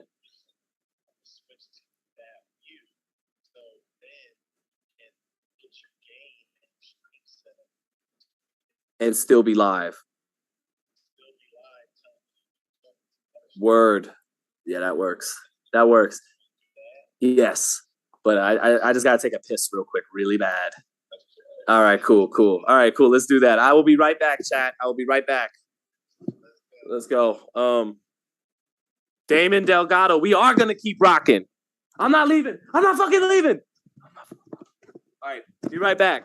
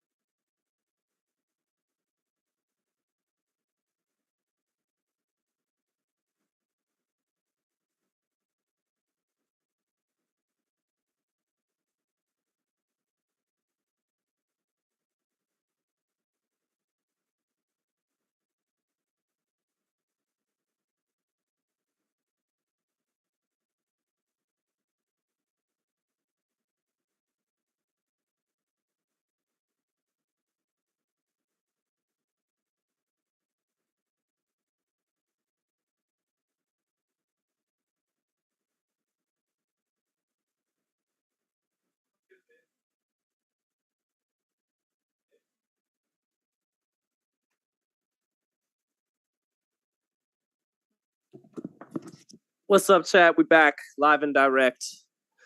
All right, people. Let's get to some Undisputed. What's up? We got the lovely Samantha, my wife. Okay, close the door, baby girl. Thank you. We got a little eye candy on the stream now. We got my wife Samantha, and maybe Samantha will answer some boxing questions while I set up the live. Oh, Lashana Harris with the damn. Very clutch from Lashana Harris. Shout out to Lashana. No. Come on, you guys. Let's make it rain on them. Like I'm a stripper. Let's go. All right.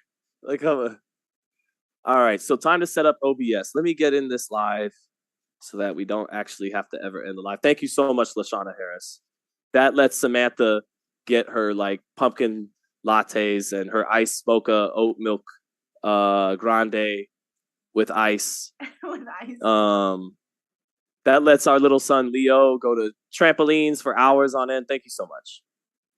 All right. So set this up. Let's set this up for some gameplay. Lashana said hi, Sam. Hi. There you go. Okay. Favorite middleweight, lightweight, and welterweight of all time. Ooh. Middleweight, Bernard Hopkins. Yeah, Bernard Hopkins. Lightweight, it's a tough one. I really love Sugar Shane at lightweight.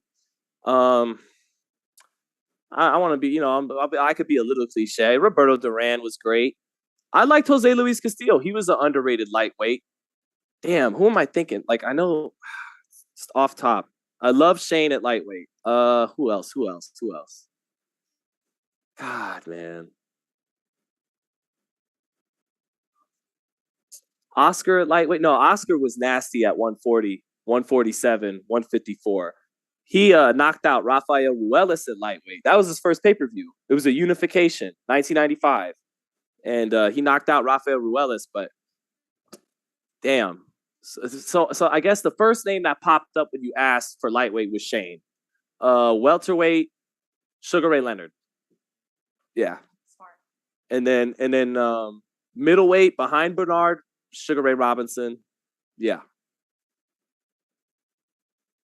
When Shane hit. Oops. Shut up, computer. All right. Now I'm going to set up the game. Okay.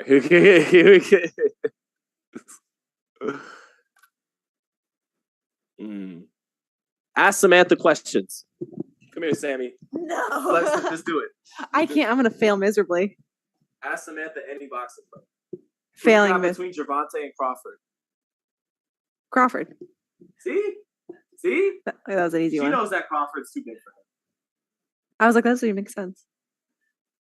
Okay. She said that don't even make sense. See? No, go, keep it going. I want to hear. They don't want to hear. They want to hear from Sean Zattel. Wait. They want the Z cap. I know they want to. I know, but I gotta set this up anyways. Okay. 1 second. All right. I gotta open up OBS. Is Ron already live in Omaha? Do we have footage from Omaha and New York yet? Can you hear you? Ask Samantha, Boots or Virgil? Boots. See? She said Boots. Who else? Hold on, sit. Hold on, show your face. Hold on. Wait. There we go. Hold on. There you go. God. All right.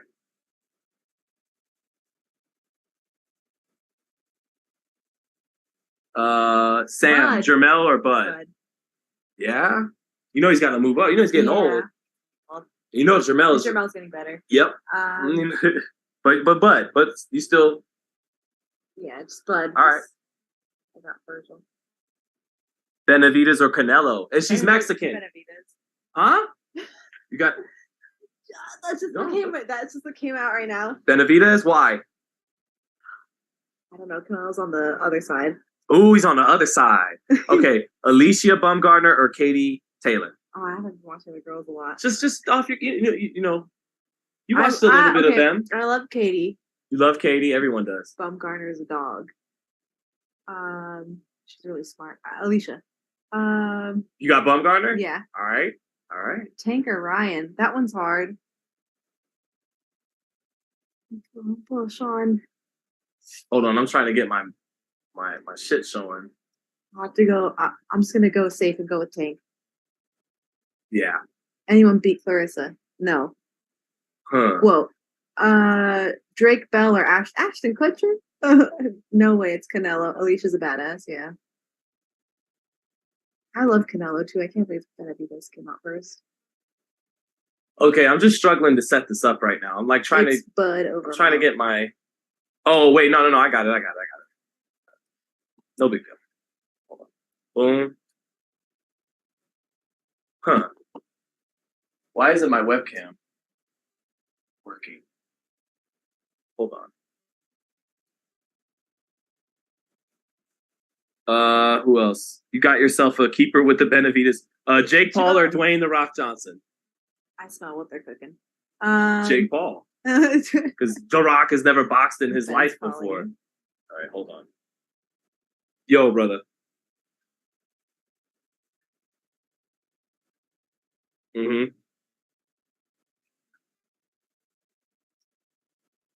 Perfect. See, thank God for.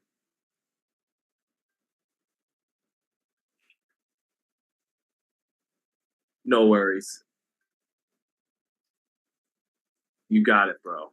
We got a Tim Bradley video that's got to get put up. We did it. Tim Bradley's going in on Tio, and that's about to hit the site. Okay. Hans Themistode with hot off the press. Okay, Hans, we got. I don't even know where I'm getting audio from. All right. Hot off the press from New York City. I don't even know what if this is what I'm speaking into anymore at this point. But hot off the press from New York City, Tim Bradley going in on Teofimo Lopez on what many believe was a favorable, maybe gift hometown decision. So I'll be curious to hear what Tim's got to say with the rest of you guys. Shit, if I really want to, I could probably screen share the interview since it's our shit anyways. We don't have to worry about copyright. But yeah, I'll be listening to that. And in the meantime, down at the main HQ, some things are getting set up, and we're just getting the Undisputed beta all ready to go. And then we're live. We're gonna stream some Undisputed gameplay, and I'm getting that all. I'm pretty much good to go. So just in a little bit, we should be good to go. Prograis versus Taylor 2. Right now, I'd probably favor Prograis, especially. Emilio Beltran asked, "Did you trim my eyebrows tonight?" Not tonight. No, a few days ago. But a few days ago. Disney World versus Universal Studios. I've never been to Disney World, but Disney World. Okay, Disney World because she likes Disneyland better than Universal Studios. So, I hate Lemon Wi-Fi. I love Benavidez, but I don't believe in his defense. That'll get put to the test against Caleb Plant. And I think someone asked you, Sammy, earlier, do you have Caleb Plant or Canelo? Or Caleb Plant or David? David. Yeah. I think it's a good call. Let's see what else. Can anyone beat Clarissa? No, not in this sport. Maybe in like MMA. golf or tennis, someone could beat Clarissa Shields, but in boxing, no. No. That's why she's already was a step ahead by venturing into MMA. That's in combat sports. That's her next venture because she has conquered boxing. She is the GOAT. Her accomplishments say that 2 gold medals, undisputed in 3 different weight divisions, never been close to losing a fight. So, no, I don't think anybody beats Clarissa. I think Marshall stood the best chance with her size, awkwardness, mental edge with the amateur win and whatnot, and punching power, and she couldn't get it done. So, yeah. Damon Delgado says, just went to Disney World and it was a letdown. Why is that? Why is that? Why? We like Disneyland. We want to go to Disney World, but... Tio versus Pitbull. Ooh, Tio, because Tio's going to be allowed to fight in his style that he's comfortable with. He's going to get to be the counterpuncher, rely on his reflexes. It's when he fights in that stance, trying to cut distance and come forward, that it causes problems like Nakatani, like Kambosos, and tonight with Sandor Martin. Coming in with those hands low like that, like I said it a million times earlier, but, even Floyd Mayweather, man, out of the shoulder roll, the greatest shoulder roll that ever did it, when he looked to cut distance and go on the front foot against Zab Judah or Conor McGregor, he picked his fucking hands up and just stepped to him with the hands up. Tio still trying to fight with his left hand at his waist and jumping in with lead right hand, asking to get countered. No matter how athletic you are, you're not going to get away with that, But so...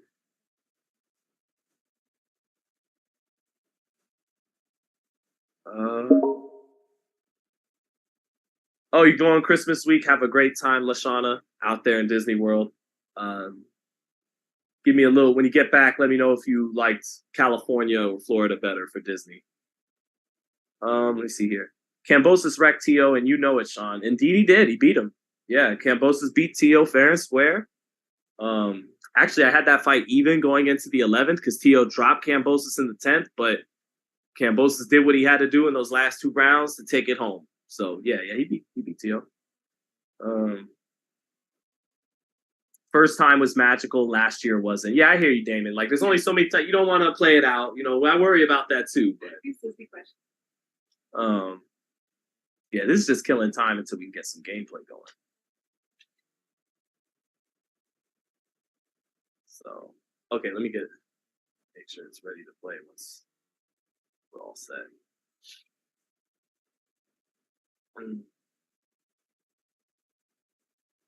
Do I pick anyone to beat Shakur at 35 or 40? Devin. I picked Devin to beat him. I just think His length is going to cause Tio some issues. Or excuse me, Shakur some issues. And he's bigger than him. You go back and watch their sparring. Sparring started to get better for Devin once he went forward and imposed his size more on Shakur. Shakur is the one guy in those weight divisions Devin can't just box. He's got to be a little more aggressive. He's got to use his size. Against everybody else, Devin's just a boxer. Do I think Tio can handle Pitbull's power? I mean, if Kambosos had and Sandor were able to drop him, then yeah, Cruz would have enough to put Tio on his ass. But I think Cruz would walk into a lot of bombs. I think coming straight at Tio, he's very comfortable fighting against that type of style. That's where he gets his best stuff off. So I got Tio against Pitbull Cruz. But that fight's never going to happen.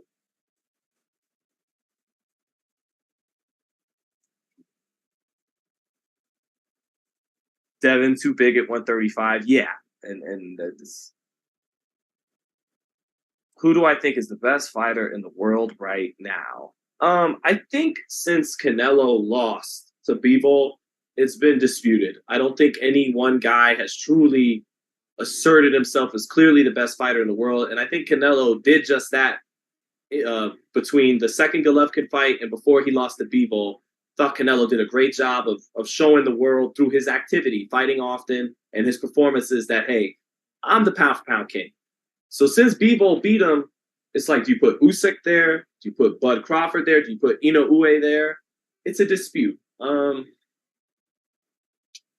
don't think there's any one fighter that truly stands up above the rest right now as the best fighter in the world. That's my honest answer to you. You know, like, if I make a ranking, I'll put someone there. Maybe Usyk based off what he did at cruiserweight, moving up to Joshua. But you know, honestly, since Canelo lost, I almost feel like it's more vacant than anything. And the winner of Spence Crawford could claim that spot, something like that, you know? So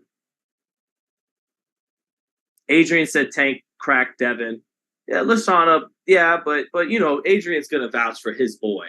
And Bill here on the channel had a wonderful clapback. He goes, look, I got paid money at the end of the day. If my son didn't get the better of the sparring, there's no way some street dudes from Cincinnati would have parted their ways with their hard-earned cash. So all you need to know, if you want to know who won the sparring session, is I got paid that day. But Sam, Lashana wants to know Terence Crawford, Errol Spence. Hardest question. I want to say Crawford, but like you said, Errol's coming in hungrier.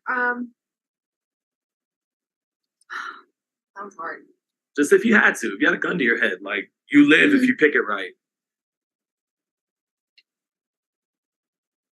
I just want to say Bud. Yeah, I hear you. I mean, I'm still tempted to give him the edge, but after tonight, I was tempted to say Spence is the favorite. I didn't watch it. Yeah.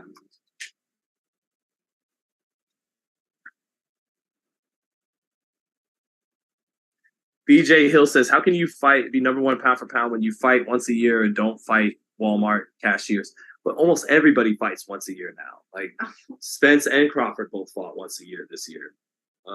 Tank fought once this year, you know? So it's like, you know, Usyk fought twice against Joshua. Devin fought twice against Kambosos. But literally, if it wasn't for rematch clause, Devin would have fought again. He keeps it active. But I don't even know if Usyk would have fought again this year if it wasn't for a rematch clause. How do I think Fundora matches up with Jermell? I think Fundora is a tougher title defense than Tim Tszyu, who's also a very credible title defense. I like that fight. But I think Fundora is the toughest title defense for Mel at 54. I still think Mel would beat him and would knock him out at some point with the right hand. But with Fundora's chin being exposed the way it is, and Mel may not be 6'7", but at 6 feet with fairly long arms himself, he'll be able to hold his own at against the height and the size a lot better than most 154s would.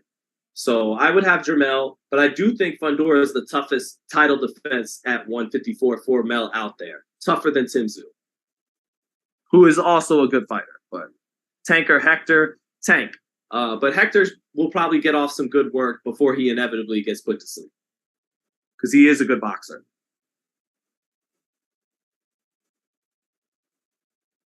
Usyk #1 pound for pound at the moment. I'm fine with that. I'm not mad at that. He earned it. I have my own biases and preferences and style. I don't love. No, you know what? He's a great fighter. Like I don't at first glance love that Eastern European style. Touch, in and out, touch, in and out, touch, in and out, and then sit down on 1 or 2 shot. It's unique and it's new to the game and it's their style. But I like that American. When you jab, it's usually a shotgun jab. You're really sticking it in there. It's not the touch, pop, pop. It's and it's just certain. I have my own. I'm American. Like, I like the American style, but I like Mexican style too. I like the way they commit and sit down on almost every shot. And we all have our preferences of which styles we like to watch. I love boxer punchers. That's my favorite. Sugar Ray Leonard, Oscar De La Hoya, Sugar Ray Robinson, Sugar Shane Mosley, Jermell Charlo. I love boxer punchers. That's my favorite. Salvador Sanchez. Even though my man Bernard Hopkins wasn't a boxer puncher, he was a technician, a master craftsman. My man El Terrible Morales was a boxer puncher. He's Mexican. He's from Tijuana. He was in wars. No, Terrible was a boxer puncher. Great jab, great legs, could hurt you going backwards, and then, as we all know, had no problems leading. But Usyk, sure. He has challenged himself more than all the others. I think Fury is going to beat Usyk. So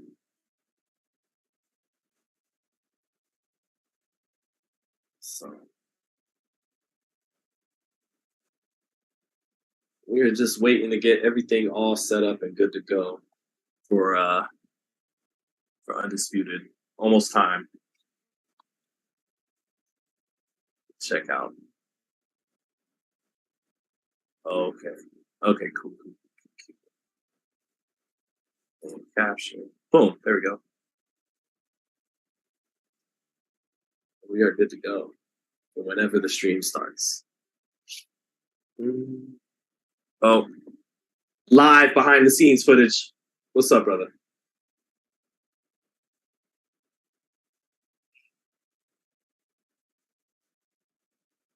Make the thumbnail. This is it's hard work, guys. Thumbnail making. It actually is. I can't do that shit. If Ben didn't do it, we'd be fucked. I don't know how to Photoshop and all that stuff. I would literally just probably screen grab an image from the fight. Just okay, I guess that's a thumbnail. But who's crazy about Spence? Oh yeah, but I mean, thankfully it's nothing happened to him, so that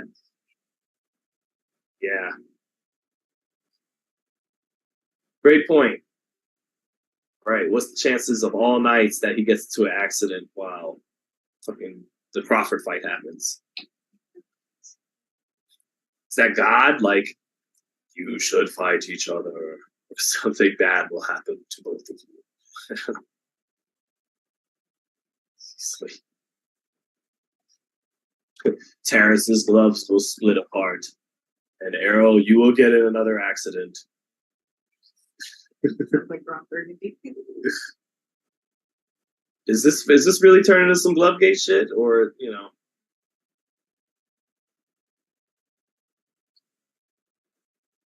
Right. I mean, in the chat, they're on it, man. The chat is not fucking around. They're on Terrence's ass about the gloves. Yeah, they are. Right, chat?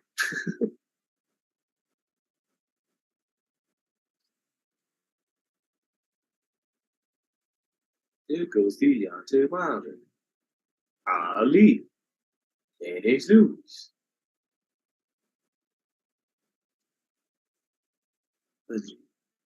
How do I feel about Emmanuel Augustus? I'm going to still answer questions while I'm on the phone. Emmanuel Augustus was dope. He remember BT. He said he gave Floyd for the longest, so that was his toughest fight as a pro. Was Emmanuel Augustus. So I always loved his performance against Ray Oliveira on Friday Night Fights. That's the fight that made me a fan. And then his fight of the year when he was Emmanuel Burton with Mickey Ward, that was good too. Actually, when he fought Floyd, he was Emmanuel Burton, I think. I don't even think he was Emmanuel Augustus yet. But that Augustus name has so much more swag to it. Emmanuel Augustus instead of Emmanuel Burton. The leopard trunks. Yeah. Terence's nephew was driving the car. Goddamn, Gregorius. This dude said Terrence's nephew was driving the other car. Gregorius. That's terrible. I'm just happy no one got hurt so we could, joke about it for a second.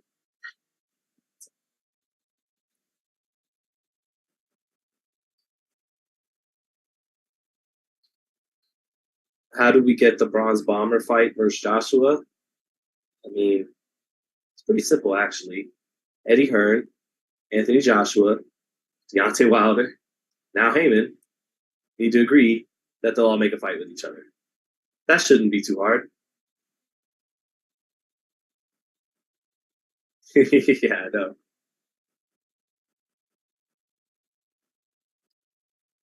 Daniel Moretti, Usyk is a little overrated, gets hit a lot. Look at his face after AJ. Yeah, but I mean, so he took some punches in a heavyweight fight. That happens. Like, what you saying? All right, sweet, bro. Later. All right, 5 more minutes, fans, and then we're going live with Undisputed. Sounds like the stream will be ready to go in about 5 minutes. Yeah, Greg is a fool for that one. That was pretty funny. Damon Delgado, Emmanuel is like Orlando Salido. Right, 2 totally different styles, but I get what you're saying. Good night, Shauna and Sam. Good night, LaShauna. Go ahead. I know we were looking. Appreciate you right there. Yeah. Have a good night, LaShauna. Thank you so much for the support. Hope to see you in the chats, going forward. But thank you so much, LaShauna. Have a great night and enjoy the holidays. Enjoy Disney World next week. Oh, yeah. Have fun. Thank you. Let us know. Yeah, Wilder and Joshua was supposed to happen years ago. But it's still a good fight for now. I'm still down to see it. Absolutely. Because someone's getting concussed. They are. I wish Andy Ruiz had good defense. He would be a beast. He moves his head. He doesn't just come in. I think he dipped his head down and came up with the left hook when he knocked out Joshua. But you want to see like that Mike Tyson 1987, that Canelo Alvarez, on the front foot, dipping underneath shit. Yeah, I hear you. But he's not terrible defensively at all. So yeah, at this point, just killing time a little bit as we wait to kick off the beta gameplay.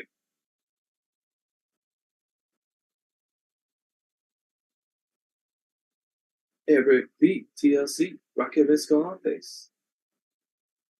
He's E40, the governor, Richie Rich. Young guns in the house, bumping the flavor. What song is that? Tupac. Oh, yeah. That's like really old Tupac.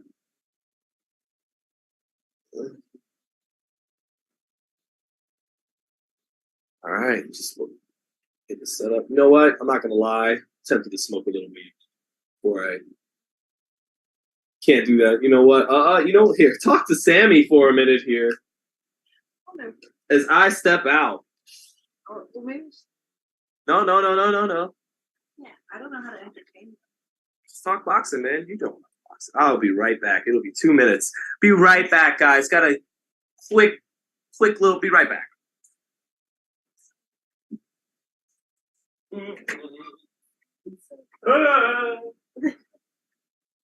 Yeah, exactly. Smoke free.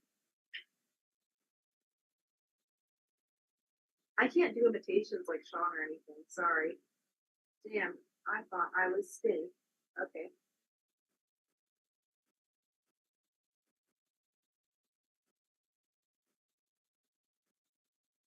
Have you guys been playing Undisputed?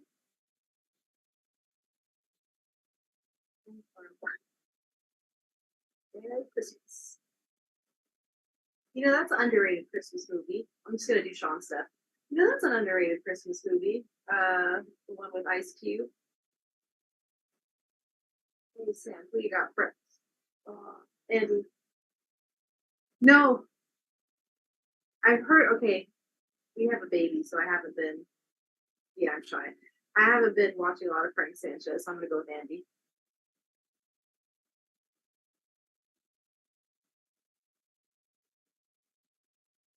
Okay. You got comments.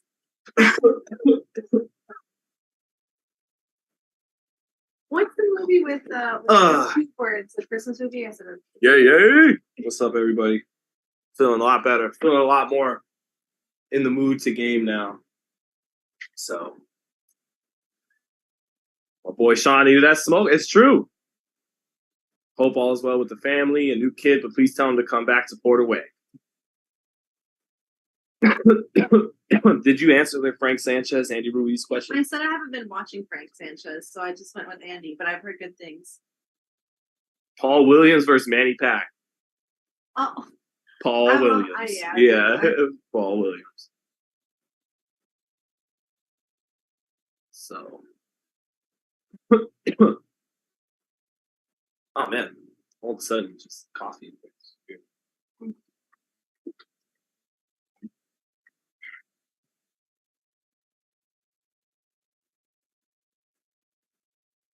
Flower funds from Damon Delgado. Thank you, sir, because inflation is making weed too goddamn expensive. Thank you, Damon. Thank you, brother. Okay, I think we'll be okay, BT. I swear. Let me just play one hype up song. It's so obscure. They want no. Damn it. All right, fine. No. That's okay. Everybody at home, cue up Out Front by Rick Baker, the NFL primetime soundtrack. Everyone in the chat,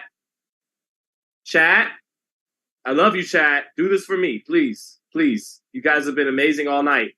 Everyone in the chat, go on YouTube, go to Rick Baker Out Front.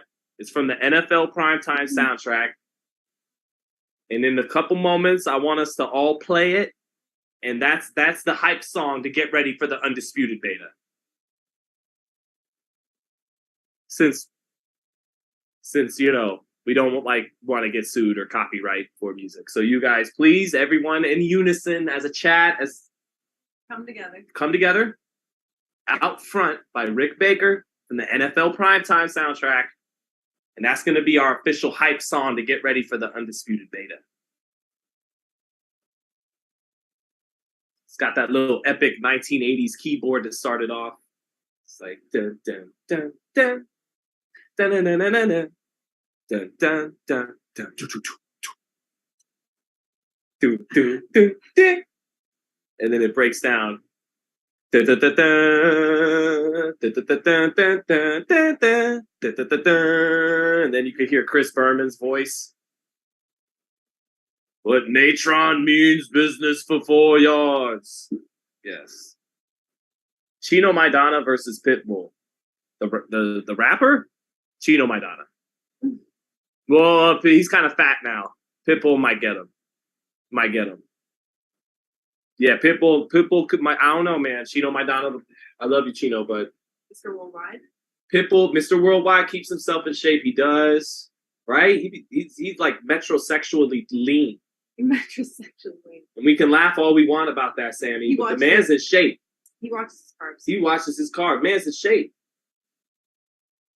But the last thing to go is the power. Chino Maidana.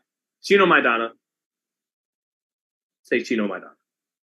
Should Gamboa retire? Yeah, Gamboa should have retired like yesterday. Like 5 years ago. No. You know what? I got to give Gamboa some credit because he was so past it. Because he was a fighter that relied purely on his gifts, his athleticism. So the minute that started to go, the fundamentals were not there to back it up. But he was an amazing talent. Amazing. Like, actually, one of the first fights I took her to was Gamboa. And he beat up Orlando Salido. And that was the night Brandon Rios beat Anthony Peterson. Gamboa, one thing I got to give him credit for, man, is when he went 12 with Devin, and that he even made it to the 12th with Tank on one leg, essentially. You know, the guy showed his heart there. He was fighting to make it to the final bell both times, but I give him credit being well past his prime, being able to do that. My son just woke up, so she's happy.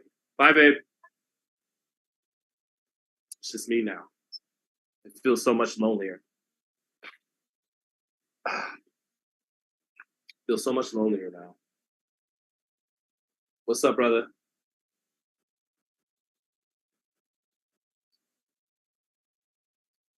Start streaming.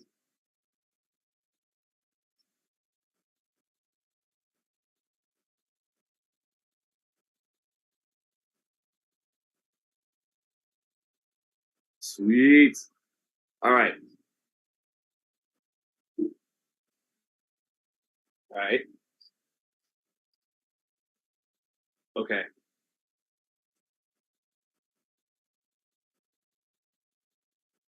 Sweet. Okay. Okay. Okay.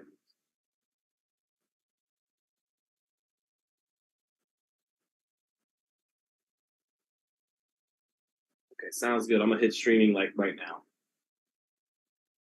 All right. Later. Cool. All right. All right, guys. We have started the stream officially for the Undisputed Beta. So, guys, head on over to that video and meet me over there. We're going to give you guys a couple minutes to close this chat out. I'll hang out for a second here. But, yeah, for those of you joining us for Undisputed, what's up? And this is the beginning of the Undisputed Beta again. So, guys, I'll leave this open for just a little bit longer. But when you're all done, head on over to the other stream. So let me check with the other chat. Get ready. Damn. I'm sure you guys should definitely check out that Tim Bradley stuff before you head on over, though. I actually kind of want to watch it. I kind of wish I could just... You know what? I might be able to watch it with you, chat. If you guys want to watch it. Hold on.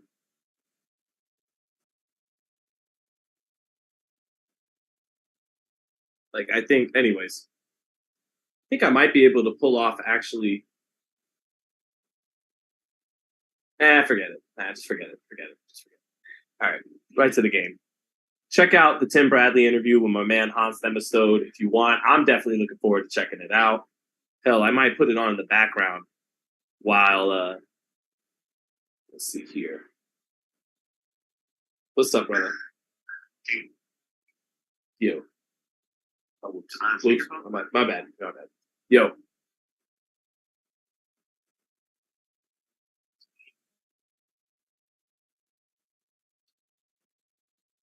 Yeah, nah, maybe. What do you think? Maybe we won't fuck with it. Nah, I won't fuck with it. Yeah, I won't fuck with it. All right, cool. All right. Yeah. We could probably find a way to share the full interview that Hans got with Tim. I definitely want to listen to it. I might even put it on my phone as I'm playing the game and stream with you guys. But anyways, it's gameplay time again. It's Undisputed Beta time again. We just saw Teofimo and Sandor Martin, and we just saw Bud Crawford with that beautiful right hook, one-punch knockout in round 6 over David Avanesyan. Let's put that. Let's go ahead and give you guys a little game on. And now it's time we get back to the Undisputed Beta. It is time to get back to the Undisputed Beta. Got a link. Gregorius, go where? Here, let me put a link in the chat. My bad, chat. Because there's still some people back in the David Avanesyan chat. And I'm set to... Oops. So I played earlier today. Played well enough. Like, I went, I finished above 500, but yesterday I was on fire. I won 7 out of 8 fights. But I wasn't really thrilled with the way I played earlier today, so I said, to hell with that. We're going live after the fights tonight because I want to give some clean gameplay. Maybe it's a bad idea. Maybe I'm too tired and I should just chill. But nah. So here is a link in the old chat for you guys still in there. Go ahead and join us over here. There you go, guys. That's the link for the other stream. All right. So the beta, what's up, Freddie Villegas? Good to see you. Eric Para. Is there any way to get access to the beta? Yes, Eric. If you have a gaming PC, if you have a PC, you just go to Steam, and the Undisputed beta is free for download all weekend. So that's how you do it. When is this game dropping? Been waiting like 5 years. Yeah, it's been 11 years since Fight Night Champion. But the game, it doesn't have an official release date, but an early roster is already confirmed. So I think it's safe to say the game's going to be out by this time next year. It'll be out sometime the next 12 months. But for the beta, only 8 fighters to choose from. Rocky Marciano, Alexander Usyk, and Deontay Wilder in the heavyweight division, and then Nigel Benn and Roy at middleweight. And then for the females division, the lightweight division, Katie Taylor, Jessica McCaskill, Chantel Cameron.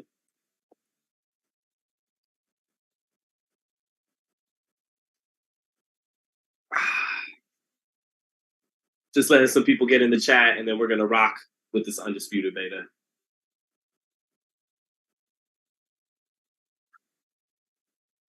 I'm going to go with Deontay Wilder to start. I do not feel like cutting the distance.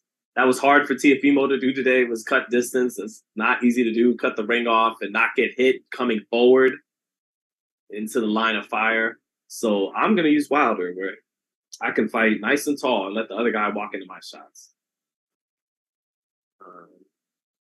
Is this beta coming to console? No, not just yet, but I imagine at some point soon it will. Gamer D, how am I liking it? Game's a work in progress in terms of physics and transitioning offensive defensive mechanics, but in the direction it's headed, it's going to be the best boxing simulation ever in a video game.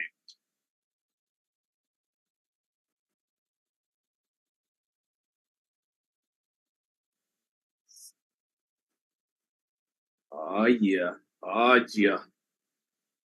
Nigel Benn, the Destroyer. Love that fight with Chris Eubank, where he got knocked out of the ring in the first round. That fight was crazy. Bomb Squad! Let's go. All right, Usyk. So, southpaw, shorter guy. Let's walk him into the right hand. Let's do that.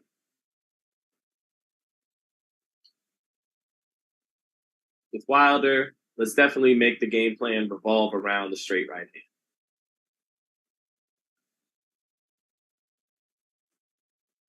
Here we go.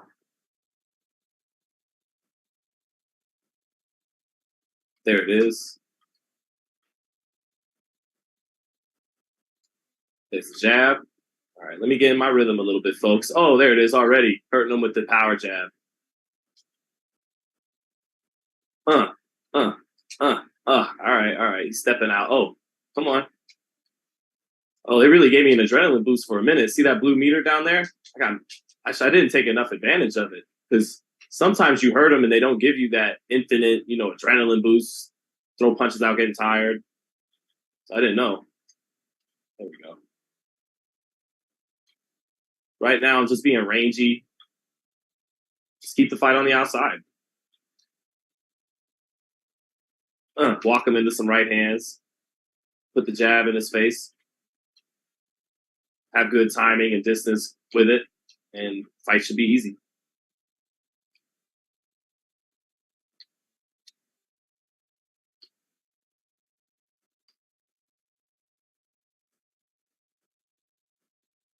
Okay.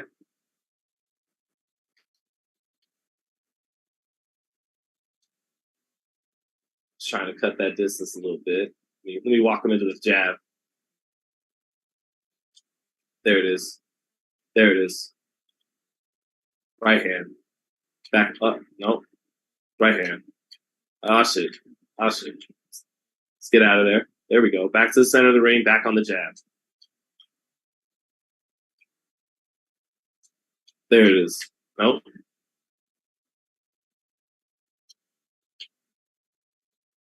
There it is. Walk him into a body shot.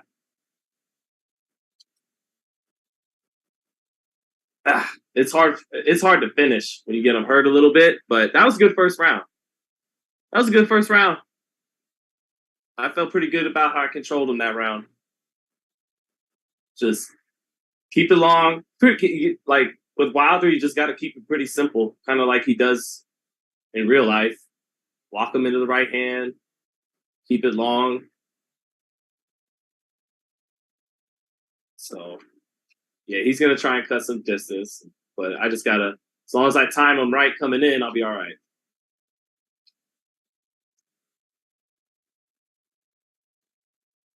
Stick every now and then stick one into the body because he's always worried about that straight right hand up top. Like that, yep. Just maintain my distance. Oh, beautiful, beautiful behind that jab. Beautiful. Bam. Just keep doing this and eventually we'll get him. Don't fight at close to mid-range with this dude. There it is. Oh, see? Do it a little too in close and he got into the body there. Oh, shit. Okay, all right. Let's be smart with it. There it is. There it is. Body shot. Nope, nope. Back on the jab. Back on the jab. Back on the jab. Back on the jab. Yep.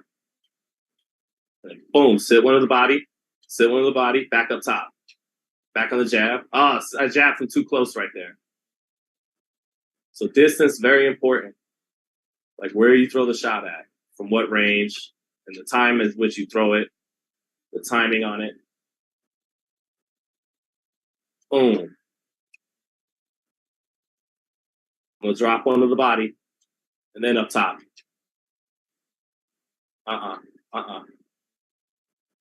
He was crowding me, so I didn't fire off yet. Good round. I'll take this. Hold on. We'll try one more right hand.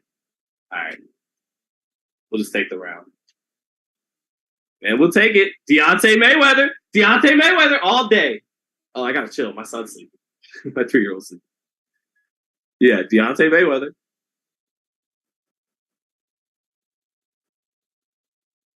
Back on it.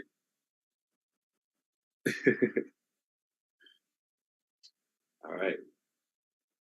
Let's just keep this shit up. When is this game coming out? I don't know. This is the free beta, though. So if you have a PC, get on Steam and download it.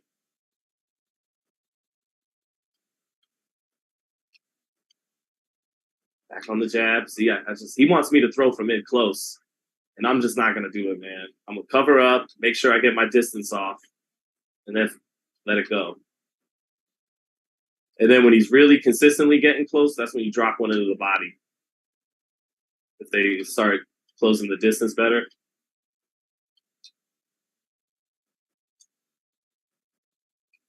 Good head movement by him. Oh, just off. I just like to reset in that center.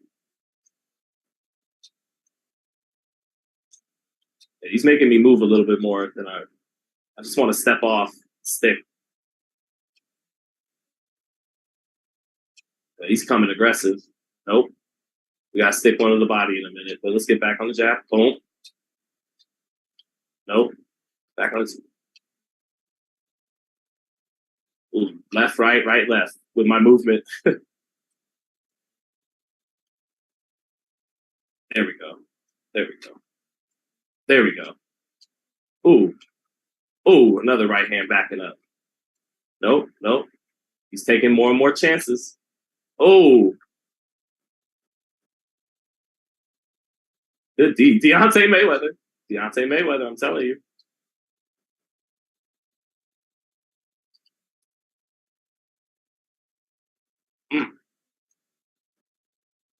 Dang, he's stepping in, but he's wasting some energy here. And my defense is on point.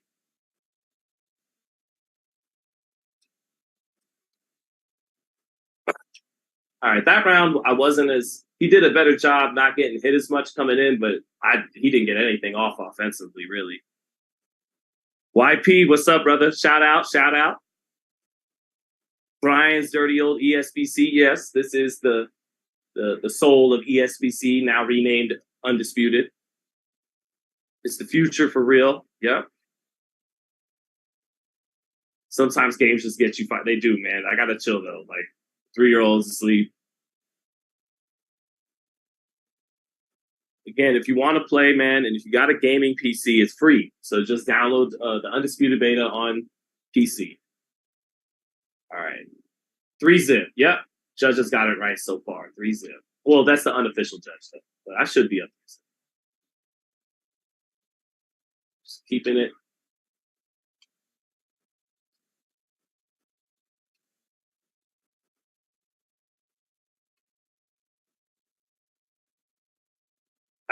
All right. Stay calm with it. There we go. There we go. Back on that. Wait. Just trying to crowd me. Oh, I was trying to make him pay with that one. Hold on. There it is. It's that right hand of the body when they start closing that gap a little bit sometimes. Can't always be the jab in the right hand.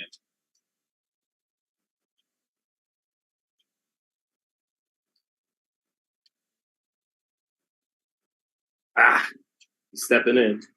Nope. Oh, he got me with one. That was the first real good shot.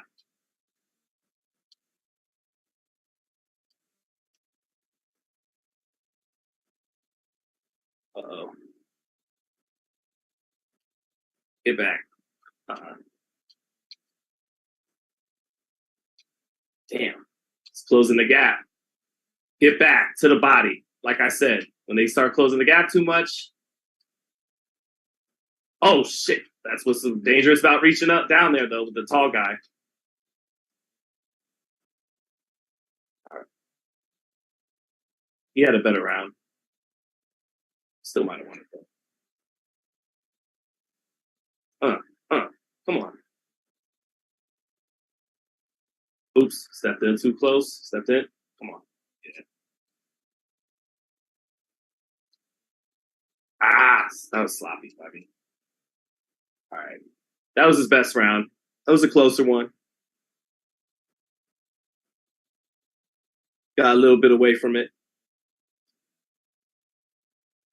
Yeah, work that power jab more. You'll hurt him. Exactly. I agree with you, Freddie. I'm just stick with that. Yep.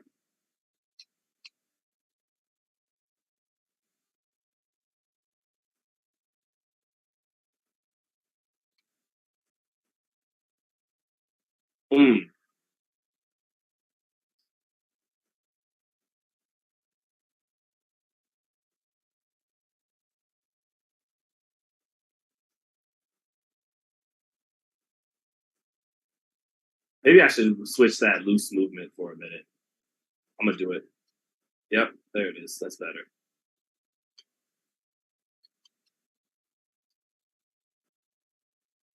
You're easier to stun, though, in loose movement in the game.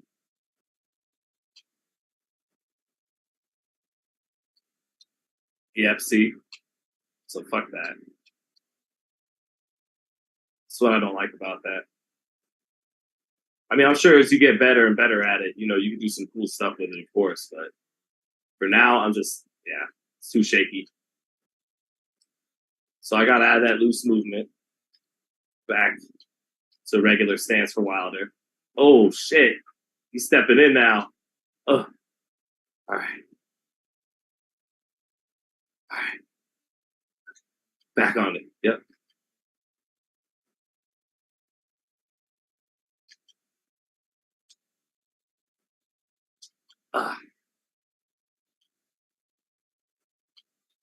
Now I'm on my bike too much. Now I'm on my bike too much. Fuck that. Let's go. I mean, I can move, but I don't need to be on my bike.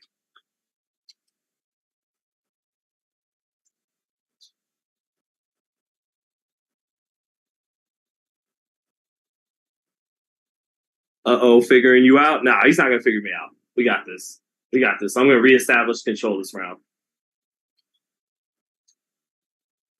Oh, come on. That should have gave me that one.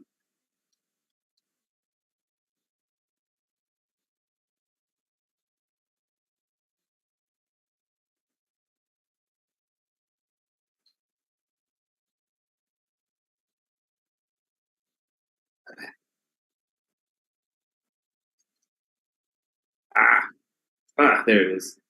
There it is. There it is. There it is. A left hook for Wilder. He's not expecting that. Okay. All right, fuck it.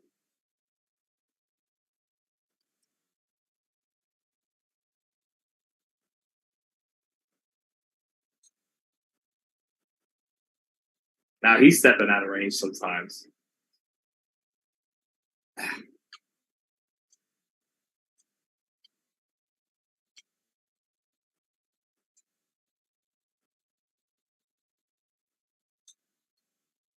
All right.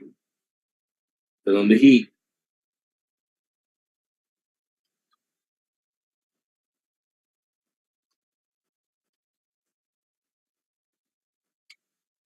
Oh, do that again.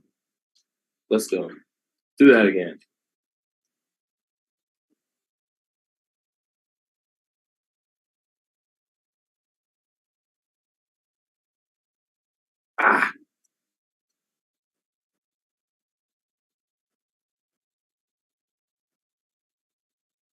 Switch up. Let me step off the jab. Like that. There it is.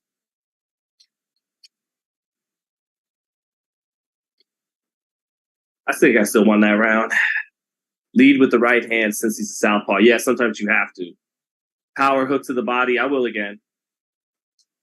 I'm gonna drop a right hand to the body still here and there. They got me up. I don't have to get crazy.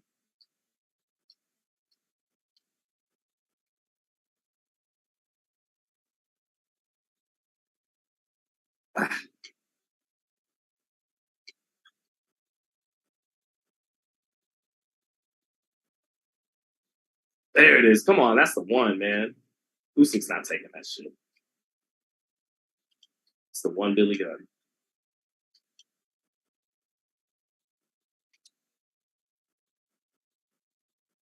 Get back, man. I'm gonna kill your fucking body next time. Get back. Get back. I'm telling you. One of these body shots. See? One of these body shots, I'm telling you.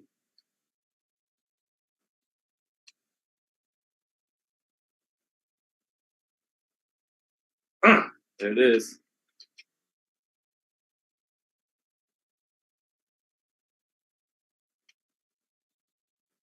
Mm-hmm.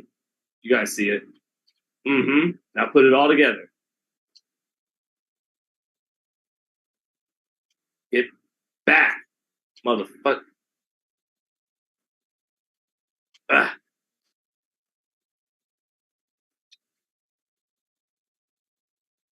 Now I'll stay in there with you. Come on.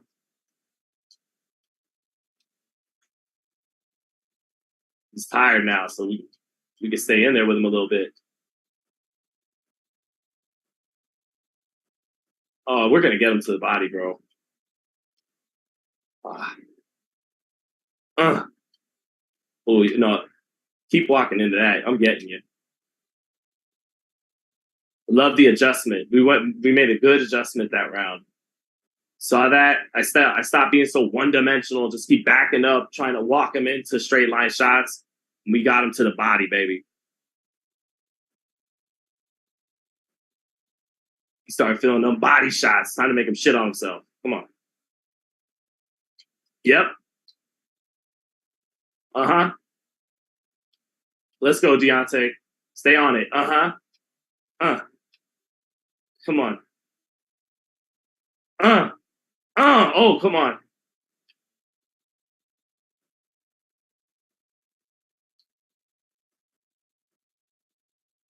Careful here. We gotta be careful.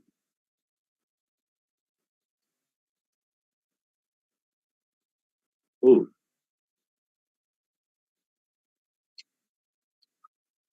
Come on now. Oh, shit. You can't get reckless. Oh, hold on. Let's not forget about our big shot here, this one. But you know what? Nah, man. It's the body, huh? Oh, shit. All right, come on. Keep trying to get that off. Watch what happens. Come on.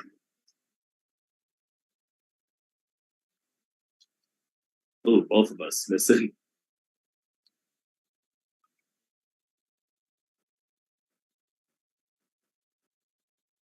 There it is.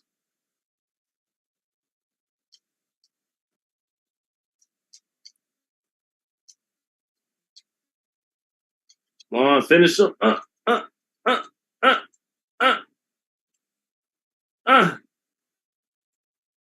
want a knockdown, damn it. Come on, there it is. Oh, shit. All right, calm down. Well, we try to get him out of there, but Nope. Well, we'll take that. We'll take it. Dang, man. Hey, Usyk walked through a lot of right hands. Like, damn. I don't know if some of them right hands, man. I don't know about all that. So let's see. But yeah, 7-1. He got pretty easy. Held him to just 30% connect. He threw 614. He threw over 200 more shots than I did, but I just picked them off. 23-9 in counter punches, 115-29 in power shots. Yeah, I probably could have stopped him if I would have put together the body shots earlier and didn't fight so one-dimensional midway through the fight. I didn't make, that's what's cool about the game. You got to make some adjustments. Yeah, Usyk not eating those rights. No, he's not. I agree. Let's see. Hold on, to the winner's cam.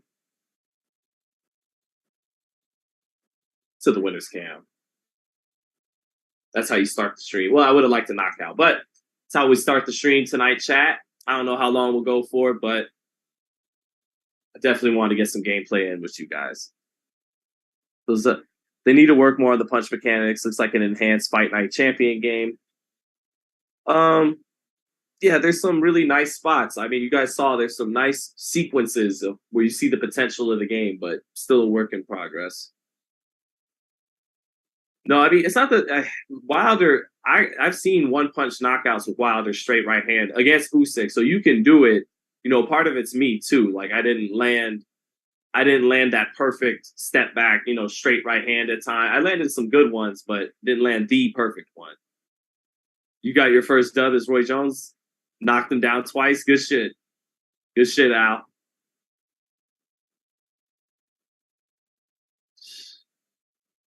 Rogue, Camargo, Teo got a gift decision. Bud Crawford looked good against the bum. Yeah, Bud, as usual with Bud, it took him a couple rounds to get going. Got hit with the right hand that first round, but he did his thing, man. That knockout was beautiful. The 4-3 got him with the 4-3, the uppercut into the right hook, into the lead hook, the backhand uppercut into the lead hook. Appreciate it, Gaspar Daniel. All right. So this time, let's rock with Roy.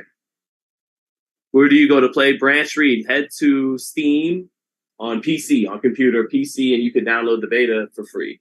So, yeah, if you have a gaming PC, then you could just download it there. Flip, yeah, I had 3 amateur fights back in 2006, 2007. It looks more technical than Fight Night, but doesn't look as smooth. The punch is just weird. Like when there's, that's to be expected, kind of in a beta stage. But it is more simulation style for sure.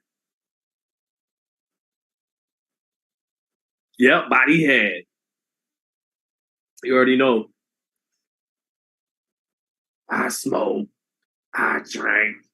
I'm supposed to stop, but I can't. I'm a dog. I love hoes. I'm addicted to money, cars, and clothes. That was the Roy Jones album. So everyone knows. Is Tyson in it? No, he's not in the beta, but I believe he's going to be in the final game. All right, let's get it.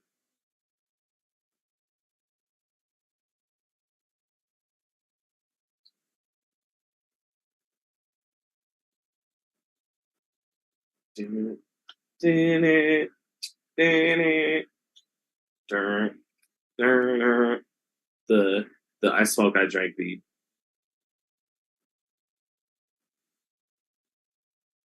Let's go. We gonna work the body. We gonna hit the head. We bust the bitch in. Okay. Ah! oh, he don't want it. Oh, he's already quit. No. No, guys. That's a dub. To the winners camp. That's a dub. That's a first round knockout. I don't want to hear it. 2-0 tonight. I don't want to hear it. 2-0. You saw it. That's a first round rage quit. I don't want to hear it. No Salazar. I would do Tank and Ryan, but Ryan will be in the early access, but this isn't the early access. It's just the beta, a demo. And so no Tank or Ryan in the demo, unfortunately. Yeah, Young Bloods with Roy Jones was the jam.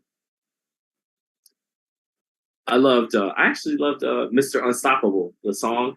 It's still Mr. Unstoppable. It's still Mr. Unknockoutable. He was paralyzed with fear. It smells like OTR. He was shitted himself. He saw that. He's shook by the bright lights. Yeah. He saw that Pensacola, Florida boy across from him with them blue trunks. Said, nah. Let's go. All right. I want to be blue trunks, Roy. I just think they're swaggy. No, I'm red trunks, Roy. That works. Whatever. All right.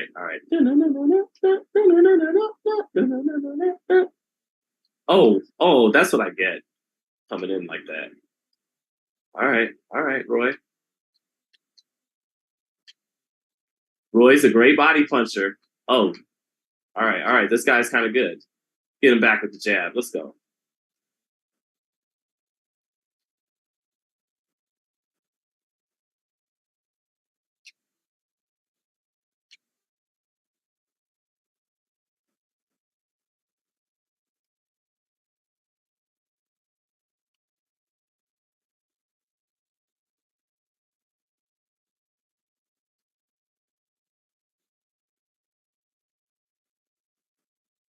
Shoot that down there again. I'll catch it and whop.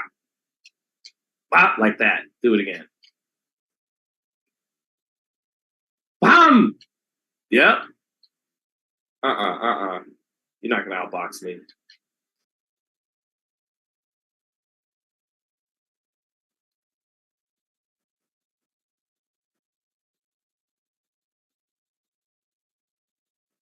Ah. Oh, good. No, that was good by him. All right. Uh-oh. Throwing it from too far out.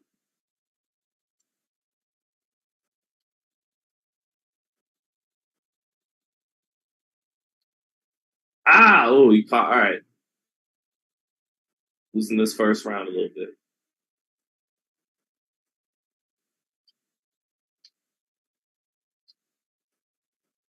Ah.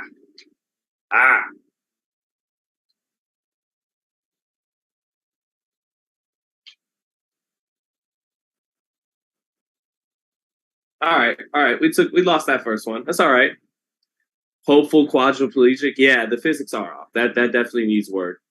Definitely needs tightening up. But those things can be fixed. Can you duck in this game? Yeah, you can. Here, I'll show you. Wow. All right.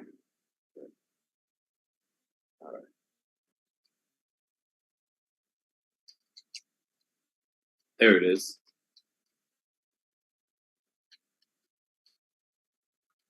Oh, he hurt me to the body. He hurt me to the body. All right. I'm going to have to really tighten up tonight. Nope. Oh. Ah, got me again to the body. All right.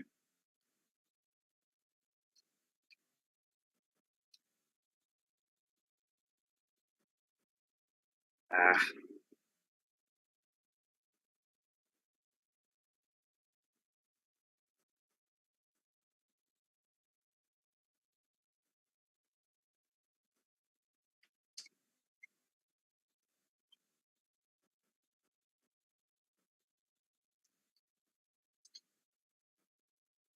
We're going to get him back. Mm-hmm. Ah. We have to bring everything out the bag. Uh-huh.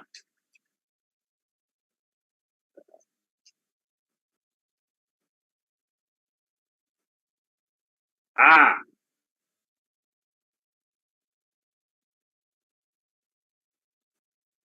Got him. Got him again. Let's go with that right hand. We're finding it.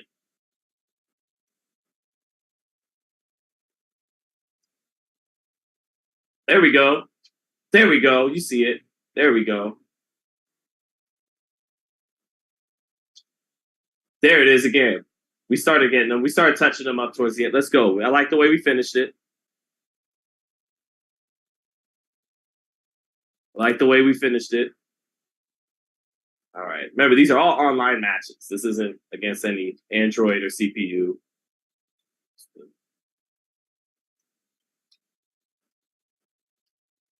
Ah. All right. Hold on. All right. Hold on. I'm starting off shitty in the rounds. I gotta stop doing that.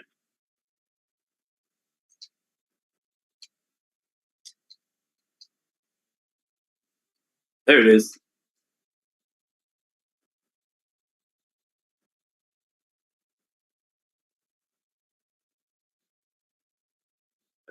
There we go.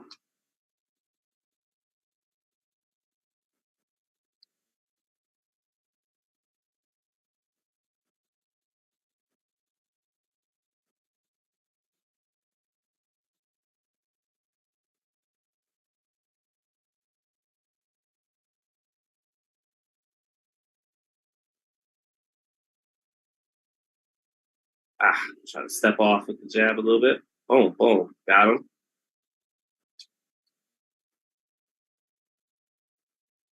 There we go.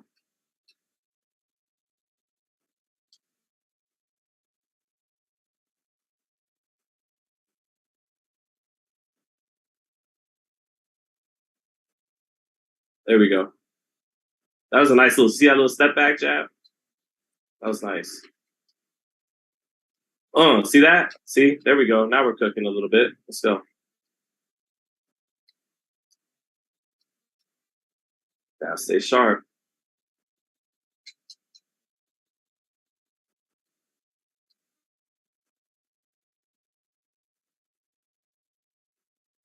There it is.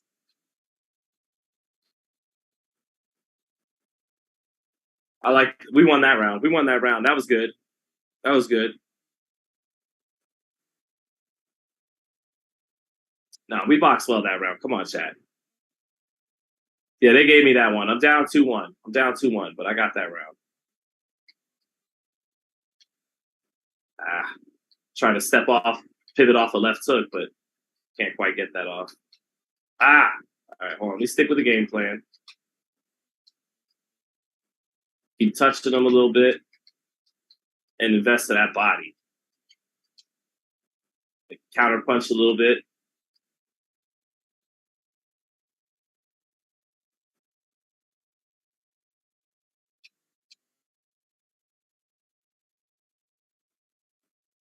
There we go. To the body. Oh, there we go with the hook. There it was. Come on. Again to the body. Come on. Yeah, there we go. That's better.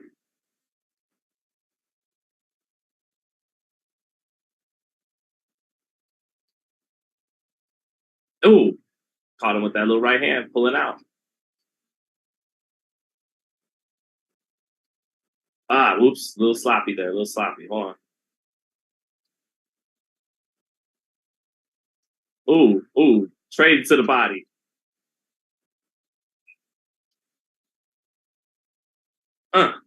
Yep, finish up with the right hand.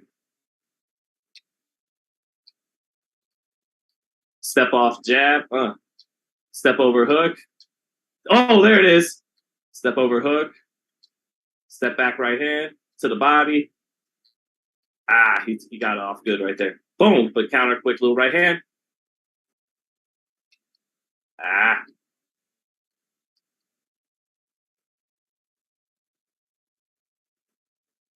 Let's let him miss and make him pay with a body shot here. Yep. We won that round. Key is to stay landing counters. It is. Like, it's the punch in between their punches while you're doing your thing and not like sit on the counter and overly just bait the counter like I was trying to do with Wilder, just keep backing up and trying to walk him into a right hand. Or it's being the second and third and fourth layer of those exchanges, being smart and knowing when to do the quick block and shooting to the body or shooting to the head, you know. Yeah, 2-2. Got those two back. All right. Pretty intense fight in terms of thinking.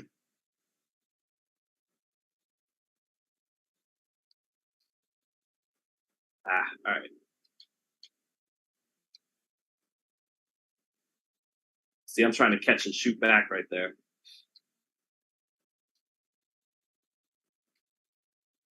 Hook off the jab. Yep.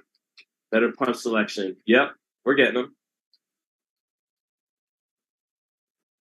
I gotta be careful with that stamina. Back at the center of the ring.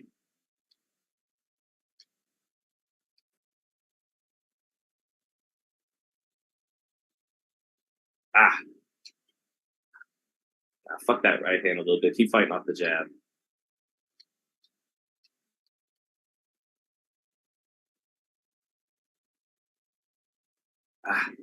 Little short. Damn it. Little short, damn it. Get over here.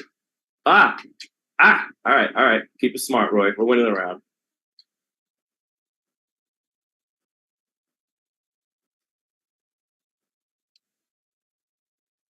There we go. Place the shot. Oh, no.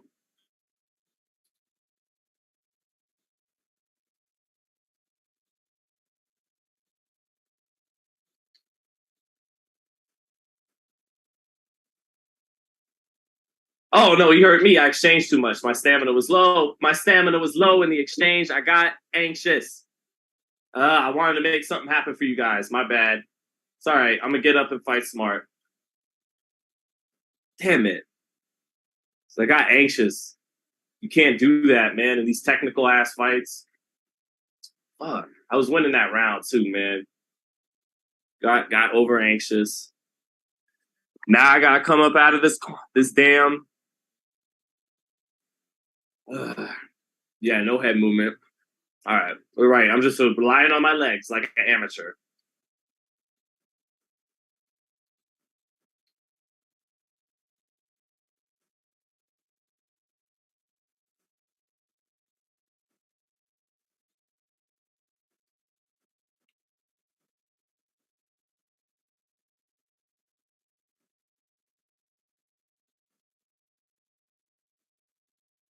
All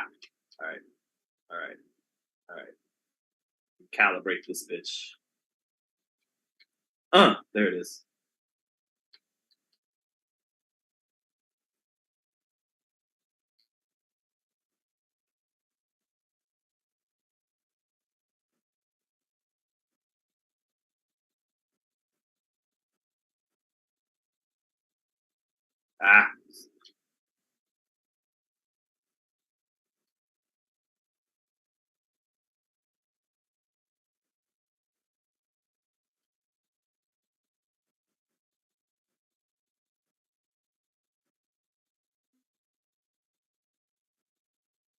Catch his ass in between shots. There it is.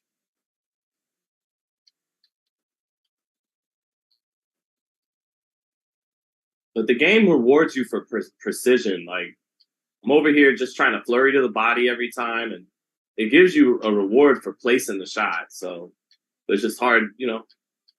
Boxing's hard. Too far out. And then he steps off to the side. He's done that to me so many times with that fucking body shot.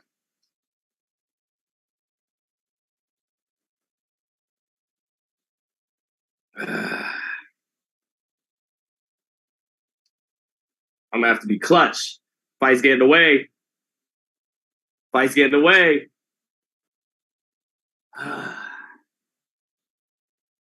Fight's getting away, man. We got 2 rounds to make something happen.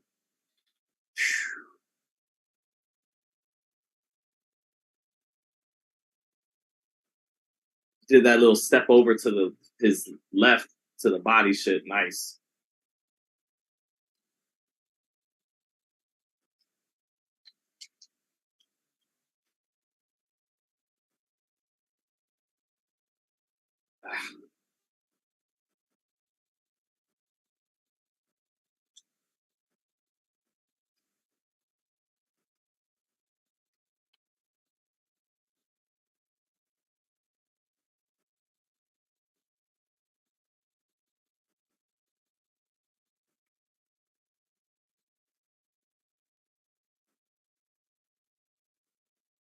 Don't mind me, I'm gonna get a little quiet, try and pull this bitch off.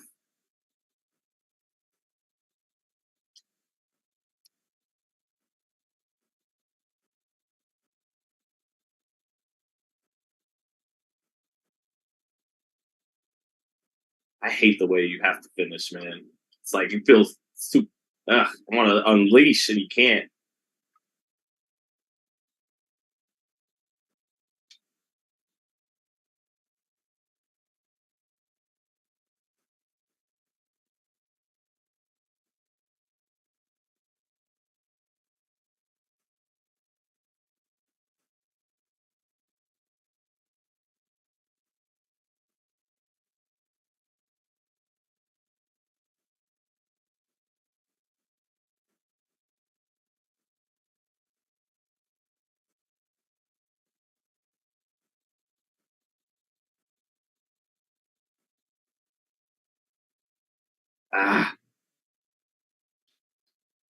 Trying to land a big shot here. He gets a damage increase when he switches to his little loose stance. We won the round, but we need a damn knockdown.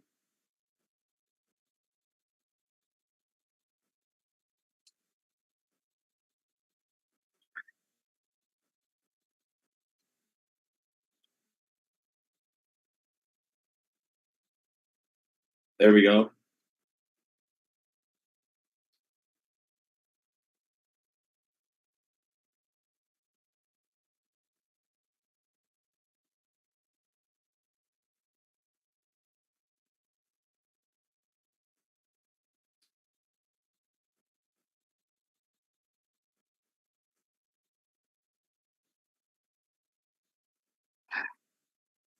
Oh, come on. That's the one.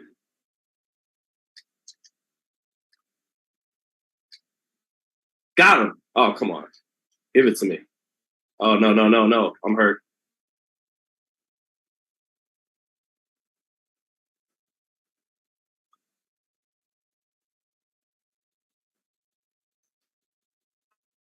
All right, fuck this smooth style shit. Let's go.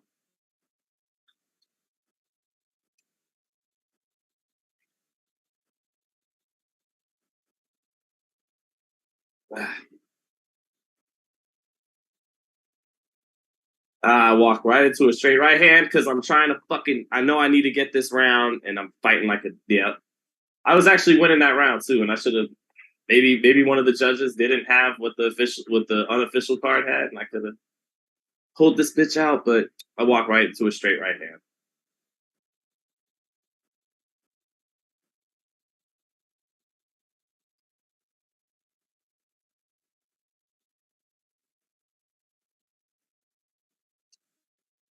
Trying to just come on now.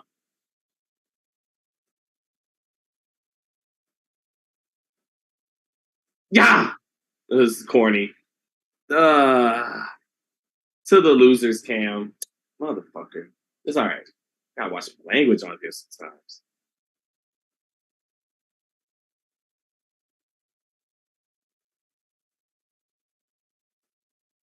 Man, I think I'm. Man, let me see here. Yeah, nah, he had it one just period. Ugh. Yeah, yeah, he got me. I just gotta play better. No excuses there. To the losers cam. It has been a long day. Has been a long day. It has been a long day, guys. To be fair. To be fair. Let's see here.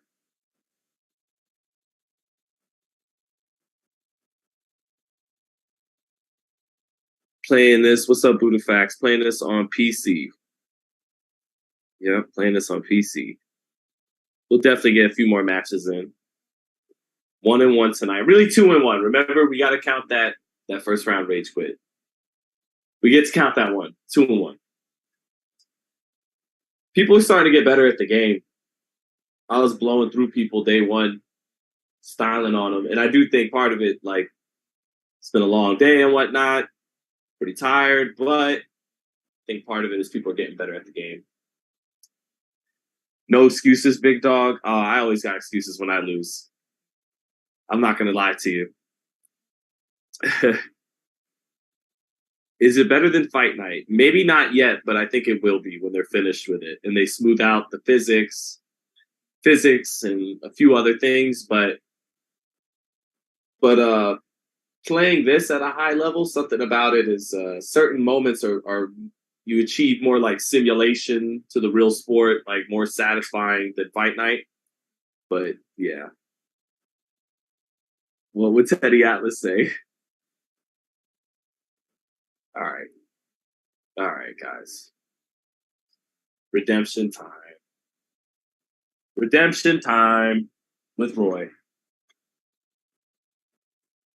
Let's go.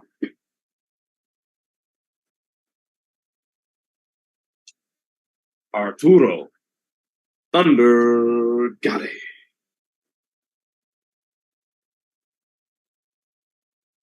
Former IBF junior lightweight, former WBC super lightweight, champion of the world.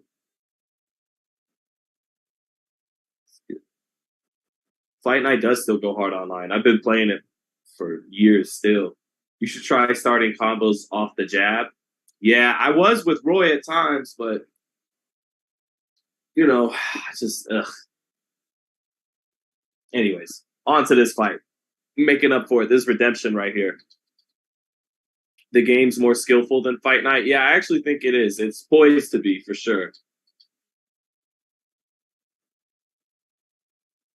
Let's go. Man, I gotta really go back and watch the Teofimo fight because I was calling Terence's fight, and like the third round, I had to ditch Teo's fight. I have to watch it myself. Stay on the outside foot, yeah.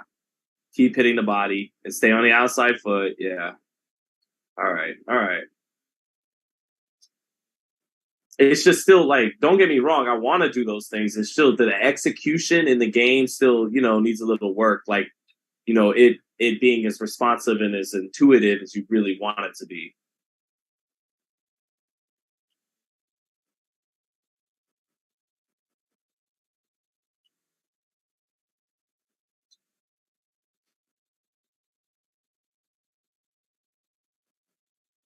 Fight more technical. I'm Red Trunks Roy.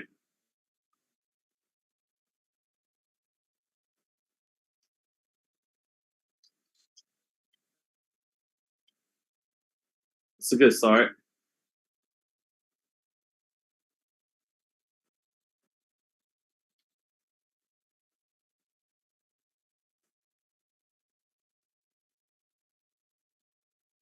We don't need to do that. Keep it sharp and clean. I see what you mean about that outside lead foot, that positioning, but ooh, at least we caught him back with the hook. All right. Redemption. Redemption. Redemption. Redemption.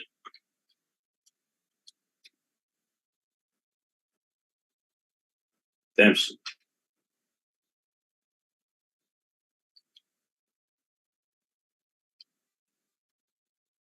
Redemption. Styling on him. Ah, okay. Nope. Nope. Hold on.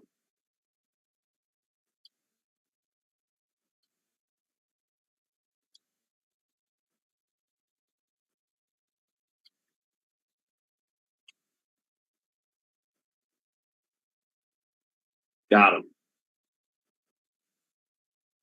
I was ashamed, guys. I really want to make up for that shit. You guys did not stay up this late to watch me play on some bullshit. So I gotta bring the fire. I gotta bring it.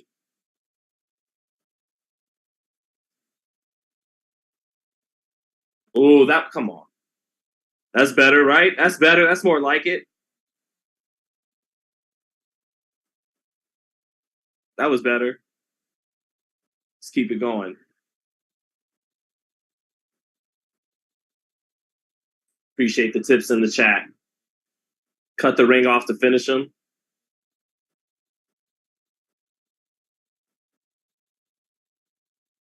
Ooh, see that jab to the body?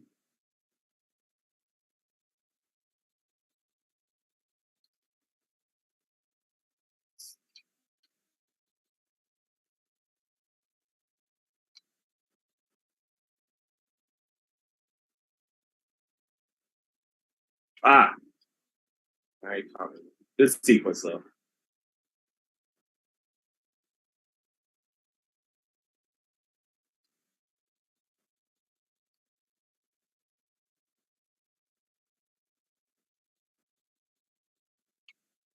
Ah, come on. No, I didn't want to step back. I just wanted to come back with the hook. We didn't need to step back.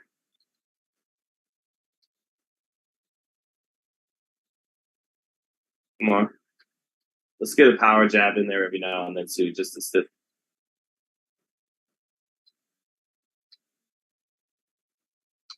Yeah, the game rewards you more for that sharp shooting, so I'm trying to do that. More about accuracy, placing a nice shot. So,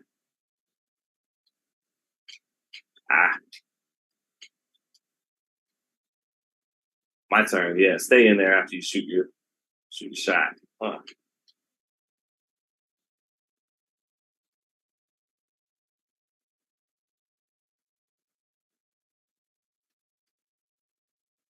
Yep.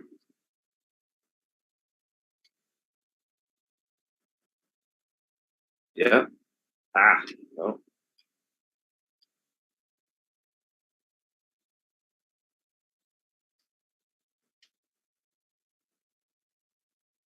Boom. That's how you do it. That's how you do it. Step in off that little angle, rip to the body, saw his big shot come in, boom, came back with a straight right hand. That was better. Yeah, that lead foot tip on point. Yeah, Branch Reed. It's important. I see. It would be dope to have Floyd in this game, of course. Hollow Fist. Is the beta on Xbox? No, only PC only. PC only. Yeah, PC only till release. All right. Let's keep it smart, keep it sharp, not get crazy with it. The power jab is so good.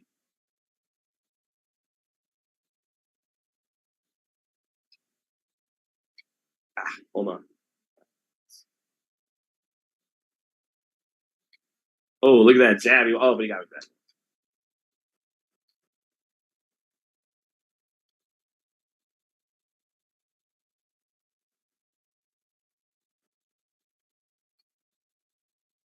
Boom. Yep. Okay. I was trying to style a little bit.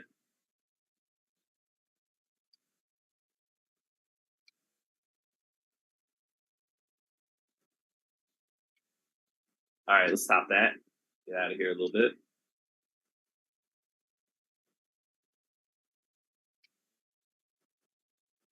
Keep sharpshooting him. Punching in between his punches. Boom, like that. Oh, that was nice. That was nice.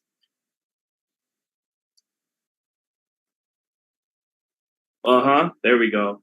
Punching between his punches. Boom. Be smart with the positioning. I see you. I see you, Undisputed. Hold on. There it is. Don't come back with that straight right when he's up close like that. I gotta rip back to the body. Like that. Yep. All right, I see you. See, I did it again, though. I threw that lead right instead of coming back like that.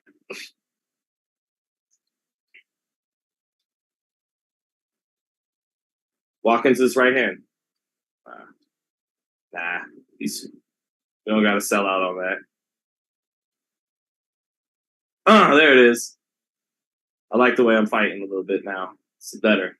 That's redemption. Redemption.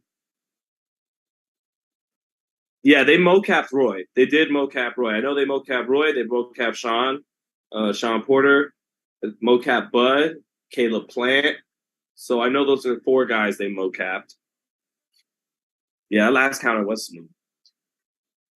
Let's do it. Let's keep it going. 3-zip, 3-zip. Just keep doing what I'm doing, and we'll redeem myself. But see, I just got to keep remembering the game rewards precision. Like it wants you to box. Like it doesn't just want these skirmishes over and over again. It wants to reward one guy for out positioning the other.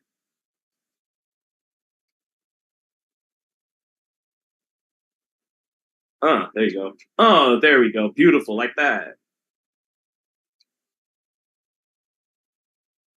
Trust me, it is hard as hell when they are hurt. Like, it's so weird. The game just won't let you in range. It just won't let you in range.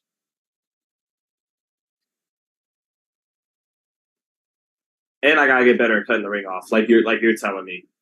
My man in the chat, Reed. Oh! Sorry, all right, calm down. Leonardo's asleep. That was sexy. Again, now we're looking like Roy. It's still Mr. Unstoppable. It's still. Oh.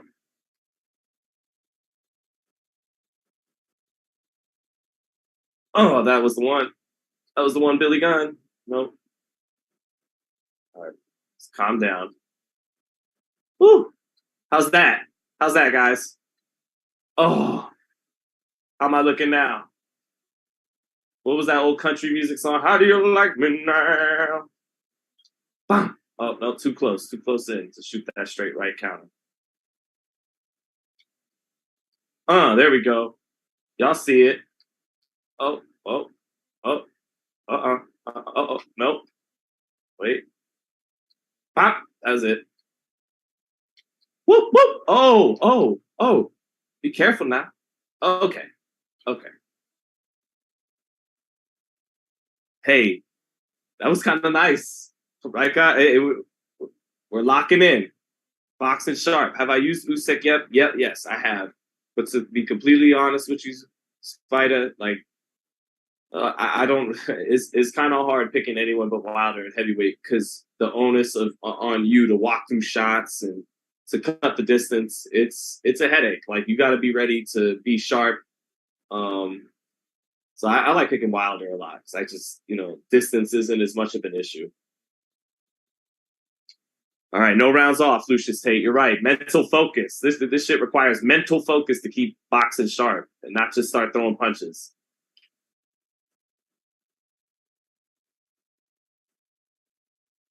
To not just do that. No, I try to step in.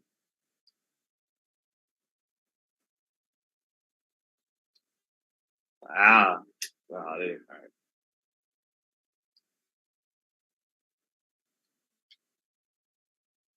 Ooh. What it is like the counter windows and the step backs are really small. They're not obvious to the eye. So like that, like they're really by an inch. So the game's gonna maybe have to do a maybe better job with the window, like to let you know, hey, that was your side, your step to outside the lead foot counter. But it's kind of cool at the same time how it's a game of inches like that. Like you see how I'm just barely stepping outside to the lead foot to get that off. But all right, let's get back to what I was doing. Just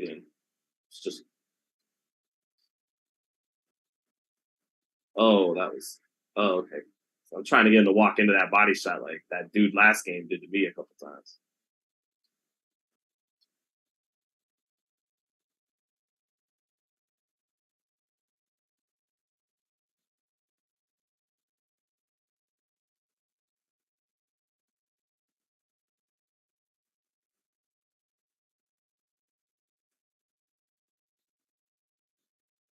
Ah, it's all right. We're winning the round.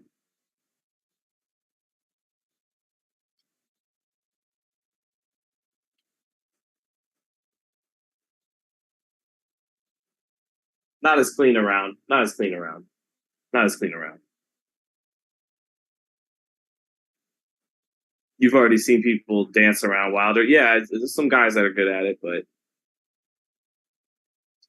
all right, here we go.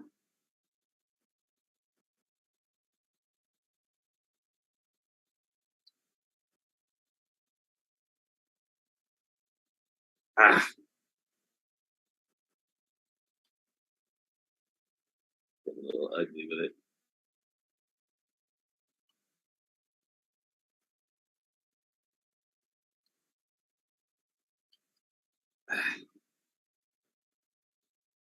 Got to make some adjustments here. I don't know which ones. Just keep boxes. The stab jab. Yeah. There it is. Do that. Yep.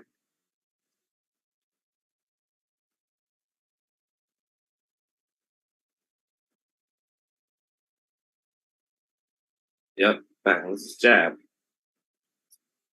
Back to the jab. Back to the jab. Uh-oh. See, I got greedy. Wanted to get that right hand off. Just stick the jab in his face right now. And then we'll set something up off that jab. Yep.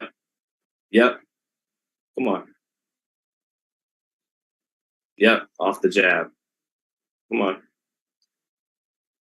Eventually we'll get him to walk into something.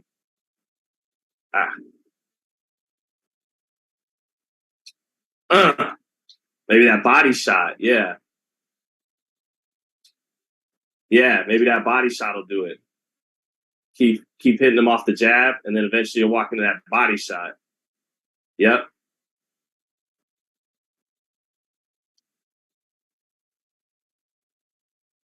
Yeah, that's the adjustment, y'all.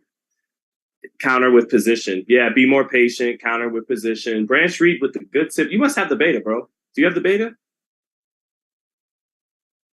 Where is the damage in this game like they promised us? It's there, Leo Line. Like I've seen brutal one punch knockouts, and your boys just got to play sharp and make it happen.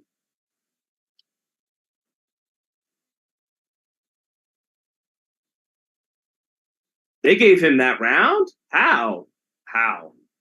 Whatever. I'm not getting away from it.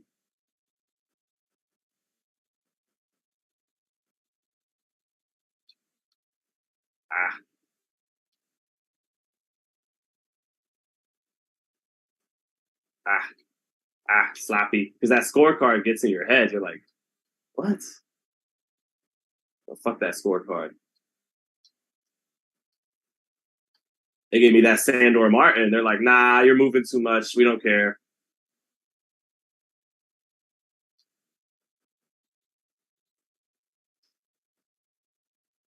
Yeah. We're going to get him with it.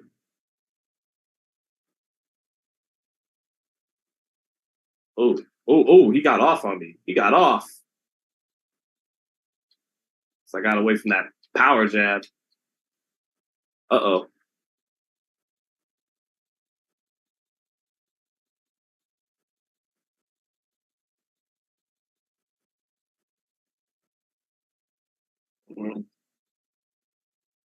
They got in my head, guys, with that round. They really did. I'm sorry. I'm going to just have to chill for a second and get my mind right. I'm like, really? There it is. Sometimes taking a step back's good. Got him. To the body. To the body. Left hook to the body, baby. Thank you. Sometimes you got to take that step back and not just keep throwing and throwing. You know, take a second and think, and then it comes. There we go. Phew.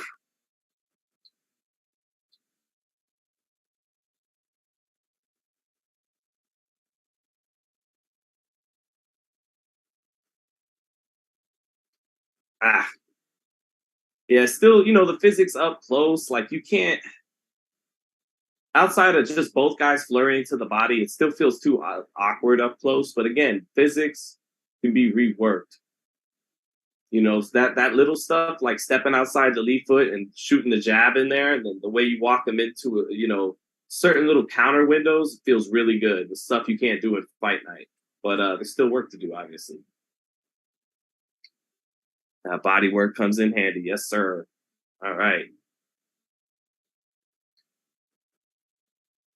Let's see if we can end it now. Fight smart.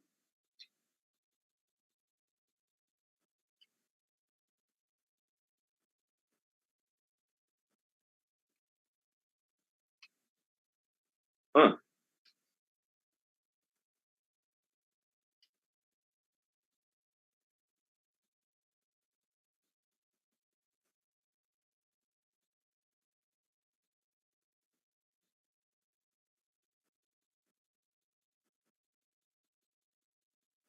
Oh, that was beautiful. That was beautiful, right? Got him.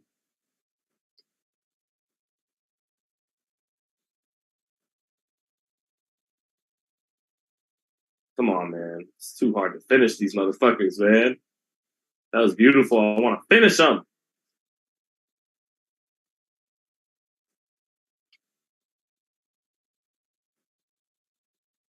You guys see the skills, though. You guys see the skills. Come on. Oh, there it was. Trying to. Come on. Yeah, forget the power shot. We'll just walk them in with regular shots. I think we can get them hurt like that.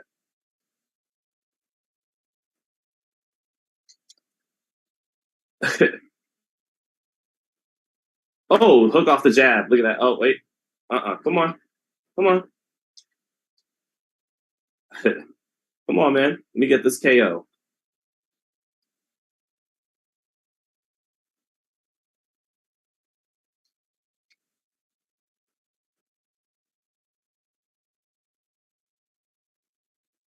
Ah. We'll take that. We'll take that. Piecing them up. Beautiful combo. That was a nice combo, though. That was a nice combo. All right. Redemption with Roy. Redemption with Roy. We played pretty clean with Roy that game.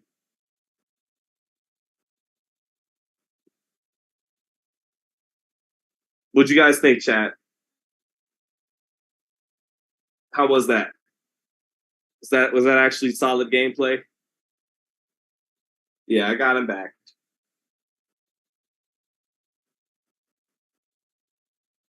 It's the counters, 38 to 21 in the counters. He threw no power shots. Wow. But yeah, got him. You got him. So the winners camp, thank the Lord. Thank the Lord. 3-1 because of that rage break. All right, baby. Redemption. Redemption. Let's go. Box sick. Thank you. Thank you, Freddie. Clean. Thank you, Branchery. Good win. Yeah, we'll take that. We'll take that. What time is it over here? Midnight? Shut up, man. Man, I'm tempted to kind of, maybe we will find a way to drop this Tim Bradley. I think I know how to do it. Use your boxing IQ for advantage. Right, right. That's what the game helps you with that.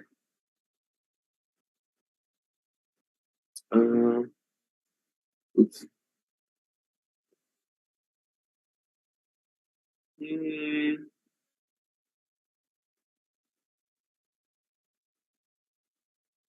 I'm just curious, guys. Check something. Oh, hold on. Whoops. You don't want to do that.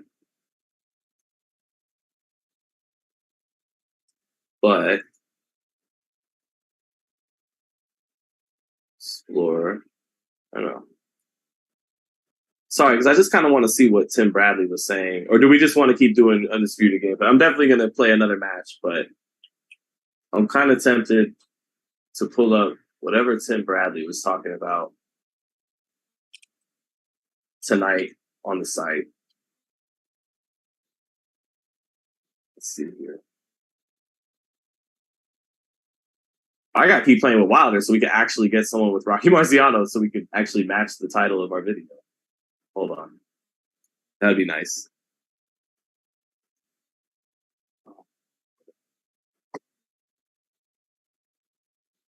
Tim Bradley snarls at Javante Davis. Oh, okay. Let's see that for a minute. I'm gonna try something here. We might get this shot. If not, whatever.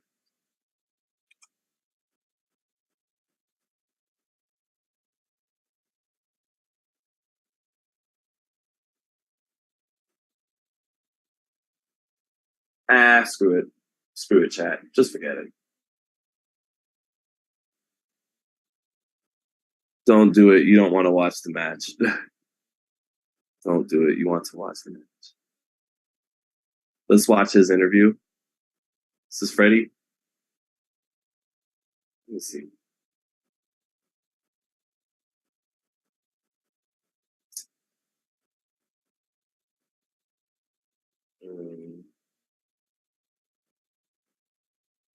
Okay, I think we can.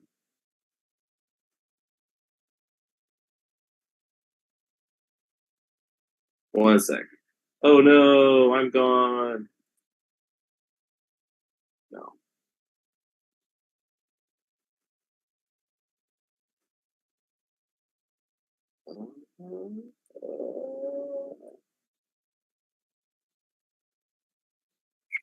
Anyway, I could do it, but then I'd go black for a second. All right, we'll just play the game. I'll stick to. You guys know the site. You can go see my man Hans's interview if you want. I'm gonna definitely check it out when I'm done streaming.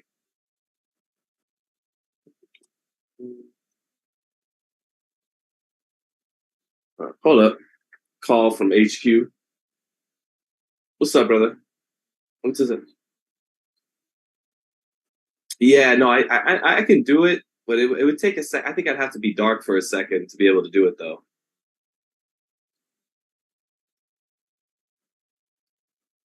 Yeah. Yep.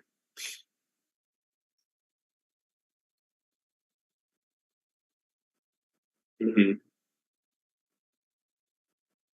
Yeah, I actually got it pulled up already, and it's yeah, I got it pulled up. I even have it in one of the sources, but like I didn't click it. I didn't click the eyeball on. Right.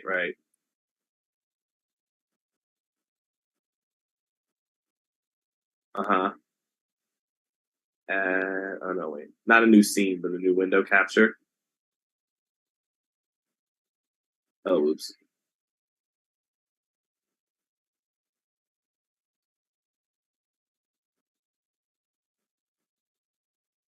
Okay.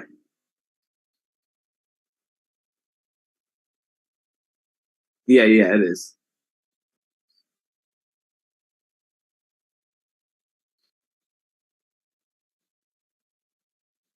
Yeah. Um,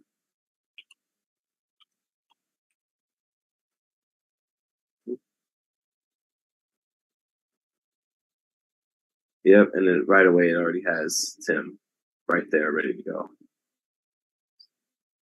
Okay. Ooh, that's the main scene now. I think that's what they're seeing. Okay,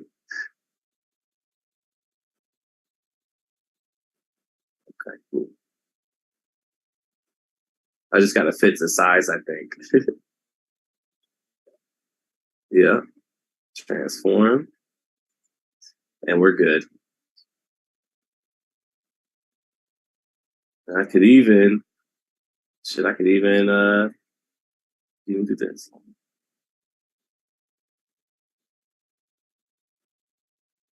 There I am now. Ha ha ha ha, people, we pulled this off in real time. All right, let me check this interview out for a second, then I'm gonna play more Undisputed Beta. All right, cool. There. All right, so sorry for those of you who just want to see Undisputed Beta gameplay. I do apologize, but I think we're gonna I think we're just gonna real quick watch this Tim Bradley interview, and then we'll hop right back in. Hold on.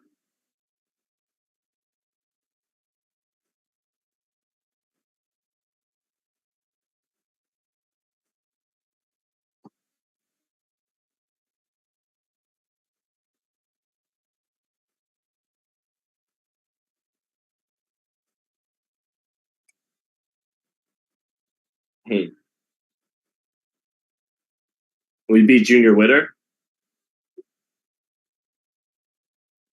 Yeah, he beat Junior Witter for the WBO, I think.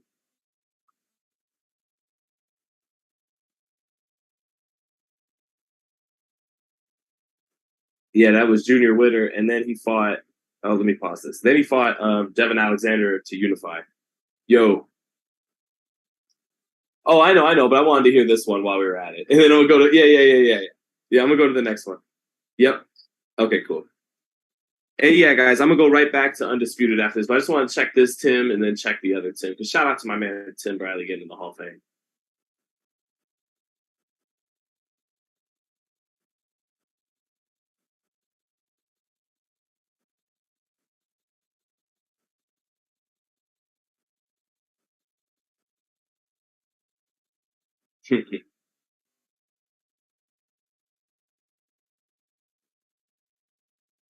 So out of all the moments, Junior Witter.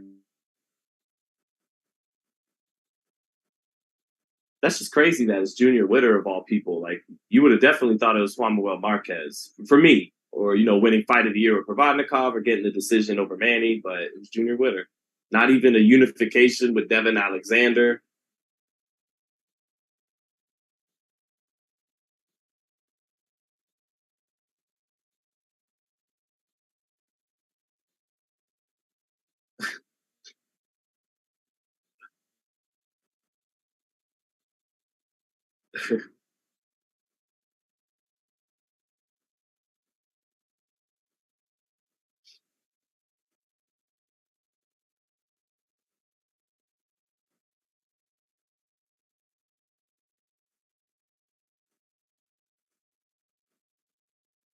I mean, Tim was a 140 and 147 pounder, so I'm sure he would eat up a bunch of 130 and 135 pounders. Yeah, he would. He would.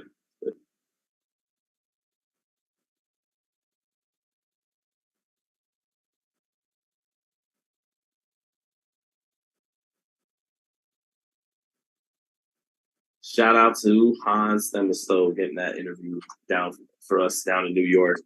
Well, hey, he beat Juan Manuel Marquez. That's facts, man. He beat killers. Juan Manuel Marquez, it was a great win coming off the Pacquiao fight. And then, all right, we'll do this and then let's get to Undisputed. Trying all kinds of things. Tim versus Gervonta, December 2023.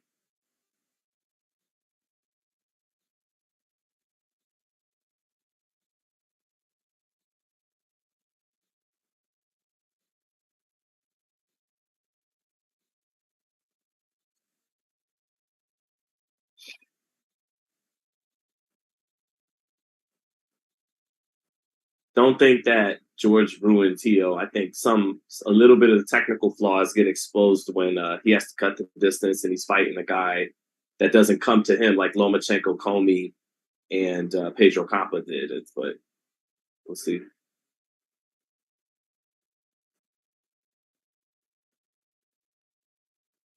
Miles Connor, chill, man. We're getting right back to the Undisputed gameplay in a moment, brother.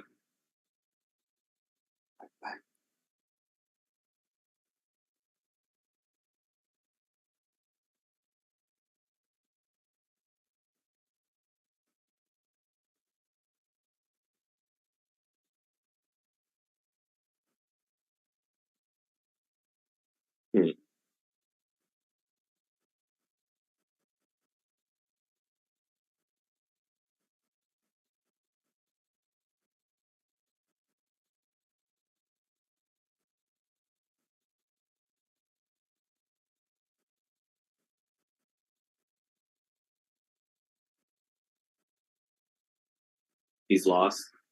Is that what Tim was trying to say? He's lost.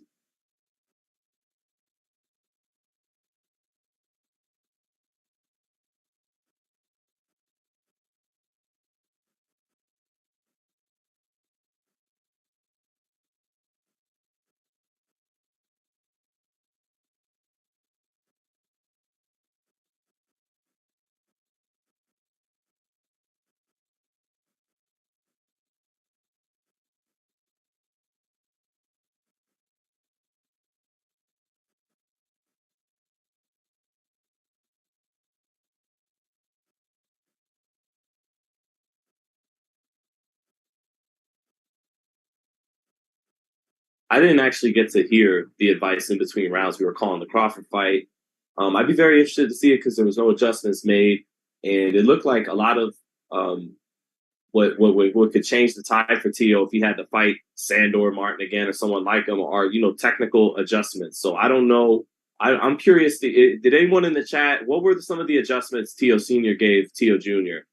If you were listening to the broadcast on the chat, let me know because he kept going with the same setups he started with in round one. He would try to touch with the jab, and then shoot a right, straight right to the body, a straight right up top. And I get it. That's what you do against a southpaw, but he never took really he was shooting off the same combinations in round 9 and 10, basically, that he did in one. Although he picked it up a little bit in 9 and 10 and started doubling up on the right hand to the body, to the head, but he kept getting hit with the same check right hook over and over again because he kept coming in with the same way. And again, like I said numerous times on the round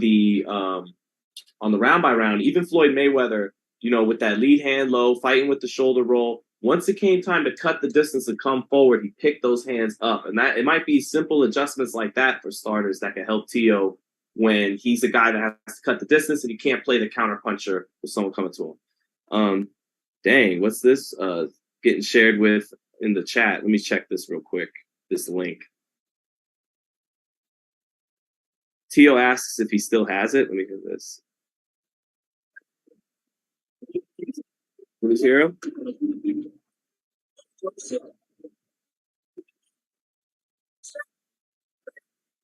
Damn. Well, there's no sport in boxing. That's great drama, great human drama playing out in real time before us with Teofimo questioning himself like that. I think he does. I think he does got it in terms of talent and ability, reflexes, hand speed, punching power. But maybe you got to pick your fucking hands up a little bit when you're coming in. And I say that to be funny. Like, hey, maybe your problems aren't as drastic as you're thinking in that moment. Maybe they can be corrected. So it's technical adjustments. Maybe his father isn't the guy to do that, and I've never been on that train. But tonight there was no adjustments made. Kept getting hit with the same check right hook coming in, and that can be fixed. I think. Let's see.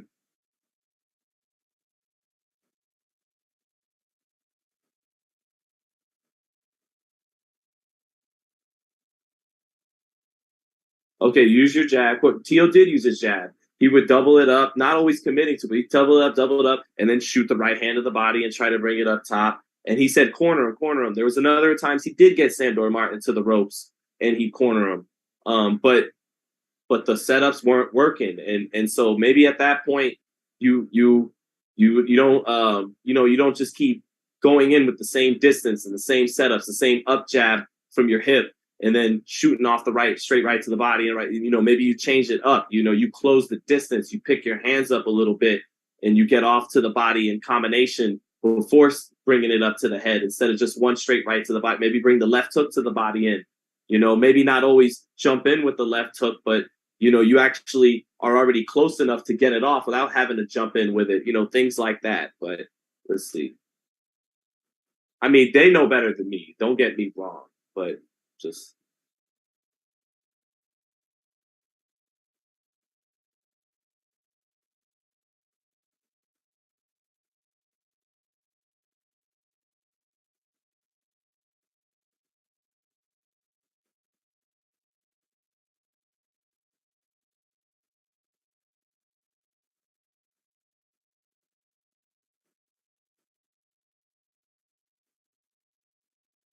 All right.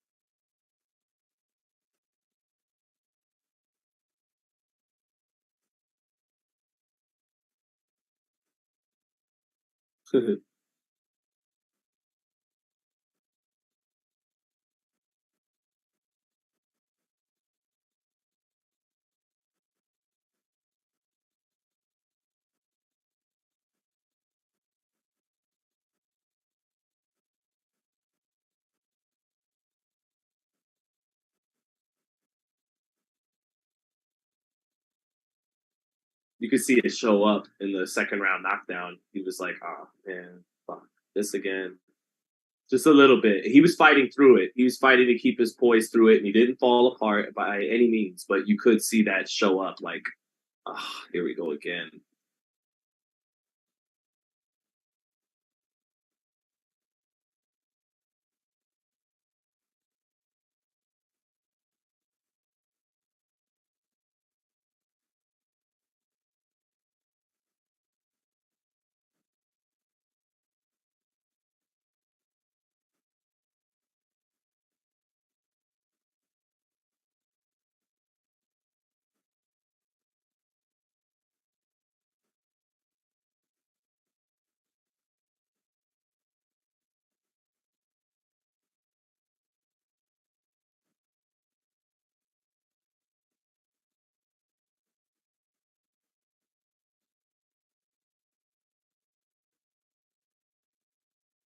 He beat the hell out of Zepeda.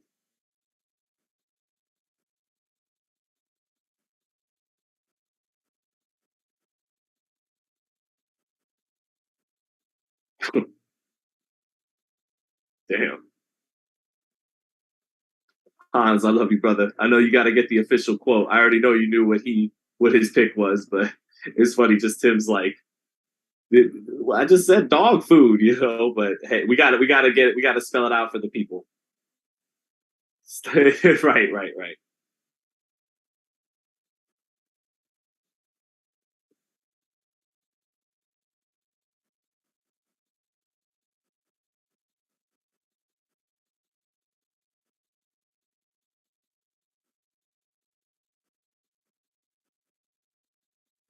Yeah.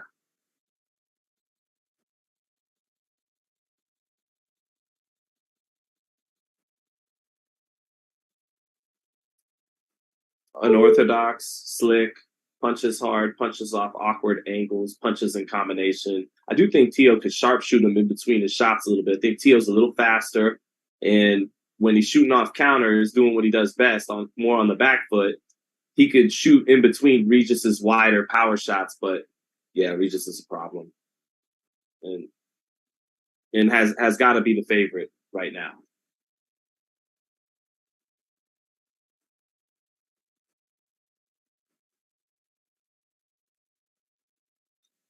Devin's a horrible style for Teo. Always has been. Is a lot of what Teo has to do. Teo has to do so many things out of character to be successful against Devin. Cut the ring off and things of that nature. That like if you couldn't do that, do that well against Sandor Martin, it's going to be a problem with Devin. Teo and Tank's a better style matchup for him. Teo and Ryan.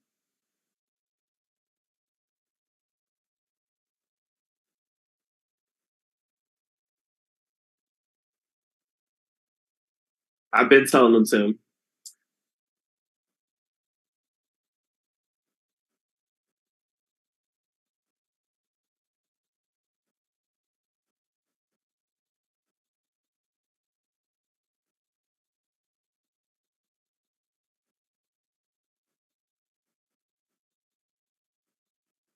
And instincts. What they call Goku Ultra Instinct. It's because it's almost without thinking. And I think that's something Devin's had since he was a kid. He's just got he fights instinctually.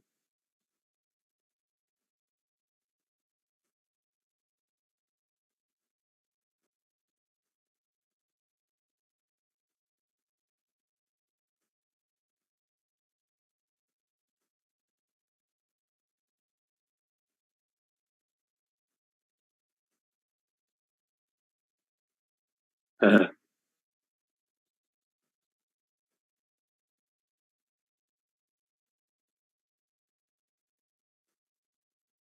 the only guy he lost to. Yeah, those are his 2 L's, both to Manny. I think I actually scored the fight a draw when I rewatched it a couple times because Manny just fought. He bullshitted in a lot of rounds. It just let a lot of rounds get to him.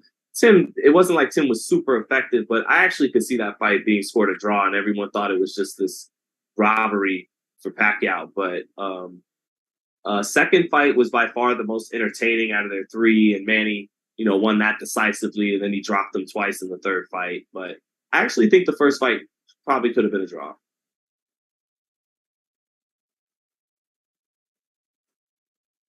That was his bad. That was a shiny moment. I was so sure Marquez was going to knock Tim out because Tim had just fought Provodnikov, and him getting into all those exchanges. I said, man, he's going to get into some exchanges, and Marquez is going to put him out. But he boxed his ass off, paid attention to the Floyd tape, and cemented his Hall of Fame status. Well, thanks for letting me watch that, guys. I love Tim. Tim's my guy. He's such a great analyst right now in the game. And now let's get back to Undisputed. Let's finish. Let's finish the day. Let's finish the day right. Undisputed Beta. All right.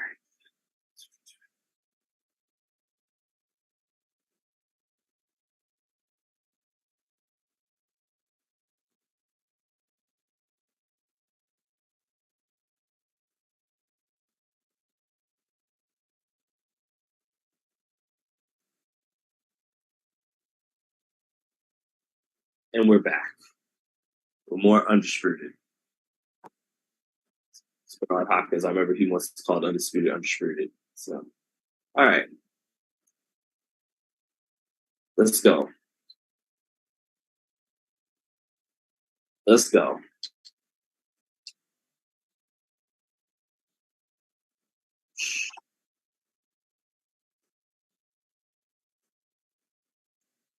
You ready, chat? Are we ready?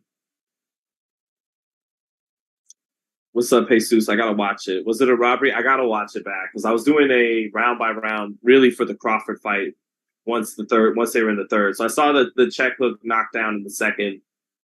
So I had 1-1 with a 1-point advantage for B. Wilder for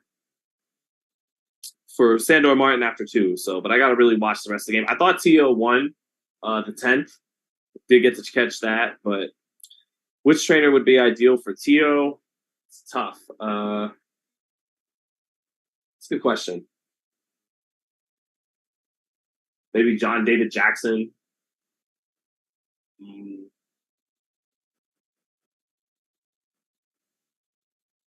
Maybe Eddie Reynoso. Because he's been cool with Canelo Alvarez, right, over the years. Maybe I'll rock Rocky Marciano, guys. I'll rock Rocky. Just don't hold it against me if I get stopped by Wilder because we're trying to cut the ring off. Oh, never mind. Deontay Wilder it is. But maybe Reynoso because they already had, Canelo offered it to the young man before. Like, bro, you can come to my gym. And maybe Tio really should take it up on it. I don't know. Because Eddie, he already, he understands, like, he'll work with Tio and his flexible upper body movement. He won't just make him put, but he's done a great job with Canelo of Canelo maintaining his flexibility in his upper body movement, but he keeps his hands up, while he's coming in, and Tio could use that. So maybe Eddie Reynoso. All right, guys. You know the game plan against Usyk. Fight long, walk him into the power jab, walk him into the straight right hand. And then if he crowds you, eventually get off that big right hand to the body. All right, I'm Wilder. Here we go, guys. Back to Undisputed. Oh, to the power jab again.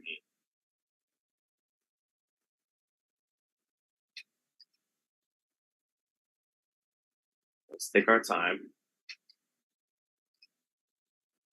Off the power jab. Ooh, right hand to the body. Off the power jab. Right hand to the body. Off the power jab. Right hand to the body.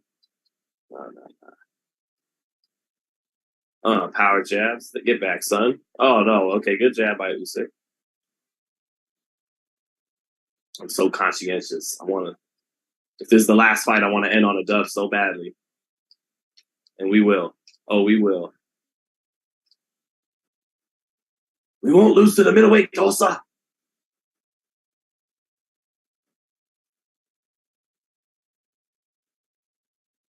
I feel like Usyk got a lot of fanboys these days. Nothing wrong with that. I'm just saying. Comes to the territory of being a great fighter. Go back, son. Get back. Yeah. Oh, he quit. He quit. Rage quit. He saw that straight right hand. He said, "Fuck all that. Fuck all that." That's a rage quit, guys. First round knockout. 3-1. 3-1. I'm doing my thing. That won't be the last fight of the night, though. We won't get off that easy. Middleweight sausage. What were the punch stats while it lasted? Look at that. 12 of 54 to 15 of 23. I was sharp shooting. Ooh. Ooh, look at that. Look at that, guys. Come on, man. I let him get off 2-1. More than 2-1. That's how you sharpshoot in that matchup. We'll take that all day. You know what time it is. You know what time it is. What time is it, Chad? To the winner's camp. To the winner's camp. Let's go. It's been a decent night. Except for that one fight, that Roy mirror match that got away from me.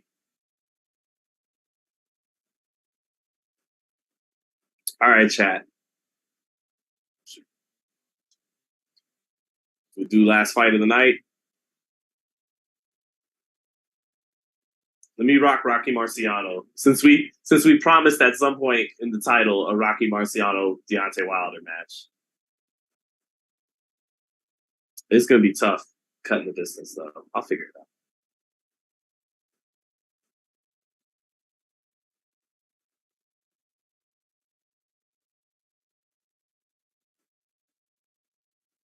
All right, here we go. Now we have officially delivered on the title of the video. All right, guys.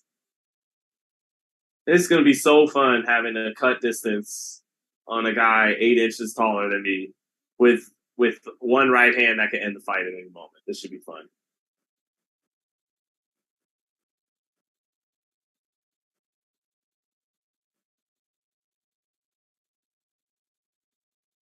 All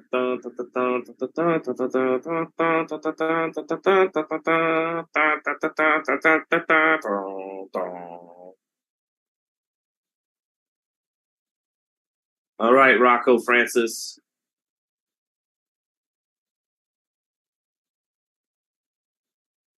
Damn. All right, high guard like a motherfucker, Lucius Tate. Let's go.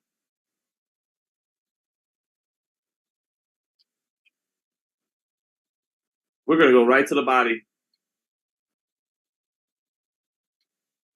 I gotta take my time though, man. I can't just come in.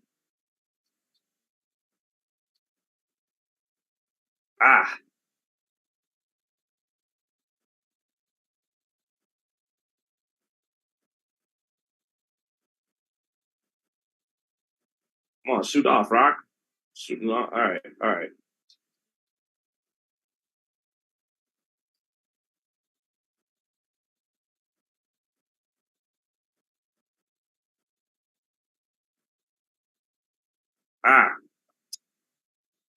Give me a moment, guys. Got to readjust to having to be the little guy.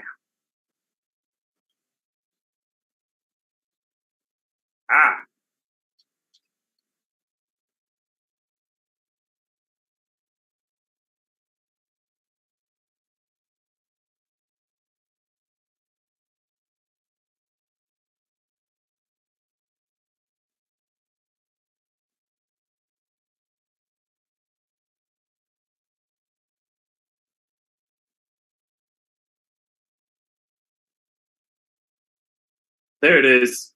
Ah, shit. Ah, can't get caught with that after digging down there, though. I'll walk him into shit. I got him. Oh, shit.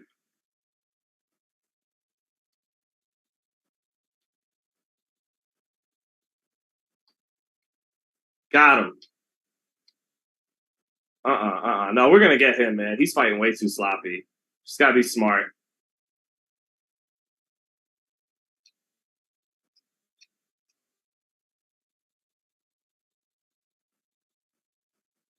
Close first round. We closed decent, though. Come on, Rock. Get those hands up. Yo, Adrian. Gotta walk him down over here. Yo, Deontay Wilder.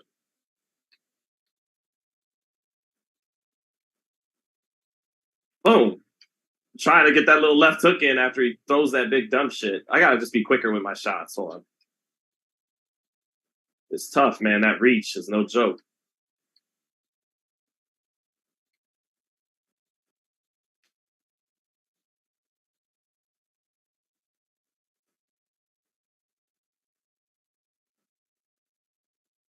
Oh, I got caught. I got caught coming in too aggressive, man. I gotta take my time. Damn. God damn. Throwing it like a murderer to the body.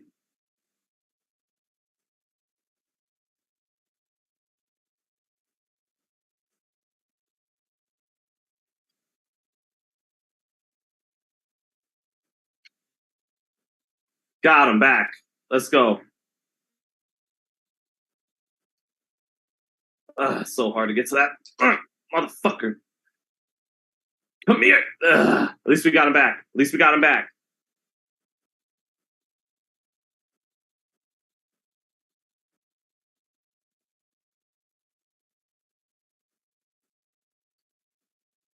I keep stepping off to the left, maybe.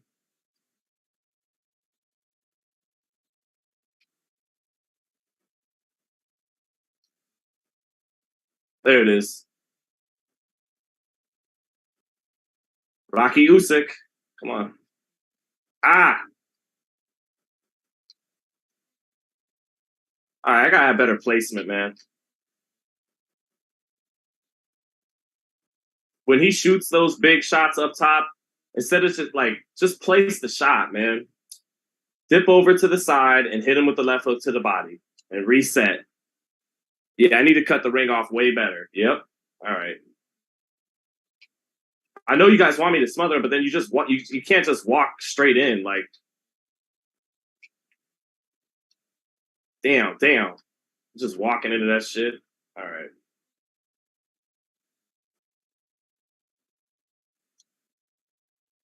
That reach.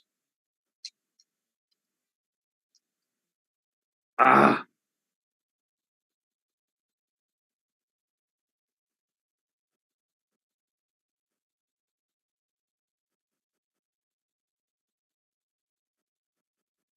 Shit.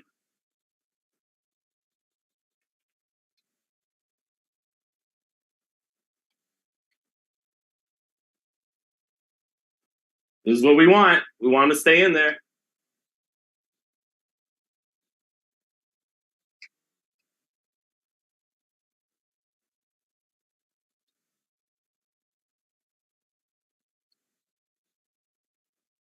That's what we want, though.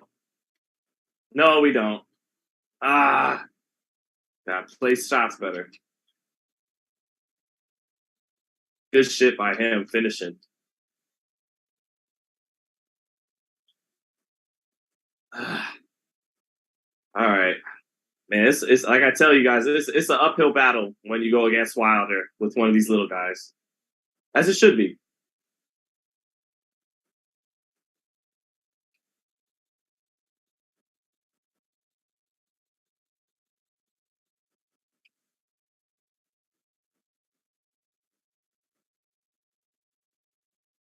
Just so short. Oh my god, just forget it.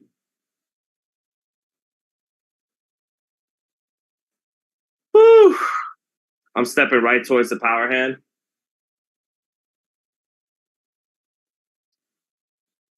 What am I'm trying to remember. Am I supposed to step to my left or to my right? To the right. To the right. Okay. All right. Let's try that. We'll try that out a little bit.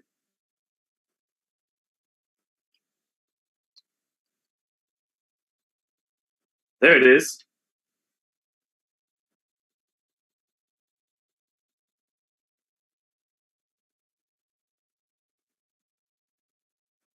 Don't get reckless in these exchanges. Pick shots.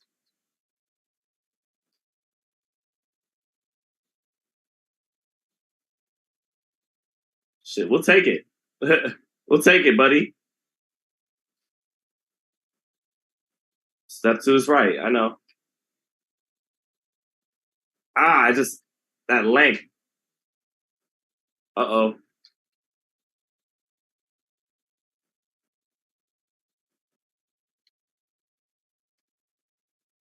Come on. I was in range. Give me that.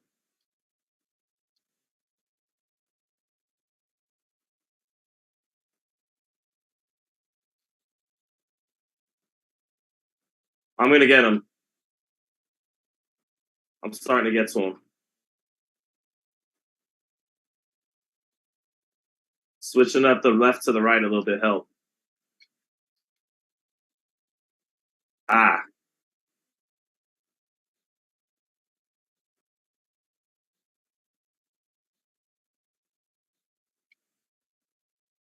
There we go.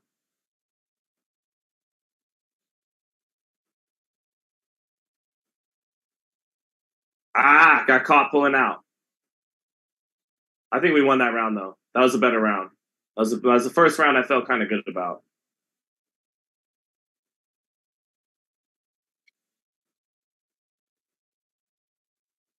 There we go. Step outside the lead foot. Yep, Chappelle handed. It's tough, but yeah.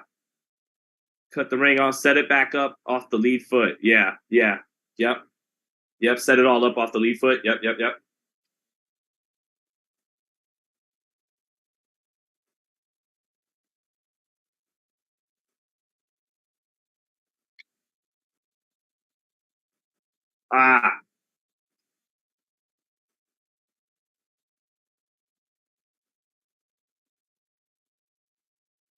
We like that. We'll take that. Yep, we definitely softened them up.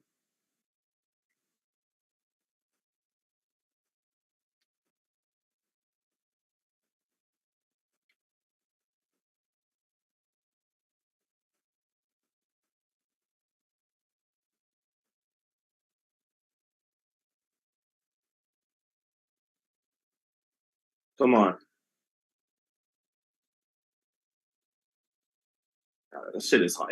Man, it is hard when they get hurt to follow up on it. Good jab.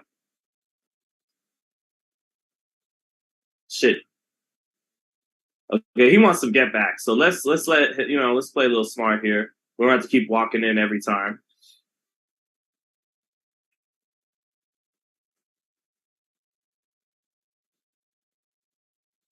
Oh, that's a counter.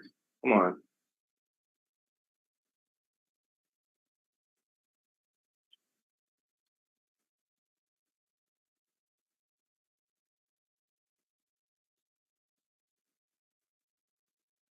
Oh, what happened? They glitched out on me. You guys didn't even see a punch fucking land. Come on. So I got impatient a little bit. Okay.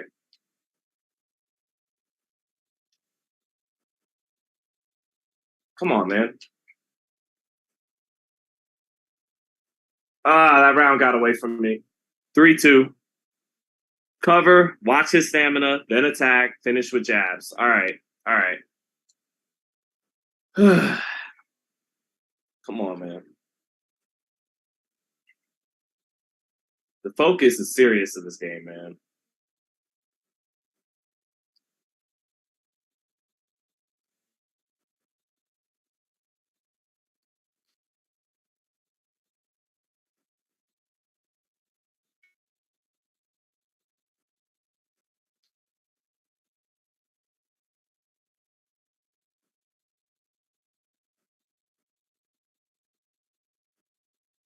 But you're gonna give him that. Okay.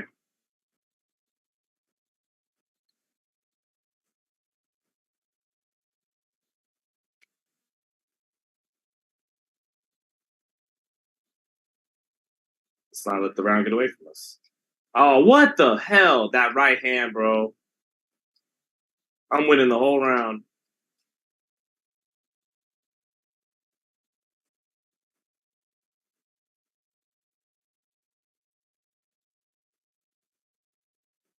Still winning the round, man. This is ridiculous, though, with that straight right hand. It's hard. All right.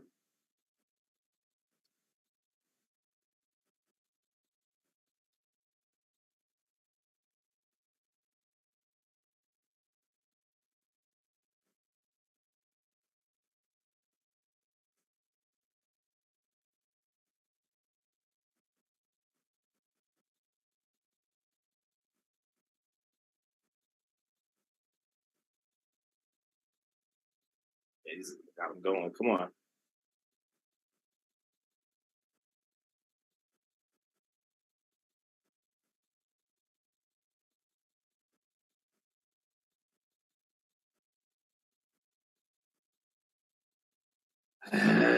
Frustrating. Let's see what I'm interested to see what the card is after 6. This is tough. It's tough, man. You got to be perfect walking in on this guy, man. All even, all even, all even. All right, this shit is. Whew, I really want this one though.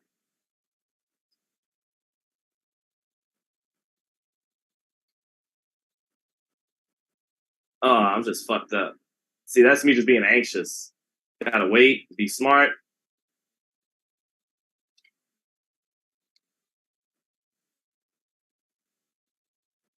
Hurt him.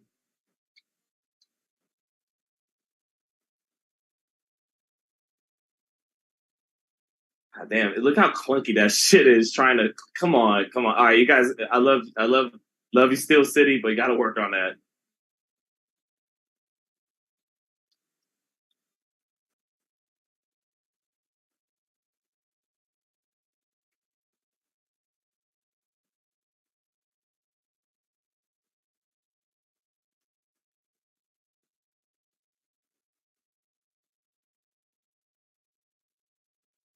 Ah, don't want this round to get away from me. I'm it's tempted to like play keep outside where you.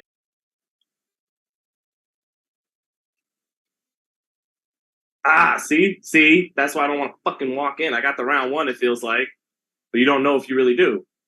So we just got to fight.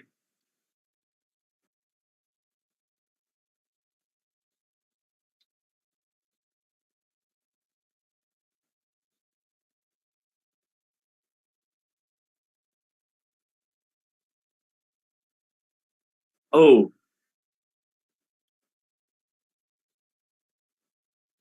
close. Did I get that round, or did I let it get around away from me? Let him come to me. Oh, Chappelle Harmon, you don't know how Chappelle Hannon. You don't know how tough that is, bro. Oh, he quit. He quit. Goddamn it, he quit. That's a win. I don't know if it really is, but he quit or disconnection or he quit. I have no idea. I don't know what the thrilling conclusion to that fight was about to be, but man, it was stressful. I feel like I was up 4 rounds to 3.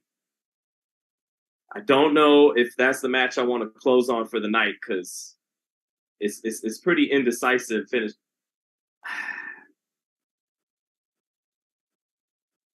You know what? It's 1 a.m, man. We're gonna call it a night on it. We'll call it a night on it. I'm pretty tired. I know Lucius Tate, but we're gonna call it a night on that. I've loved rocking with you guys all night. Thank you for rocking with me. I don't know. I don't know.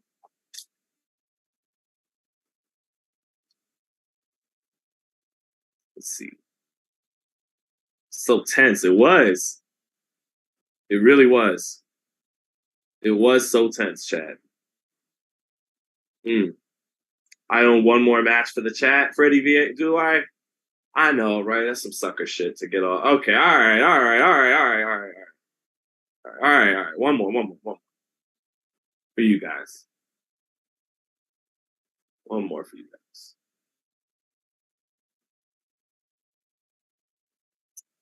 Purdy, Black 59 Razor, Brock Purdy, Big Cock Brock. Yeah. The next break, we're taking out the Bucks tomorrow for sure.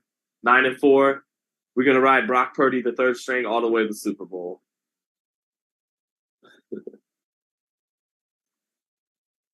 All right, here we go. One more. End on a dub. I got one more in me. Who do you guys want me to use?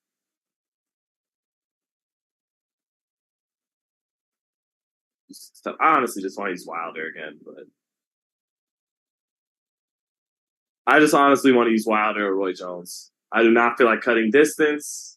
I'm good on that right now. Requires a lot of thought. I'd rather just people walk into my punches. Jones, you fight more like a Usyk boxer than you do with a power puncher, right? My man Nature's Lover wants to see Usyk. Maybe I'll just go ahead and give that Usyk. All right, fuck it. That way we got everybody in, right? We got one with Roy, we got one with Usyk, we got one with Rocky, and we got one with Deontay. So that works. Sorry, Nigel Ben. Sorry, ladies.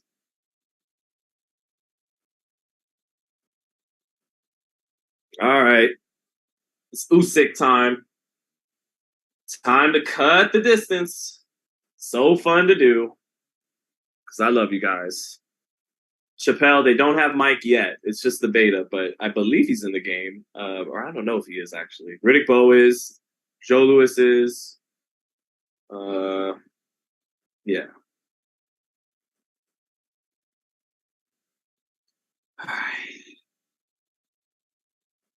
Seriously, watch. All right, here we go, guys. All right. Gonna have to play sweaty, as the kids say.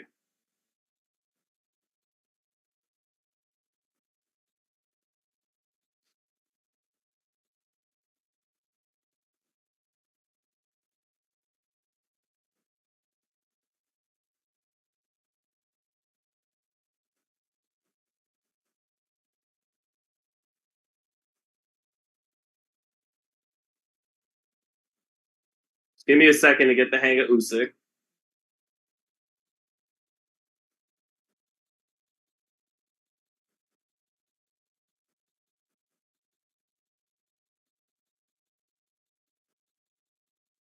Oops.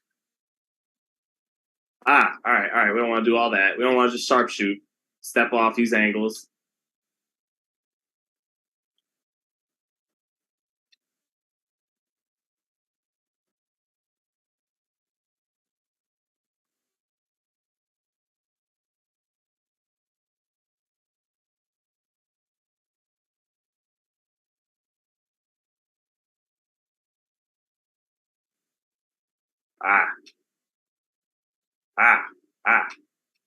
There we go. Back up.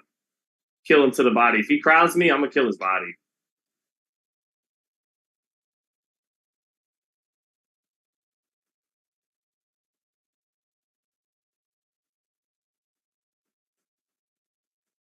Am I bleeding already? Yep. All right.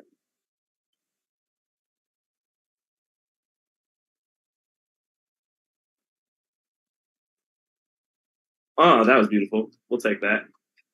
Well, we won't take that, though. I know Usyk's game is like his little slip counter windows. I'll get it. Got him to the body. That was a good left uppercut to the body. We got him good to the body that round, and our stamina is fine. I was jabbing up close a little bit too much, jabbing from close range a little bit too much, because I'm trying to, when he crowds me, I'm trying to step out to my right or my left and jab off of it. But it just gives me this wonky animation that's too close. And jab, body, yeah. All right.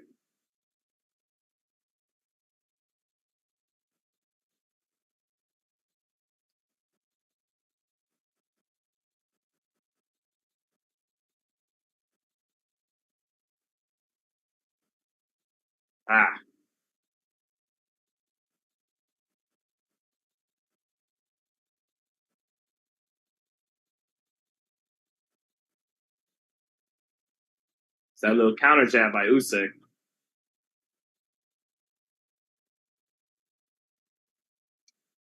All right.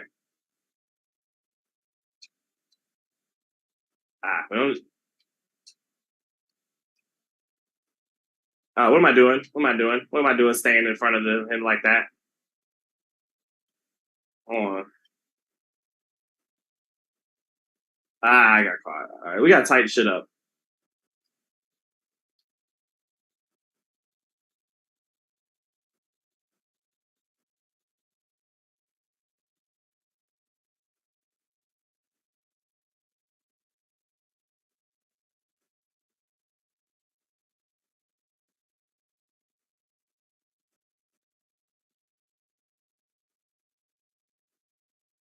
There it is. Come on, throw it. There it is. There it is. There it is. Sharpshoot. Sharpshoot. There it is.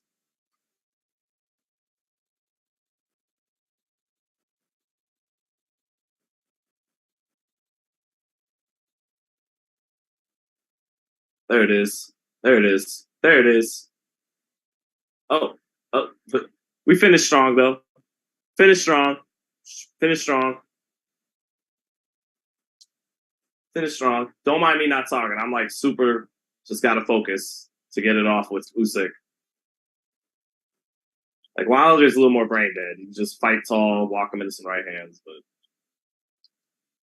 all right.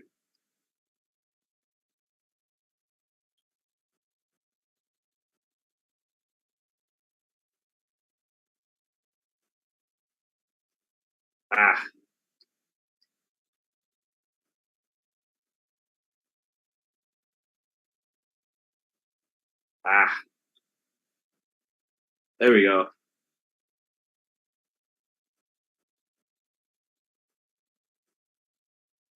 We're making him waste a lot of shots. I do like that. Oh. Oh. Oh, how did he hurt me though? Come on, man. Oh, it's Wilder. It's Wilder. I just gotta live with that. I just gotta live with it.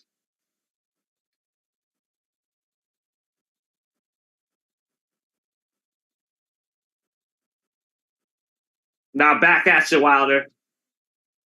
Get him! Woo! Woo! Sorry.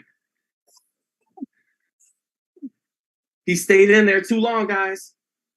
2-piece to the body, finish with sweep left. No, don't beat the count. No, 9. No, he's up. Damn it. Woo! You saw that 2-piece to the body, then we did that sweeping Usyk left hand. That shit was beautiful. I'm getting off that little counter. Right there. Right there.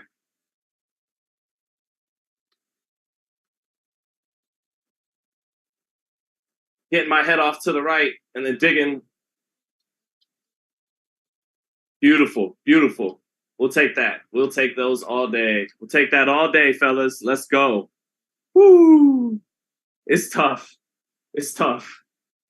Wilder is so hard to go against.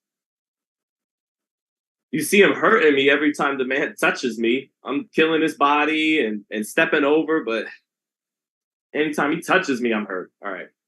I'm up 2 off the knockdown.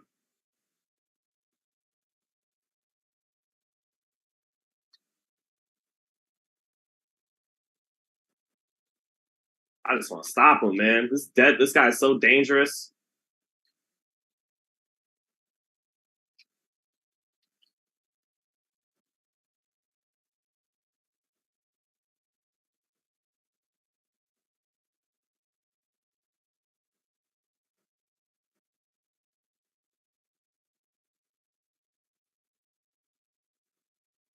They gave Usyk really nice head movement. Like his counter windows are by far the best. Him and Roy, as they should be. Like look at all these counters they're giving me. Shit is nice.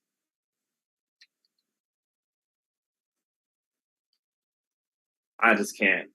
For the life of me, guys, I just can't stop. I can't get to a guy when I hurt him. I just can't. I don't know exactly what you're supposed to do. I mean, there was a few times I got to him, but I don't know. I don't know the rhyme or reason. Like, I can't execute it again. It's so stressful with Wilder. He just needs one punch.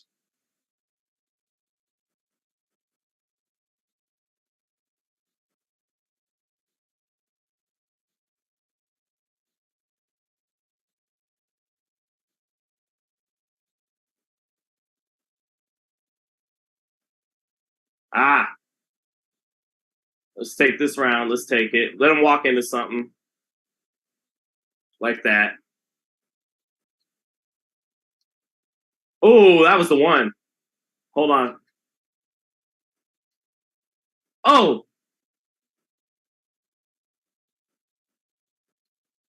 Oh, okay. No, see, that was dumb. I started trying to, I saw I got a little greedy, wanted to get him with a big power shot off the counter, but just keep sharpshooting like Usyk does. Great work to the body, but it's the same combinations to the body to hurt someone. Usyk wouldn't survive one punch from Wilder in real life. Come on, y'all. Come on, guys. Pull me through this shit. Last one. I got to win this.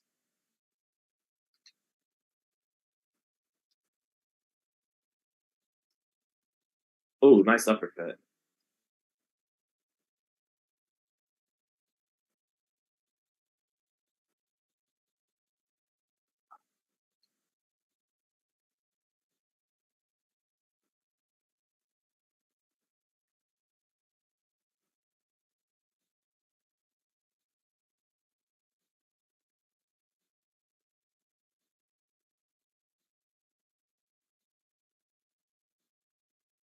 I want to get him with a big one there. Take it. I can't be doing that, though. Don't load up with Wilder.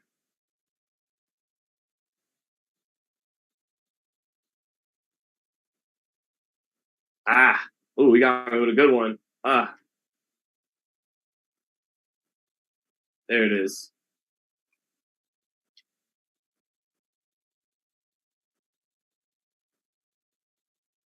Ah. Let's get out of here, Usyk. Ah. He's stepping to me.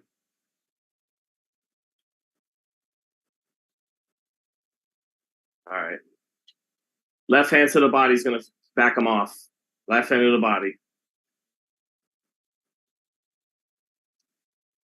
Yep.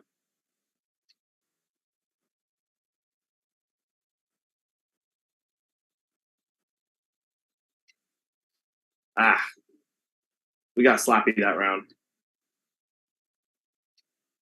Ah. He may have won that round. I just wasn't as pretty. It's hard to sharpshoot all 12, man. It's hard to step outside his lead foot. All right. Double the uppercut to the body. Sidestep him. All right.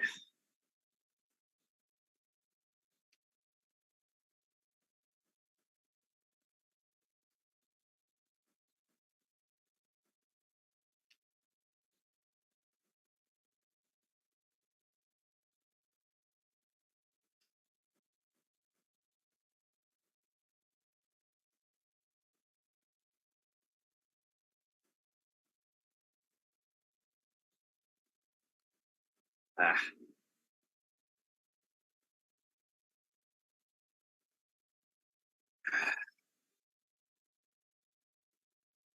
Now he wants to step back.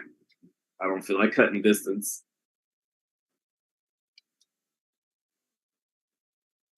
Ah. There we go. There we go. Some rights. I'm doing too many left hands. I still got my right hand. There it is. There it is.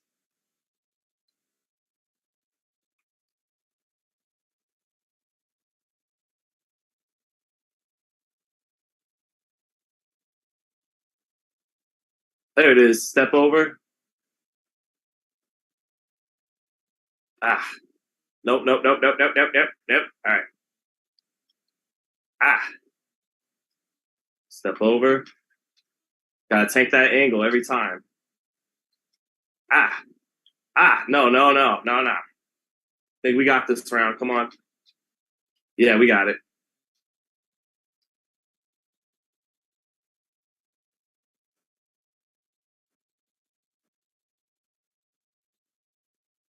Ah. We just want to win, baby. It might not look pretty, but we just want this win. Overhand right open off the southpaw stance. All right. What's the score? Yes, they got me way up. Thank God. So I don't have to go crazy and go after this dude. I could just counter. That's what I want to do. All right.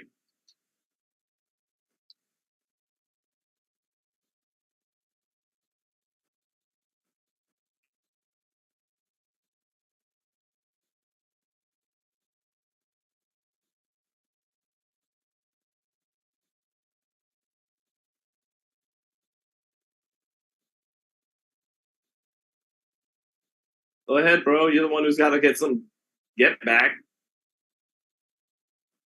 I don't feel like walking into your right hand.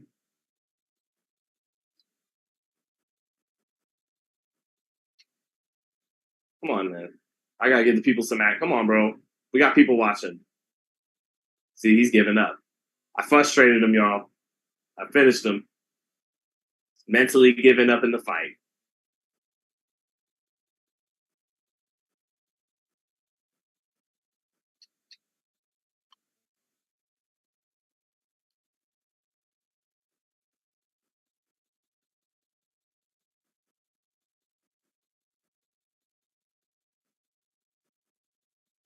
Ah, let's place him. Let's just fire off. I'll place him.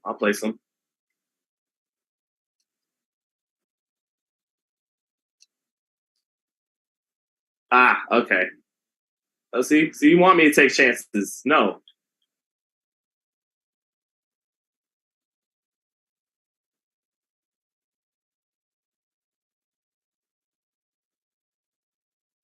All right, bro. You're the one who's got to be trying to.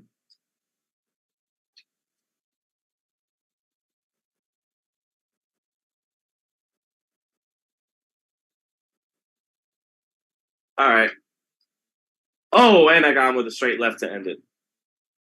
Every time I sidestep him, his body's wide open. Uppercuts, then straight. All right. I mean, at this point, though, guys, I don't know, man. He's the one who's got to get some get back. I don't think I want to just walk into the line of fire. There we go. Oh!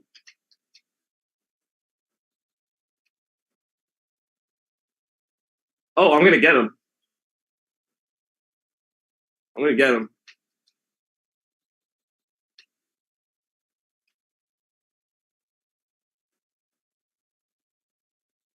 Ooh.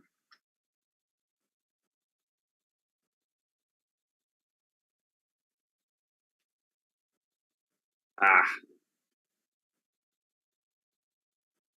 Ah.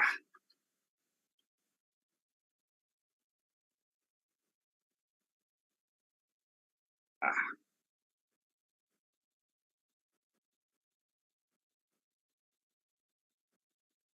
Come on, buddy. Come on, guy. Oh. All right. So I'm trying to walk him into one.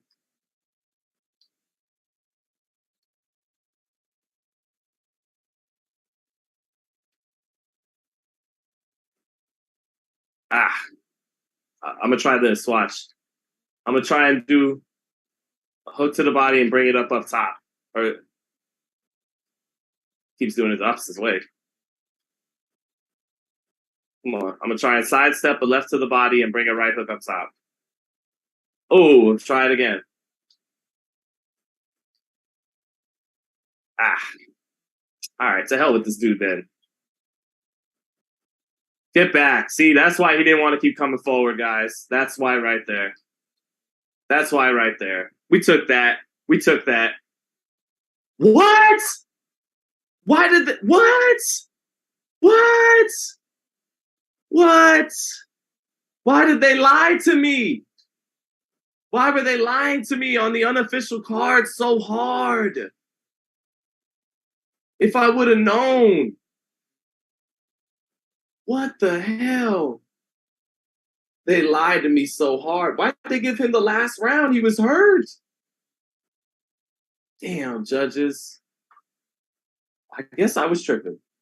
I was fighting like Sandor Martin. Like I had the fight won with Alexander Usyk, and I didn't. See, y'all made me play one more match, and I lost. Ugh, disgusting. Disgusting. Man, the losers cam. They robbed me like fuck. I don't know about that. I felt I won. I hurt him. He hurt me. It was a split decision. They did me like Sandor Martin. Like, we're not going to give you this fight. Just trying to run away with it. The judges penalized me for that. Lucius, I feel like I won. But one more for the chat. Don't leave on an L. You guys are crazy. All right. I lost that last round, Brandon Garcia. I mean, I heard him though. But yeah. All right. Dude, look at the counters and the blocks. 188 blocks to 83, 56 counters to 20. Damn. I won't leave on the L. But sometimes, yeah. I felt so good. I was like, damn, we actually pulled that off. It was hard. Damn, that was hard, Joe. I'm not gonna lie, I'm kind of tired. Yeah, one more with Wilder. Yes, Wilder. Just so much easier just being Deontay.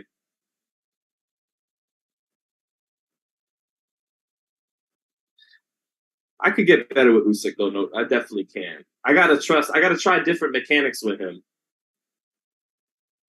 Yeah, they De La Hoya versus Felix me. Didn't I drop him? I dropped him and they robbed me. Okay, I just remembered. I fucking dropped them and they robbed me. Come on, man. All right. This is so much easier. Even though I'm tired, though. We got it. Yep.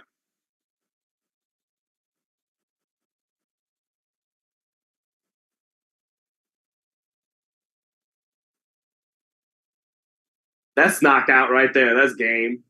Ah.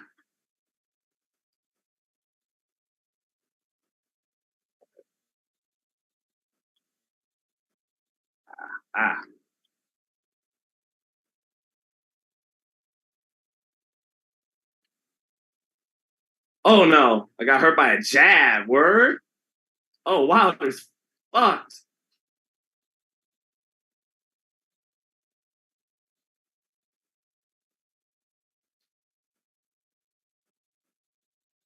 My God. All right, let me focus up.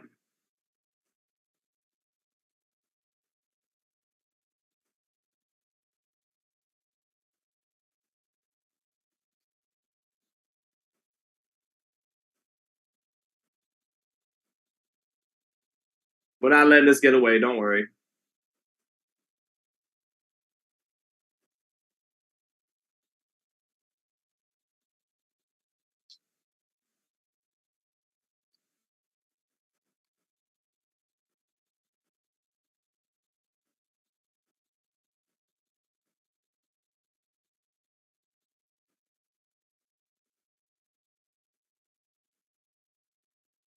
I'm not fucking with him.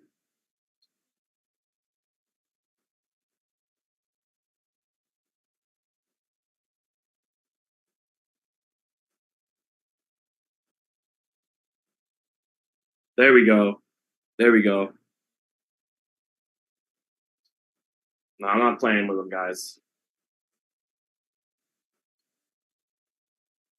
He's getting put out.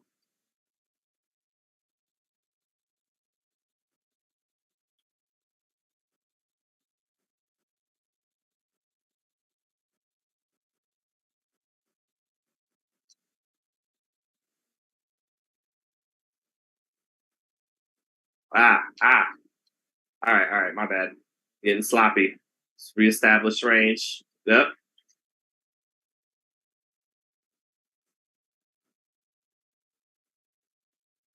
Come on, that's ball game.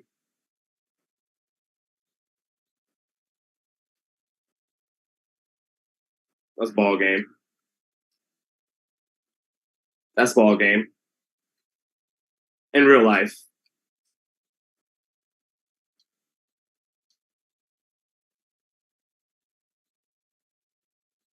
Keep doing that. I'm gonna fuck you up to the body. Yep.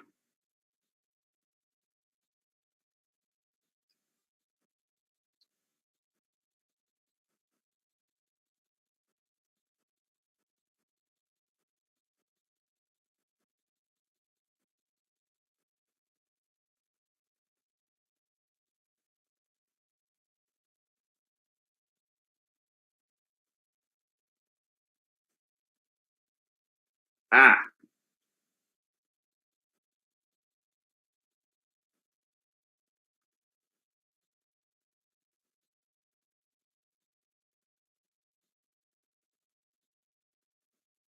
I'm not fighting as smart. It's late. I'm tired. I just want this knockout.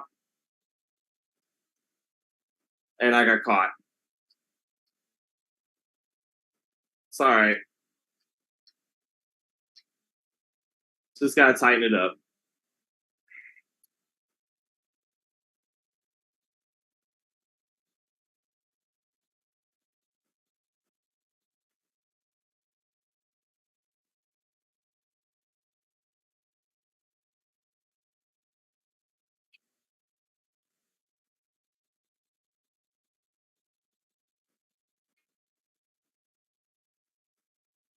I got him.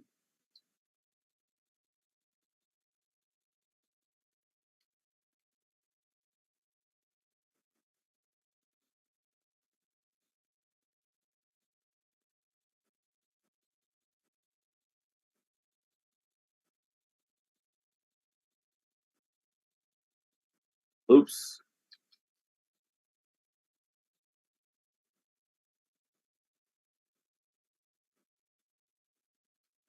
Oh, come on. That's game. Come on.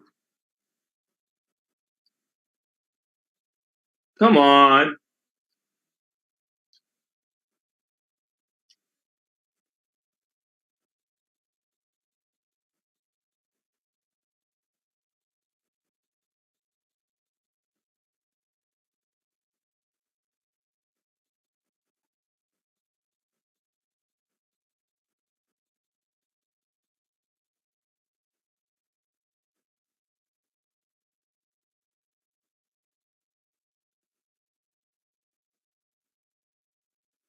Got him. I swear, following up, though, is the hardest thing in the world. As you can see.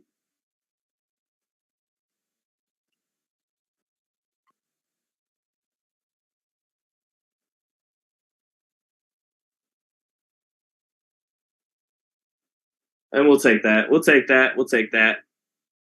Power straight, right, left hook to the body. I hear you. All right. What do we got? All right, I'm up 2-1, but fuck these judges, man. After what they did last time, no, we don't trust them.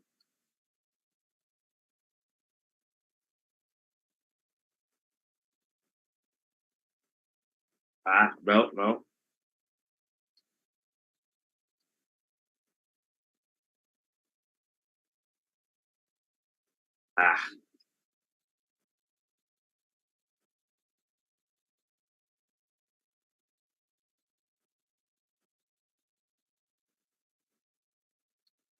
Ah, come on.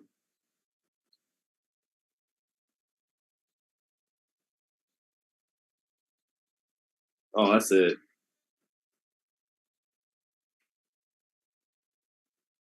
Try to go to the body for a second with Wilder. It's not really what he does, but all I did was touch him with that one. Come on, man.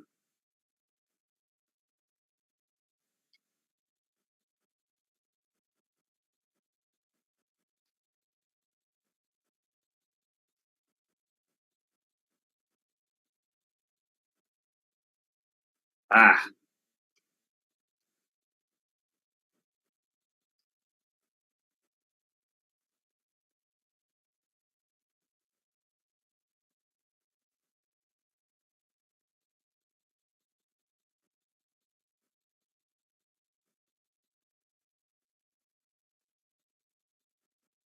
Oh, that's a wrap. Keep doing that. You're getting knocked out. Oh,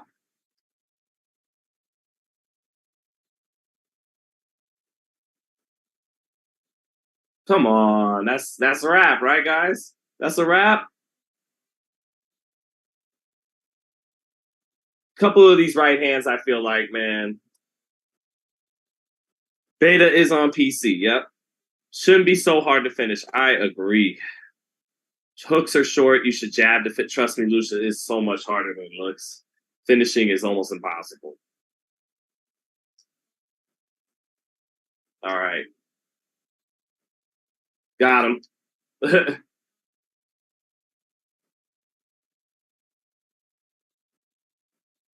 Maybe you're right, though.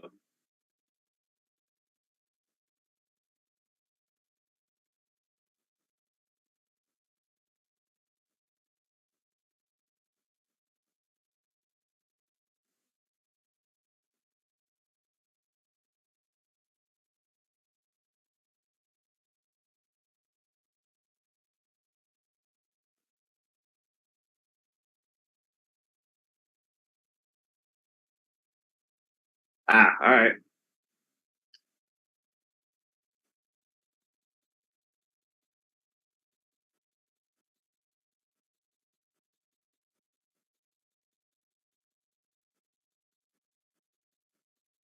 Ah, I was trying to do some little step off to the side, but I just stick with my power jab and walk him into it. I got it.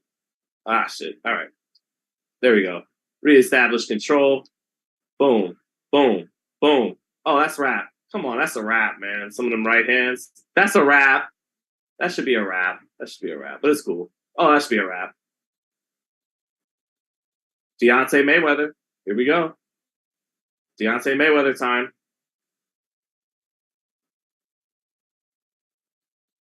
Ooh. Shit on himself. Come on, man.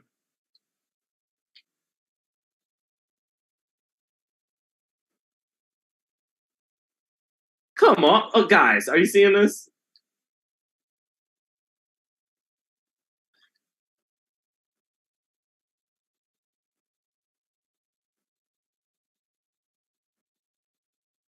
Go sleep.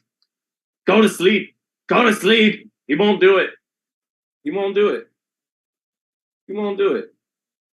God damn. There we go. I knocked his ass out with 2 stiff ass power jabs. Wilder, guys. Use Deontay Wilder in the game. He quit. Yes. He quit. And with that, we are ending on a dub, on a victory. I really should have won the Usyk Wilder fight too, but it went to a split decision. But we took that. We took that, baby. We took that. We iced Usyk. Moral of the story is on Undisputed, Deontay Wilder is the best at heavyweight. It's just so much easier to just walk guys into the power jab and then eventually get off the right. It's easier. And I actually think that's kind of realistic. Because it's you controlling Wilder now. So the skill set is more what you bring to the table, along with his animations, which is, he's not going to do a step off left hook. It's pretty realistic, the arsenal that's assigned to him. And, it's an uphill battle for guys like Marciano and Usyk coming up from cruiserweight, because Marciano was really a cruiserweight when he fought. And it should be an uphill battle like that. They got to fight perfect. And with Deontay, you get to kind of just lounge on the outside and walk him in shots. So, but that will be it, guys. I'll take that W. I'll end it on that. Thank you so much for watching the stream. I think the final tally was 5-2 on this one. I really should have been 6-1 or 5-1, but go Niners tomorrow against the Bucks. Chat, if there's anything you want to tell me before I get up out of here, you guys are awesome just for rocking with me. I we got some good gameplay. I had some rounds where you saw me do some pretty cool stuff, and then other rounds, not as much, but it was cool.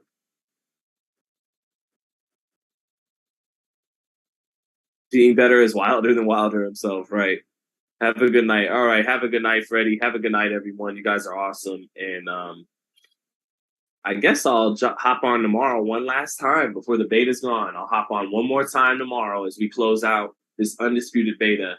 Teofimo Lopez gets out of Madison Square Garden with a disputed decision victory over Sandor Martin. Terence Crawford on a beautiful right hook iced David Avanesyan. Hopefully him and Spence is next. But signing out. Thank you guys for joining me. So.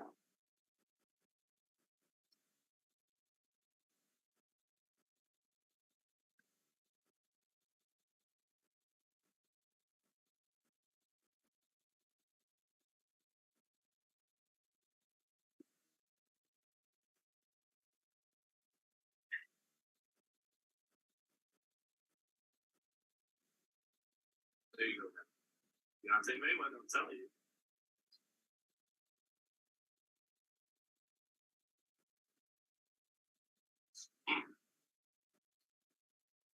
Hey, he's stepping in, but he's wasting some energy here. And my defense is on point.